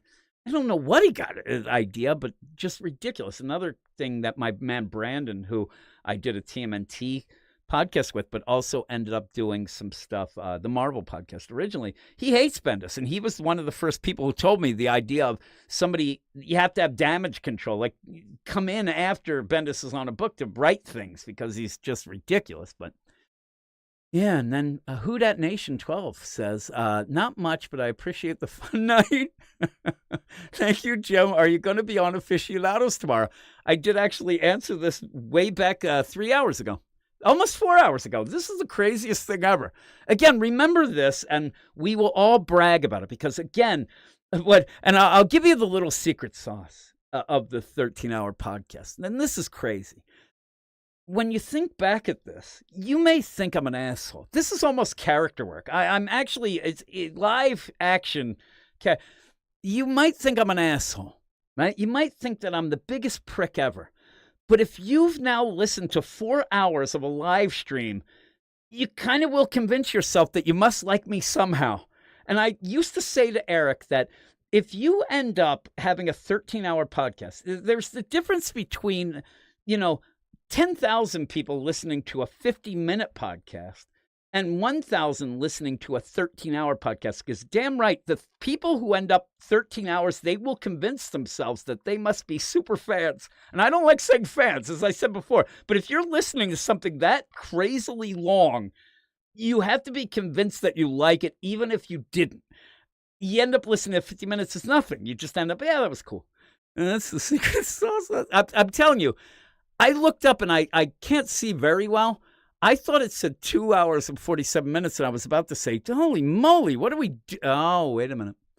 3 hours and 47. Wait till Gray hears. I got to see. Like, Gray may not even think to check back. I think that this has to go until Gray returns, and I'm going to ask him now, or maybe just get some random prayer. That'd be funny. This will be like a deal. My man Yea has actually commented, but nobody knows that. He said he got new AirPods. He's talking, guy Yea, who's one of the badasses of the Get Fresh crew. He gives me some running commentary about the things, and I do think that people were thinking that I was very sensitive when Eric left, and I was. I actually thought that's it. People are going to bail, and having a lot of guest hosts, I really do lean on a lot of people in the Get Fresh crew. And again, the more the merrier and things like that. One of the things that I have problems with, though, is when you record with 7 people for one podcast, there's a lot of different audio issues with everybody. Like some people have a bad mic or don't have a mic. Gabe has a freaking Britney Spears headset like an idiot.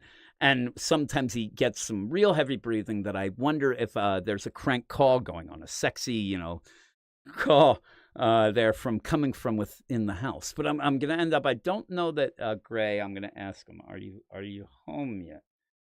And then I will have him come on to say goodbye. Wait till if he is, I hope he is, that he could tell me how ridiculous I am. But this just goes down in the annals of Weird Science Nonsense. And says Gray, Gray ends up, I love sushi. And Gray legitimately will send me random pictures of sushi that looks like the greatest sushi I ever saw in my life. It looks so fresh. It looks so good. And then he'll then say, oh, by the way, I got it at the gas station for 50 cents. And it gets me so angry. So one day we have, I don't know if people, I know that, local things and like a Kroger or a Giant or a thing. We have Giant in our town. And they do end up making sushi. And it is more legit than you would ever think of having a supermarket sushi. It's not, the greatest, but I did send Gray some pictures and said, look at that. I can get it from our supermarket for $17. He laughed, but he did say it looked good. But I also Fear Monarch says Susgabe is in his own wind tunnel. That's also the, wind expanding that head of his anytime there's any. He's the worst at trying to pretend that he doesn't like attention. Like you can hear, like you could see the smile on his face as he's saying, I really don't like all this attention. And when he actually told me that he was watching some video, some YouTube channel, and he said legit that they did, and he gave me a timestamp, and they were talking about us in general. And he ended up where he said, hey, they were talking about us, and they mentioned Sus Gabe. Thanks a lot. I'm like, Gabe, damn right, thanks a lot. You love it. You stop it. And Safeway Sushi and David said, is Safeway in like the Carolinas? Just as an aside, the deal, let me know, because if Safeway is because my son was in the Marines and we went down for his graduation, and whatever it was, and I swear to God, it was a Safeway, I ended up eating, and I thought it was the greatest sushi ever. I was so into I love sushi. There's actually a sushi place It's all you can eat sushi, which is crucial because that shit gets pricey. Um, but it's in Valley Forge, and it's in a strip mall. It barely looks like it'd be anything. I swear to God, you like go in and you think you're at a GameStop, but you go, and it is legit rated very highly for what it is for a sushi place, and actually has outranked some places. You know, not the big places, but some places in say New York and Philadelphia. It's crazy. And me and my son Logan would go, and ended up. Oh, it was insane. But the problem is, oh, he says Safeway and Giant owned by the same company. He did say, but he didn't tell me it was in the Carolinas. But yeah, Giant. I again, if it's the same deal, it's pretty good. But this sushi all you can eat. You go in and you get slips. So you're like, okay, I'll have one of those, one of those, one of those. And it says, like, don't get too crazy each time. It is all you can eat, but they will keep bringing. You could actually watch them make it then. So you're like, I'll have this roll, I'll have that sashimi. And they're doing it. But what happens is throughout the day, and they have a bunch of signs that if you don't finish, you will be charged. And it's crazy. It's like $30 a person. It's more than what you paid to get it, because at that point it was like $24, and me and my son Logan would go. And Logan's weird because he likes nothing but yet likes sushi. But we would go, and you kind of, there's reviews online and people will mention this too. And I love the place, but suddenly you like say, I'll have that roll, that roll, that roll.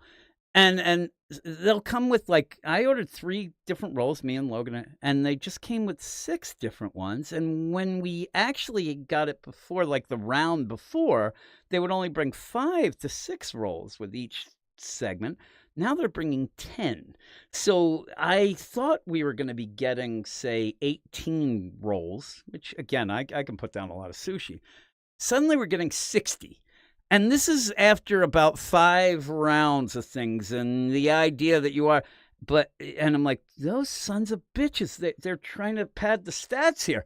They're trying to make us so that we don't eat. And I think the problem is we got to a point where we'd eaten too much. So then they were pissed, and now they're going to stack it so that we can't finish, and we're going to have to pay all this money.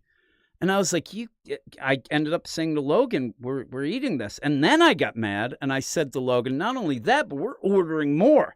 And he's like, Dad, I remember at one point he did, Dad, you're playing with fire. And I'm like, I don't care. I'm mad now. And I did say, like, I look, and they were like, all of them were watching us. I swear to God, it probably wasn't true. And then they turned away. So I'm like, okay, I'm going to test this because we're kind of done. We ate all these rolls and we were stuffed, but I said to Logan, like, what do you think is the best? And it would be the sashimi, just little bits of the cut bits of tuna I think we were getting and whatever. And I could down those. And so I'm like, okay, we'll have 2 of those. And I think that even Logan, it was like something weird because we'll never order. And they do have like wonton soup and stuff. And why would you do that? That's like getting mashed potatoes at a regular buffet. But I ended up where he got something else. So I'm like, okay, we got specific things. They came out. And with these things, they actually added like 3 other rolls of like 8 pieces each. And so I'm like, yep, they're fucking with us. And I think that if we argued, they'd probably say they were doing us a favor. And I know the facts. So what I ended up having to do, and Logan was running distraction. He ended up where I said, you're going to have to do something. He didn't know what to do. So all he could think of was he went to ask where the bathroom was. And it did, and I'm watching and I'm looking, and it did give the idea like they stopped, and shit went in my pockets. I ended up having so many sushi rolls in my pockets, and I do have to say that I'm not proud of it, but on the way home, I ate some of it out of my pockets. Pants pockets too. But I think I had some in my hoodie pocket because, we were at a sushi restaurant, so I did dress up fancy. But I definitely ate the ones out of my hoodie pocket, but I also grabbed some stuff out of the pants pocket, though, as a joke too, just as maybe one last thing, because I got to go check if Gray's back. But one last thing, when I was working with Eric at this place that we worked at, I'm asking him, he's in, I'm asking him if he wants to come on. Do you want to rejoin the live stream? The live stream to say goodbye. Let me see. I'm reaching around to say goodbye. But yeah, I was one of the things I was working with Eric. And when we'd have like a Thanksgiving or something, a bunch of people, like there was a lot of older ladies too, and a lot of Pennsylvania Dutch ladies. So they would bring in like almost like a whole Thanksgiving dinner. But you were only allowed, like they did these shifts where you were only allowed, like, okay, the back area, they go in, hey, the technicians, the lab people, and me and Eric are like, okay. But the thing is, when we were doing stuff and testing stuff and whatnot, we were kind of like free rent. We were allowed to walk around. We didn't have a set deal. So I said to Eric, well, since we're not technically in the lab right now, I could probably go in and get some food, right? And he's like, you're not allowed. And then I'm like, oh, I think I am. And the big joke was, I said, I'm going to sneak in and I'm going to hide shit in my pockets and stuff like that. And so he ended up where he was like, no, you don't. And so I went in. I wasn't going to do that, but I wanted to go in. And what I think I was after, I forget, there was a lot of pies and things like that. But I do know, I remember, I wanted to get this potato salad. This one lady had made potato salad, and it was like the best thing I ever tasted ever. So I go running in. But then I figure, well, I did make the joke with Eric, and I wanted to continue, Mr. Jokester, I wanted to continue the joke. So I ended up getting I did get a bowl of, what's it called? Potato salad. So, and I brought that. But then in the meantime, I wanted to make Eric laugh. So what I did, and it kind of was disgusting, but I put potato salad in my one sleeve and macaroni salad up my other and kind of pinched it shut. So it was just legit in my sleeves, and there was a lot of it. And so then I ended up, and I brought a plate out, and I'm doing it right now, and I pinched them. And Eric's like, what are you doing? I'm like, I don't know. Do you want some potato salad? And then I went and I did this motion where I like, boom, and all the potato salad flew out on some of it went on the plate. And he's like, that's disgusting. I'm like, oh, you don't like that? How about this? And I gave him some of the macaroni salad, and then he laughed. I got him to laugh. Gray's now in the chat. I didn't want you to chat, Gray. I actually, in this, he's still in the thing. I have to kick him out to ask him to come back on real quick so that we can say goodbye and I could play another one of the songs. Gray, I'm sending you the invite again. And it was the old deal. It was called, Eric made jokes forever, and it became a thing on the podcast too to call it sleeve potato salad at one point. And I did end up putting a bunch of things in my pockets. I think that then I went, and then I had the rest of the day, and I had to take my hoodie off, and I had to go explain to my wife why there was potato salad and macaroni salad. And she wasn't too pleased, but it was kind of funny. It was kind of funny. And Gray, when you leave to go to Taekwondo, this is what happens. You left me behind, and I started talking for 4 hours. I'm gonna now hopefully, and legit, Gray, if you do come on here, we're done. You don't have to do anything else but say goodbye. But if you can't, I understand. I just told everybody that I was gonna wait until you came back, and then I would get off of the deal. But I'm looking now. I lost track of everything. I can't find the deal. Where's my line? Oh, there it is. Gray says, Gray never trust an AI, and he did ask for live. And there he is. Jiu-jitsu. How was jiu-jitsu?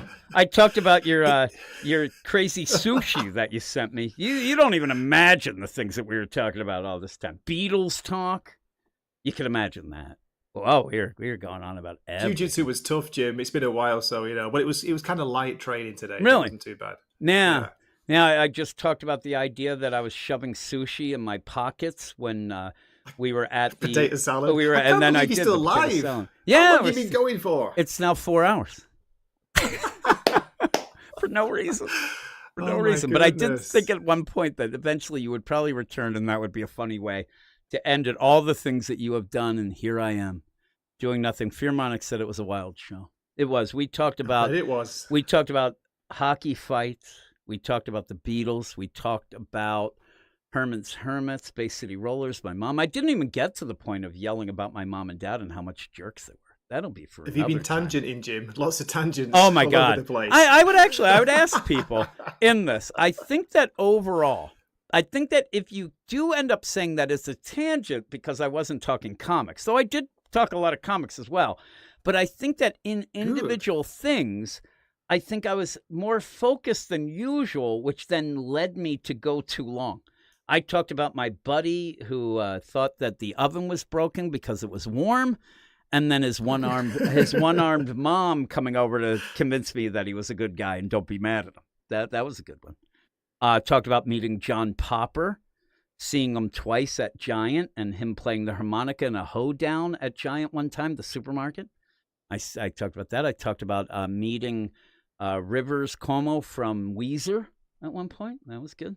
Dropping all the names. I'm a name dropper, and yeah, I didn't. I told people why I legit hate York, PA, the legit deal, and also we discussed how Scranton randomly blows up because it's a meth town and not really as good as what they portray on The Office. I was hoping Fearmonic could be like trying to keep you, on course. No, guide you this through. is the thing. Fearmonic has guided me to every other crazy tangent. So is everybody else. But again, I think we had some fun. I talked a bit about our podcast we do on the Patreon. Talked about that. I talked about the idea that we're going through Animal Man and Usagi Yojimbo. I didn't really even get to go with Usagi Yojimbo deal of how much I do like that. And I always wanted to read it. And again, it's on the Patreon. I told everybody, like, hey, you could, but even if you don't, do yourself a favor and check it out at some point. It's really, really good. It's one of those where you can see that, first off, it's not dated. It might help because it's the anthropomorphic thing, but it's so good and such good storytelling. But yeah, I'm going to have to pick now. Isn't it? Really enjoying it. But not just that, Jim. Enjoying them all. I like to say Animal Man, Doom Patrol, even Invisibles. Yeah. It's craziness. I was going to send you, there was out of nowhere a recent article. It's probably like CBR or some bullshit like that, like a Screen Rant. But legit, the article was about the Invisibles. And I know I was going to end up sending it to you because I got mad. Oh, my goodness. I think somebody ended up following. Oh, my goodness. And that doesn't matter any. After 4 hours, who the hell cares? There was an article about the Invisibles saying it was the best comic of all time. And I thought, oh, my God, that's crazy. I'll send it to Greg. But then I'm reading it. And one of the things that the person was saying in this article. Written by Grant Morrison. Yeah, and saying about Grant Morrison. And saying the idea of the reason why it was so great was because at that point in the mid-'90s, everybody was so optimistic about everything and the opportunities and the idea that most people had riches beyond. I'm like, what the fuck? What are you talking about? And was going on and on about how great a time that mid-'90s was in the U.S. and the U.K. especially, and saying that you could tell Grant Morrison was inspired because everything was coming up roses and everybody had a job and this and that. I'm like, they used to call the 90s the 60s, like reversed or upside down. It was like the second coming of the 60s or something. It was pretty positive, back in the UK. I'm telling you, the play, though, was the early deal. You also had a recession at one point. And the idea of when you would hear about Britpop and things, it became so big because people were kind of disillusioned. And in America, it was grunge shit that people were just miserable. Now, I'm thinking the guy was talking more of like the 80s and thinking it was the 90s. It kind of threw me. But, man, you agree with him, so you're a jerk, too, you skinflint. I'm getting out of here. Yeah, Screen Rant is a mess. Screen Rant, I often laugh at the idea where if legit right now Screen Rant would have an article about the Invisibles, it would be about the idea that issue 10 is coming out soon because they are so far behind everything. They will end up where... They are hilarious. Oh, my They're God. Terrible. At points, you'll see where it's like, right now, they'll have an article that Peter Parker, Spider-Man, died in 8 deaths of Spider-Man. 5 months later. You're like, that's too really? recent. Yeah. Oh, my God. It's Miss Marvel died in Spider-Man. Yeah, and they play it out like it's a huge headline. You'll never, you'll never believe what happened in this. And you're like, oh, man, are they talking about that new... Oh, no, they're talking about Zeb Wells' run. They're talking about issue 10 of Zeb Wells' run. They're so far behind. Yeah, and I used to love IGN. I actually those days, Jim. Yeah, I used to be an IGN. I subscribed to their deal, and one of the big things was one of their comics podcasts was one of the first. I even talked to Gray about it at one point. Newsarama was my favorite podcast that I listened to years, decade ago, and even more was the reason why we started a podcast. And guy, I think it was Newsarama, right? It was G-Man and guy Matt. And as an aside, I wish I had the address, and maybe if I do, I'll put it in if anybody gets this far. But that G-Men has a Patreon, and it's like severely underdone. Like nobody has joined. I feel bad because he's really, really good, and he's a member of our Patreon as well. That I was actually very proud because it was a guy it was a guy that I started listening to and kind of got inspired to do, and then he joined our Patreon. I thought that was really. We were cool. talking in the site, weren't we, this week about people were saying, I found you, like quite a few people, I found you through your reviews long before I knew you. Yeah, the written Weird reviews. Science Comics, like, who's this Jim Werner jerk? No, seriously, Who's this guy? They were really funny, like funny reviews. It was fun. The thing, and I said to Eric when we first started, we did have a site. It was like the reviews for the common idiot or something. We said something weird like that. But I said to Eric, when we do reviews, because that's the thing. People think that I love comics. I actually love any sort of reviews way more. Like I even send you crazy movie reviews of things I don't even, because I just read reviews. And remember that one for the Led Zeppelin documentary that the review was... Jim hasn't watched a movie in like 30 years. I am in the middle of watching that Led Zeppelin documentary. I didn't tell you, and it's really good. Is it any good? Yeah, it's really good. And I love it. It's one of those things where if you think about all the things you've seen like Led Zeppelin's so huge, but I don't really sit there and watch a lot of Jimmy Page talking. And so when he talks, he's got such a unique, high-pitched voice in my mind that I really, really do like. But I actually, even in the first little bit, I learned more about John Paul Jones than I ever knew before. I didn't know that his family was in vaudeville, and his dad was like the comedian guy playing the piano, and his mom would sing and be a straight person. And I thought that was really cool. Yeah, and Billy, it's legit a movie, and it's the first authorized documentary, and it's good. And it has a unheard interview with John Bonham. They mix it in, and you get a lot of things, a lot of stuff about Jimmy and, the session work he talks about. It's really, really good. And a lot of... That review you shared with me, I thought it was 2 hours of Led Zeppelin sniffing That's what it is, farts. the review. And I said, I love reviews so much. And legit, I think it was actually Led Zeppelin loves sniffing their own farts was the review. And I'm like, you son of a bitch. I got so mad. I actually saw the other day that another review, because a lot of these yahoos, they go back and review things and it's out of time, but they don't take that into account, was reviewing Big Trouble in Little China and said it was the worst movie they ever saw. This isn't and didn't get what it was, didn't get that it wasn't just it was comedy, action, adventure, all this stuff. It was meant to be camp pulpy and fun, camp, and they didn't get it. And they only looked at it as almost like they thought it was supposed to be the most serious movie ever. And they are like, this is ridiculous. This review is, and it's becoming Led Zeppelin. I absolutely loved that movie. I still do. When I was a teenager, I love it was too. perfect for me when I was a kid. Like, funny thing is, when you see Kurt Russell in that movie, that is spitting image, legit, what Eric's dad looked like.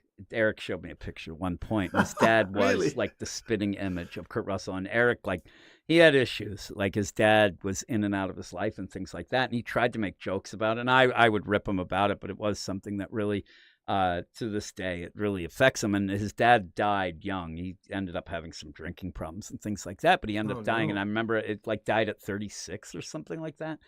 And I remember when Eric hit 36, it really, it was trouble for him for a while because and then when he hit 37 and outlived his dad, it really did mess with him. And he's a guy, he tries to be Mr. nonchalant, laid back, but he's got some issues. And he had a pretty tough childhood with his dad and his mom and things like that. So maybe also you could throw in Talking with Me for long bits of time, but he seemed to like it a bunch. And they did like sniffing their own coke, but more that they liked doing heroin. Jimmy definitely was into the heroin. Robert, but boy, he was into it. Now, I get the idea, you could tell me that John Paul Jones never took a drug in his life, or you could tell me that he did all of them, but I always want to think he didn't, but he's probably smoking a lot of pot. He seems like a good guy, and they've kind of ditched him. One of the big things, not from the movie, but I heard recently, and it's still, I think about it occasionally, and it gets me, is the idea that I think it was John Paul Jones who said, listen, we're not really good friends. We never were friends. Me, Robert, Jimmy, and John. Robert and John Bonham were best friends, But the rest of us, because if you think about it, a lot of these bands end up, man, we went to high school together and we started. Like even the Beatles, like they join up, they're young kids, they go. They were more of a manufactured band from Jimmy just wanting to start a band, and they really didn't have that much connection besides Led Zeppelin. And so they end up saying, like John Paul Jones said, we never hung out ever. Again, John Bonham and what's it called? Robert hung out, but not the rest of them. He said, we really didn't hang out. And it kind of, I don't know, it was weird because they're so big. Remember Does anybody remember Forrest? It's so funny. I love them. We played a lot of deal. And yeah, David says a Beatles movie's in the works, 4 movies from each member's point of view. We talked about that on our Patreon pop culture podcast. And I said that that's crazy. And you better really go hard on what you're going to be talking about in that Ringo movie. I said the Ringo movie's just going to be him just getting along with everyone until he doesn't, but then does again, and really is just there saying, hey, I just want to keep this thing going. I think the John Lennon movie will be the most interesting, but Paul will be pretty good, and I want to see the deal of Paul in the idea of John also, doing his deal. But George, I think the George movie will be 2 hours of him bitching and moaning that he didn't get enough opportunity. I don't know. Jim, for someone who's such a huge Beatles fan as yourself, I was so surprised that you seem to be really pissed off about these 4 movies. I'm telling you, it seems ridiculous. And I end How up dare they not cast me? Exactly. I should have been. I'm like, I'm Pete Best. Actually, I don't know. If I would be, if I'm any of the Beatles, I actually would like to be Paul, but that's not here nor there.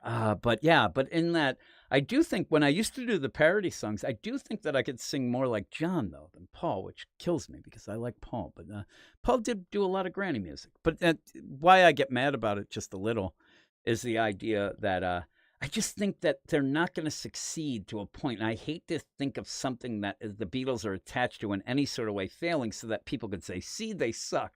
And it gets me angry. But it almost feels like, I don't know, it seems pretentious to think that you have 4 movies, but that's what they're doing. It's going to be weird. And when do you get to the point where you're in like the Ringo movie, but you've already seen the John and Paul movie, and now they're doing Let It Be, the whole Get Back sessions, and it's the same thing, and you get bored and fall asleep. So I don't know. And David Bowie had a weird relationship with everybody. Really with Mick. One of the did I send you that, Gray? The deal where they're doing Gray might have ditched me. The idea of the dancing in the streets video, but they do it without any sound, and it's kind of made up, but it's them. It's the funniest thing I've ever seen in my life. That is so good. Also, just to mention for one last thing, and he says, "Don't worry, Jim. Mike Love won't join as the main member and ruin the band." Yeah, Mike Love's a dick. Do you like the Beach Boys enough, right, Gray? You enjoy? I was watching this is quite a good documentary. I love that documentary. I watched it recently. Disney Channel. Did it surprise you that there was that hidden member of the Beach Boys that nobody remembers? Yeah. That one kid. Yeah. And then the kid ends up saying like his whole life was ruined because he ends up saying to, the Wilson father said, like, I want to quit because he was a kid. And he's like, I didn't mean it. And he's like, good, get the fuck out of here. And he was only there because of, having problems with the amount of deals. But that was really good. I heard a David Bowie story that I think I told Gray at one point, and it was in Philadelphia, he said. And he said that he was in Philadelphia. There was a knock on his door, and he answered the door. And these 2 guys were holding a bag, this big bag, in fact, a body bag. And they said, hey, do you want to have sex with a dead And it was. He saw what? it. And he ended up, he said that it disturbed him. This changed his, again, when he's talking about it, he's like, it changed my whole life. Because the idea that somebody out there thought that I'd be into that, he said, something's gone wrong. Like, he didn't do it. He told him to get the fuck out, and he was going to call, I think he did call the police or whatever and say, this is fucked up. But the idea where he thought that these people actually thought that I'd be into it, it really disturbed him. It really, really got him. It was a crazy story. That is insane. But, so there's David Bowie's story. I'm a lot of stupid shit. This is why I say this is like a thing where I can let out all the different podcasts that at one point I said I was going to do, because I'd love to have a music podcast and just talk about things in general. Though on the Patreon, I did best songs ever where I went through different songs and kind of broke them down. And I ended up where the next one on the list was actually Strawberry Fields Forever. And I never did it. And I think it would be cool because that is one of the most interesting like things of how that song came about and how they ended up recording it and how they ended up doing it was crazy because it's legit 2 songs that were completely with different instruments and different timing.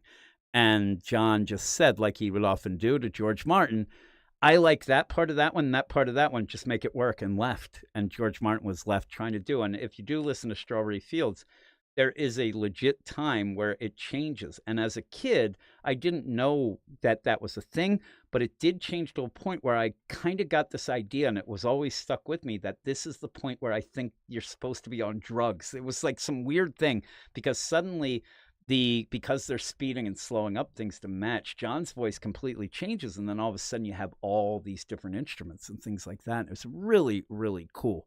Really awesome. And even at the end, if you're familiar with the song, which most people should be, but if you end up thinking about it, there's a point where the song stops. It ends up going boom, and then it comes back and you fade back in with the drums, and it's just at the end, and then it goes.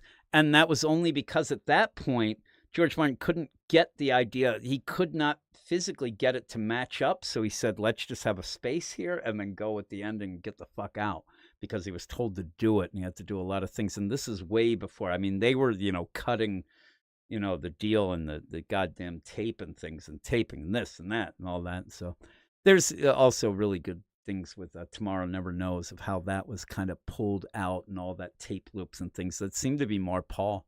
That's the other thing that I see recently as a last thing. And I now I'm making Gray stay, but he's on mute because he's doing his regular things because he didn't realize he'd be on. But the idea where there is a lot of contention now, and yeah, the cranberry sauce, that's the deal. And the funny thing is when you sit there, and I remember hearing that and I was so petrified of it, but when you hear it and you think cranberry sauce, you're like, yeah, I still hear I Killed Paul.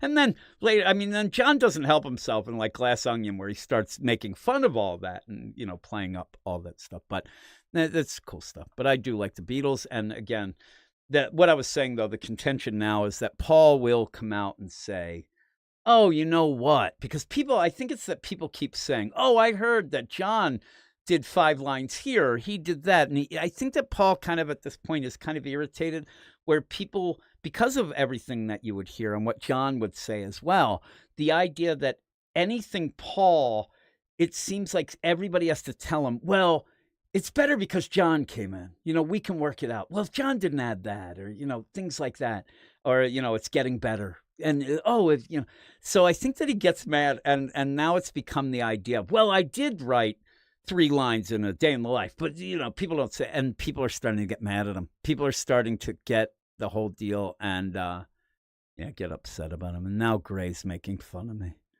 because I'm going on gracious. too long. This could go on forever. I just don't. You can tell I have no life and have nothing to do. And legit, I was having a lot of problems before I started. And when me and you were talking Absolute Batman, I had a great time. And then there you go. When you left it was the idea too, where okay, I gotta keep Don't blame me. I gotta keep doing this. And then I got to the point where people were just asking questions, or I was just talking. Yep, Psycho Pirate moment, vomiting out all his build-up energy. I am. I actually did say that I did get it took me a bit to get my Adderall prescription again, and I did get it, and usually it doesn't affect me. Taken too many. Well, usually it doesn't. 20. Usually it doesn't affect me. And usually it makes me tired, but if I go a little space without it, I do have that little rebound type deal. And legit, I forgot to take it this morning, realized that I didn't. So right before when we were going through that scramble to get everything going, I did end up taking it then. And it is extended release, and I will tell you that I can feel it like it's just recently hit. So, we have that. Now, I'll say that. Not that we're getting a trillion viewers, but it's been kind of consistent throughout. You're a popular guy, Jim. Believe it or not. Not really. Not like 20 questions turning into 200 questions. Yeah, with Jim from it Win is, Times and that's Comics. the thing too. This isn't even like we could have a Ask Me Anything sometime, but the idea is I just was going on and on. You don't have to ask me shit. I'll just tell you stuff. Like I said, the next time we do this, somebody remind me. I'll go and tell you some of the crazy shit my mom used to do. And how my dad used to treat me. That's a hoot. Now, then you'll realize why I'm desperately always trying to get, you know, people to accept me or give me some sort of accolades. I yearn for them because my dad would never do it. My dad went through the whole play where he did admit later, like if he thought that he said anything I did well, he thought that then I would give up on everything. I'm like, no, Dad. I said it was the opposite, you jerk. And General Just want a Balzac, bit of positive affirmation. yeah. you It's know? like, and General Balzac said Paul needs to be eliminated. Oh, I thought he meant Paul McCartney. I think Captain America would be willing to throw the shield in his chest and heart, saving Spidey. I mean, that's why I wanted Paul to be Venom. I thought that was an easy way out. Then have him Venom gets so sick and tired. Symbiote gets so sick and tired of him that it just goes into space and goes away, and Paul dies. I still think that, I mean, they're missing out. They are legit. I'm not even joking. They are missing out completely on making Paul a villain. He would be great. He would be really good. And then you can get out of the whole MJ thing by saying he has mind control powers, some crazy shit like that. Or he just duped her and she was in a bad spot or whatever. And it really would play out. And I think it would be not only accepted, but people would love it. I mean, people loved the beginning of the all-new Venom book, but, you know, before Mary Jane became Venom. But it was the idea that that book was legit just Dylan talking shit on Paul. And people would get a hold of me. Oh, my God, it's the greatest. But, yeah, you end up where Paul, you have to go with that heat. This would be like the idea if you're in charge of wrestling, any sort of wrestling, and you think you got this guy who's going to be the biggest thing. Oh, my God, this guy's going to be so popular. And somehow he doesn't click, but people hate him. Heel turn, boom, it works. I actually saw, just to go back all the way, and I will say good night after this. We talked about hockey way, way back, and we talked about the Pittsburgh Penguins. And I did legitimately see an article and read it, and this is way back. A guy presenting the idea that they should have a heel turn deal and really present Sidney Crosby as the villain of the NHL. He's a nice guy. People do like him, but outside of Pittsburgh, people couldn't stand him just because he was so good. And you know what I mean? And they said they're missing out. They should really end up saying like, hey, everybody, Sidney Crosby's coming into town and he's going to screw you over, like things like that. Now, again, I don't think that Sidney Crosby's agent would go for it or whatever, but it was a real legit deal. And I was like, yeah, then that pretty much makes sense. But in that, we are ending this, Gray. Jim, take a breath. Breathe. We are. Breathe. Yeah. Hey, everybody.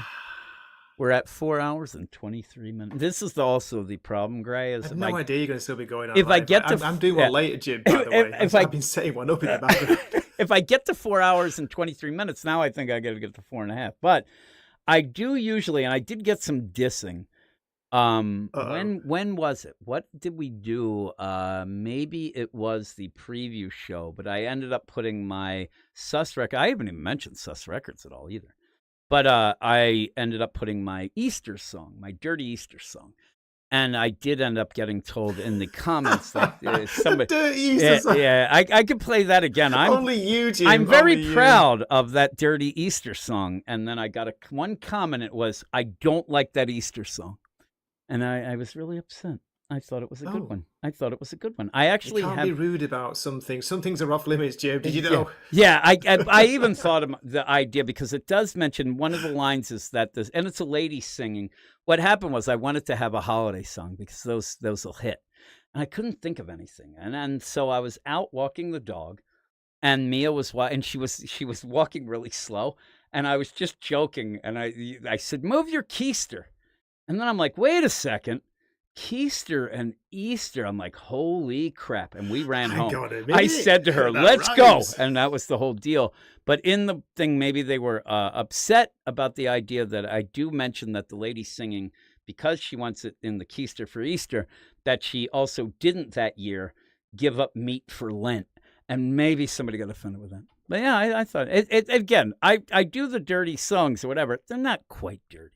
I usually don't curse a lot, a lot of these other songs, these immature, dirty songmen, they end up where they go by the shock value of the F-bomb, and I won't do that. But I think that maybe, and there you go, General Balzac's like, see you in the morning, and I am going to be on the Comic Aficionados. I'll be going to bed soon as well. But In in that anybody listening to this after the fact, it's ridiculous how long it went. But I'm looking at Sus Records. We'll go out with something. I would ask if anybody has requests, but not many people know the songs. And Dungeon Crawler Carl says he lives for Fasnacht Day. My son Logan does not. He works at a donut shop, and he said it's the worst. He actually said Super Bowl's really bad too. I don't think of people getting donuts for the Super Bowl, but he said that a lot of people did. And again, when the Eagles were in, you ended up having a lot of like themed green and white donut nonsense and stuff like that. But I'm trying to find this. I do want to, like I said, I do want to end up where I what's it called? I go out with a dirty song. I would love to hear if anybody had a request. And then Dungeon Crawler Carl says they're so good, not meaning my songs, but meaning Fasnacht Day. And then Fear Monarch says, I used to make bank delivering pizzas on Super Bowl Sunday. That would be. Especially because then people also you have a lot of people over and stuff, and you don't want to look cheap. So you end up, giving big tips and stuff like that. And also I guess a Super Bowl deal delivering pizzas, a lot of people, a lot of big tips, but I think a lot of people would not be as hung up on the idea of if it's late or whatever, because you're just having fun and doing things. I'm still trying to do this and still trying to find a song. I will give you options, and maybe people can vote, or Gray, you can do it if I can get this for the newer songs. I have a lot of ones that I haven't debuted yet. I actually have enough songs now for like 3 weeks. I ended up where I had a crazy bit of inspiration at one point and did a lot of songs. But we end up where I do have like a Motown song at this point that is Tap That Ass. That's a pretty good one. You like that? Also have one that's a joke. That's 4 in the pink, 3 in the stink. These are like people are like, what is this bullshit? I do have the keister for Easter. I wanted the keister for Easter. I also have one of the ones was Fondle My Tits. That's a good one. Or a country song, My Old Dirt Road. But we have all these. I mean, it could be up to everybody. And you end up where that's the deal.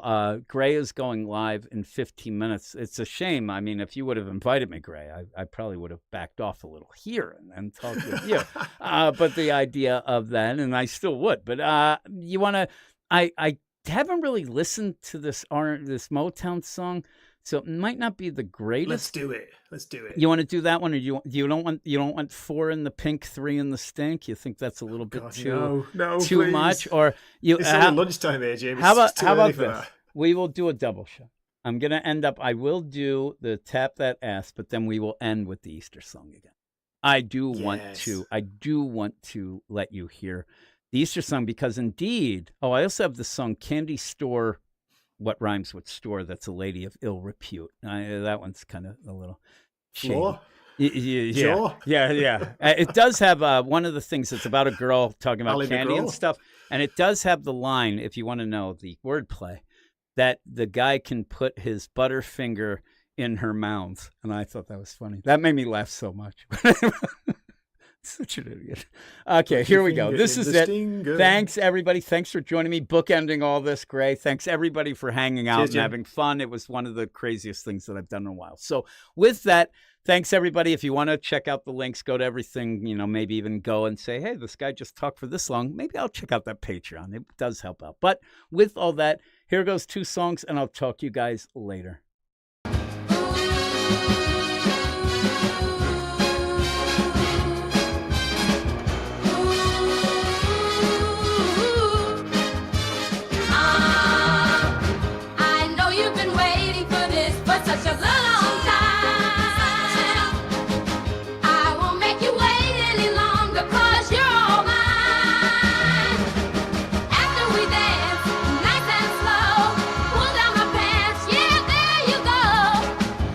Tell you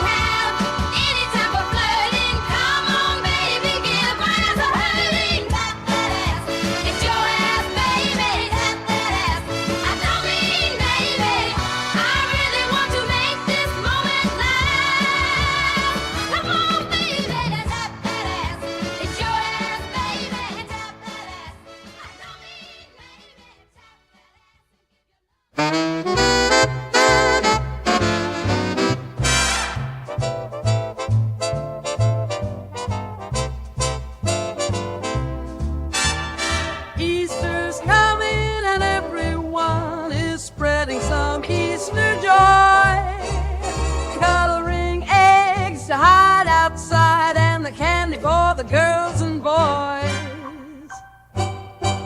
But there's something else I'd rather be spreading, and I want to do it with you. I think you know where this is heading. There's something else that we can do. I want it in the keister for Easter. We'll do it like rabbits this holiday. I want it in the keister for Easter. Please just keep on pounding away. I don't want to hear any arguments, because this year I didn't give up meat for Lent. I want it in the keister for Easter, and let's have a wonderful Easter day.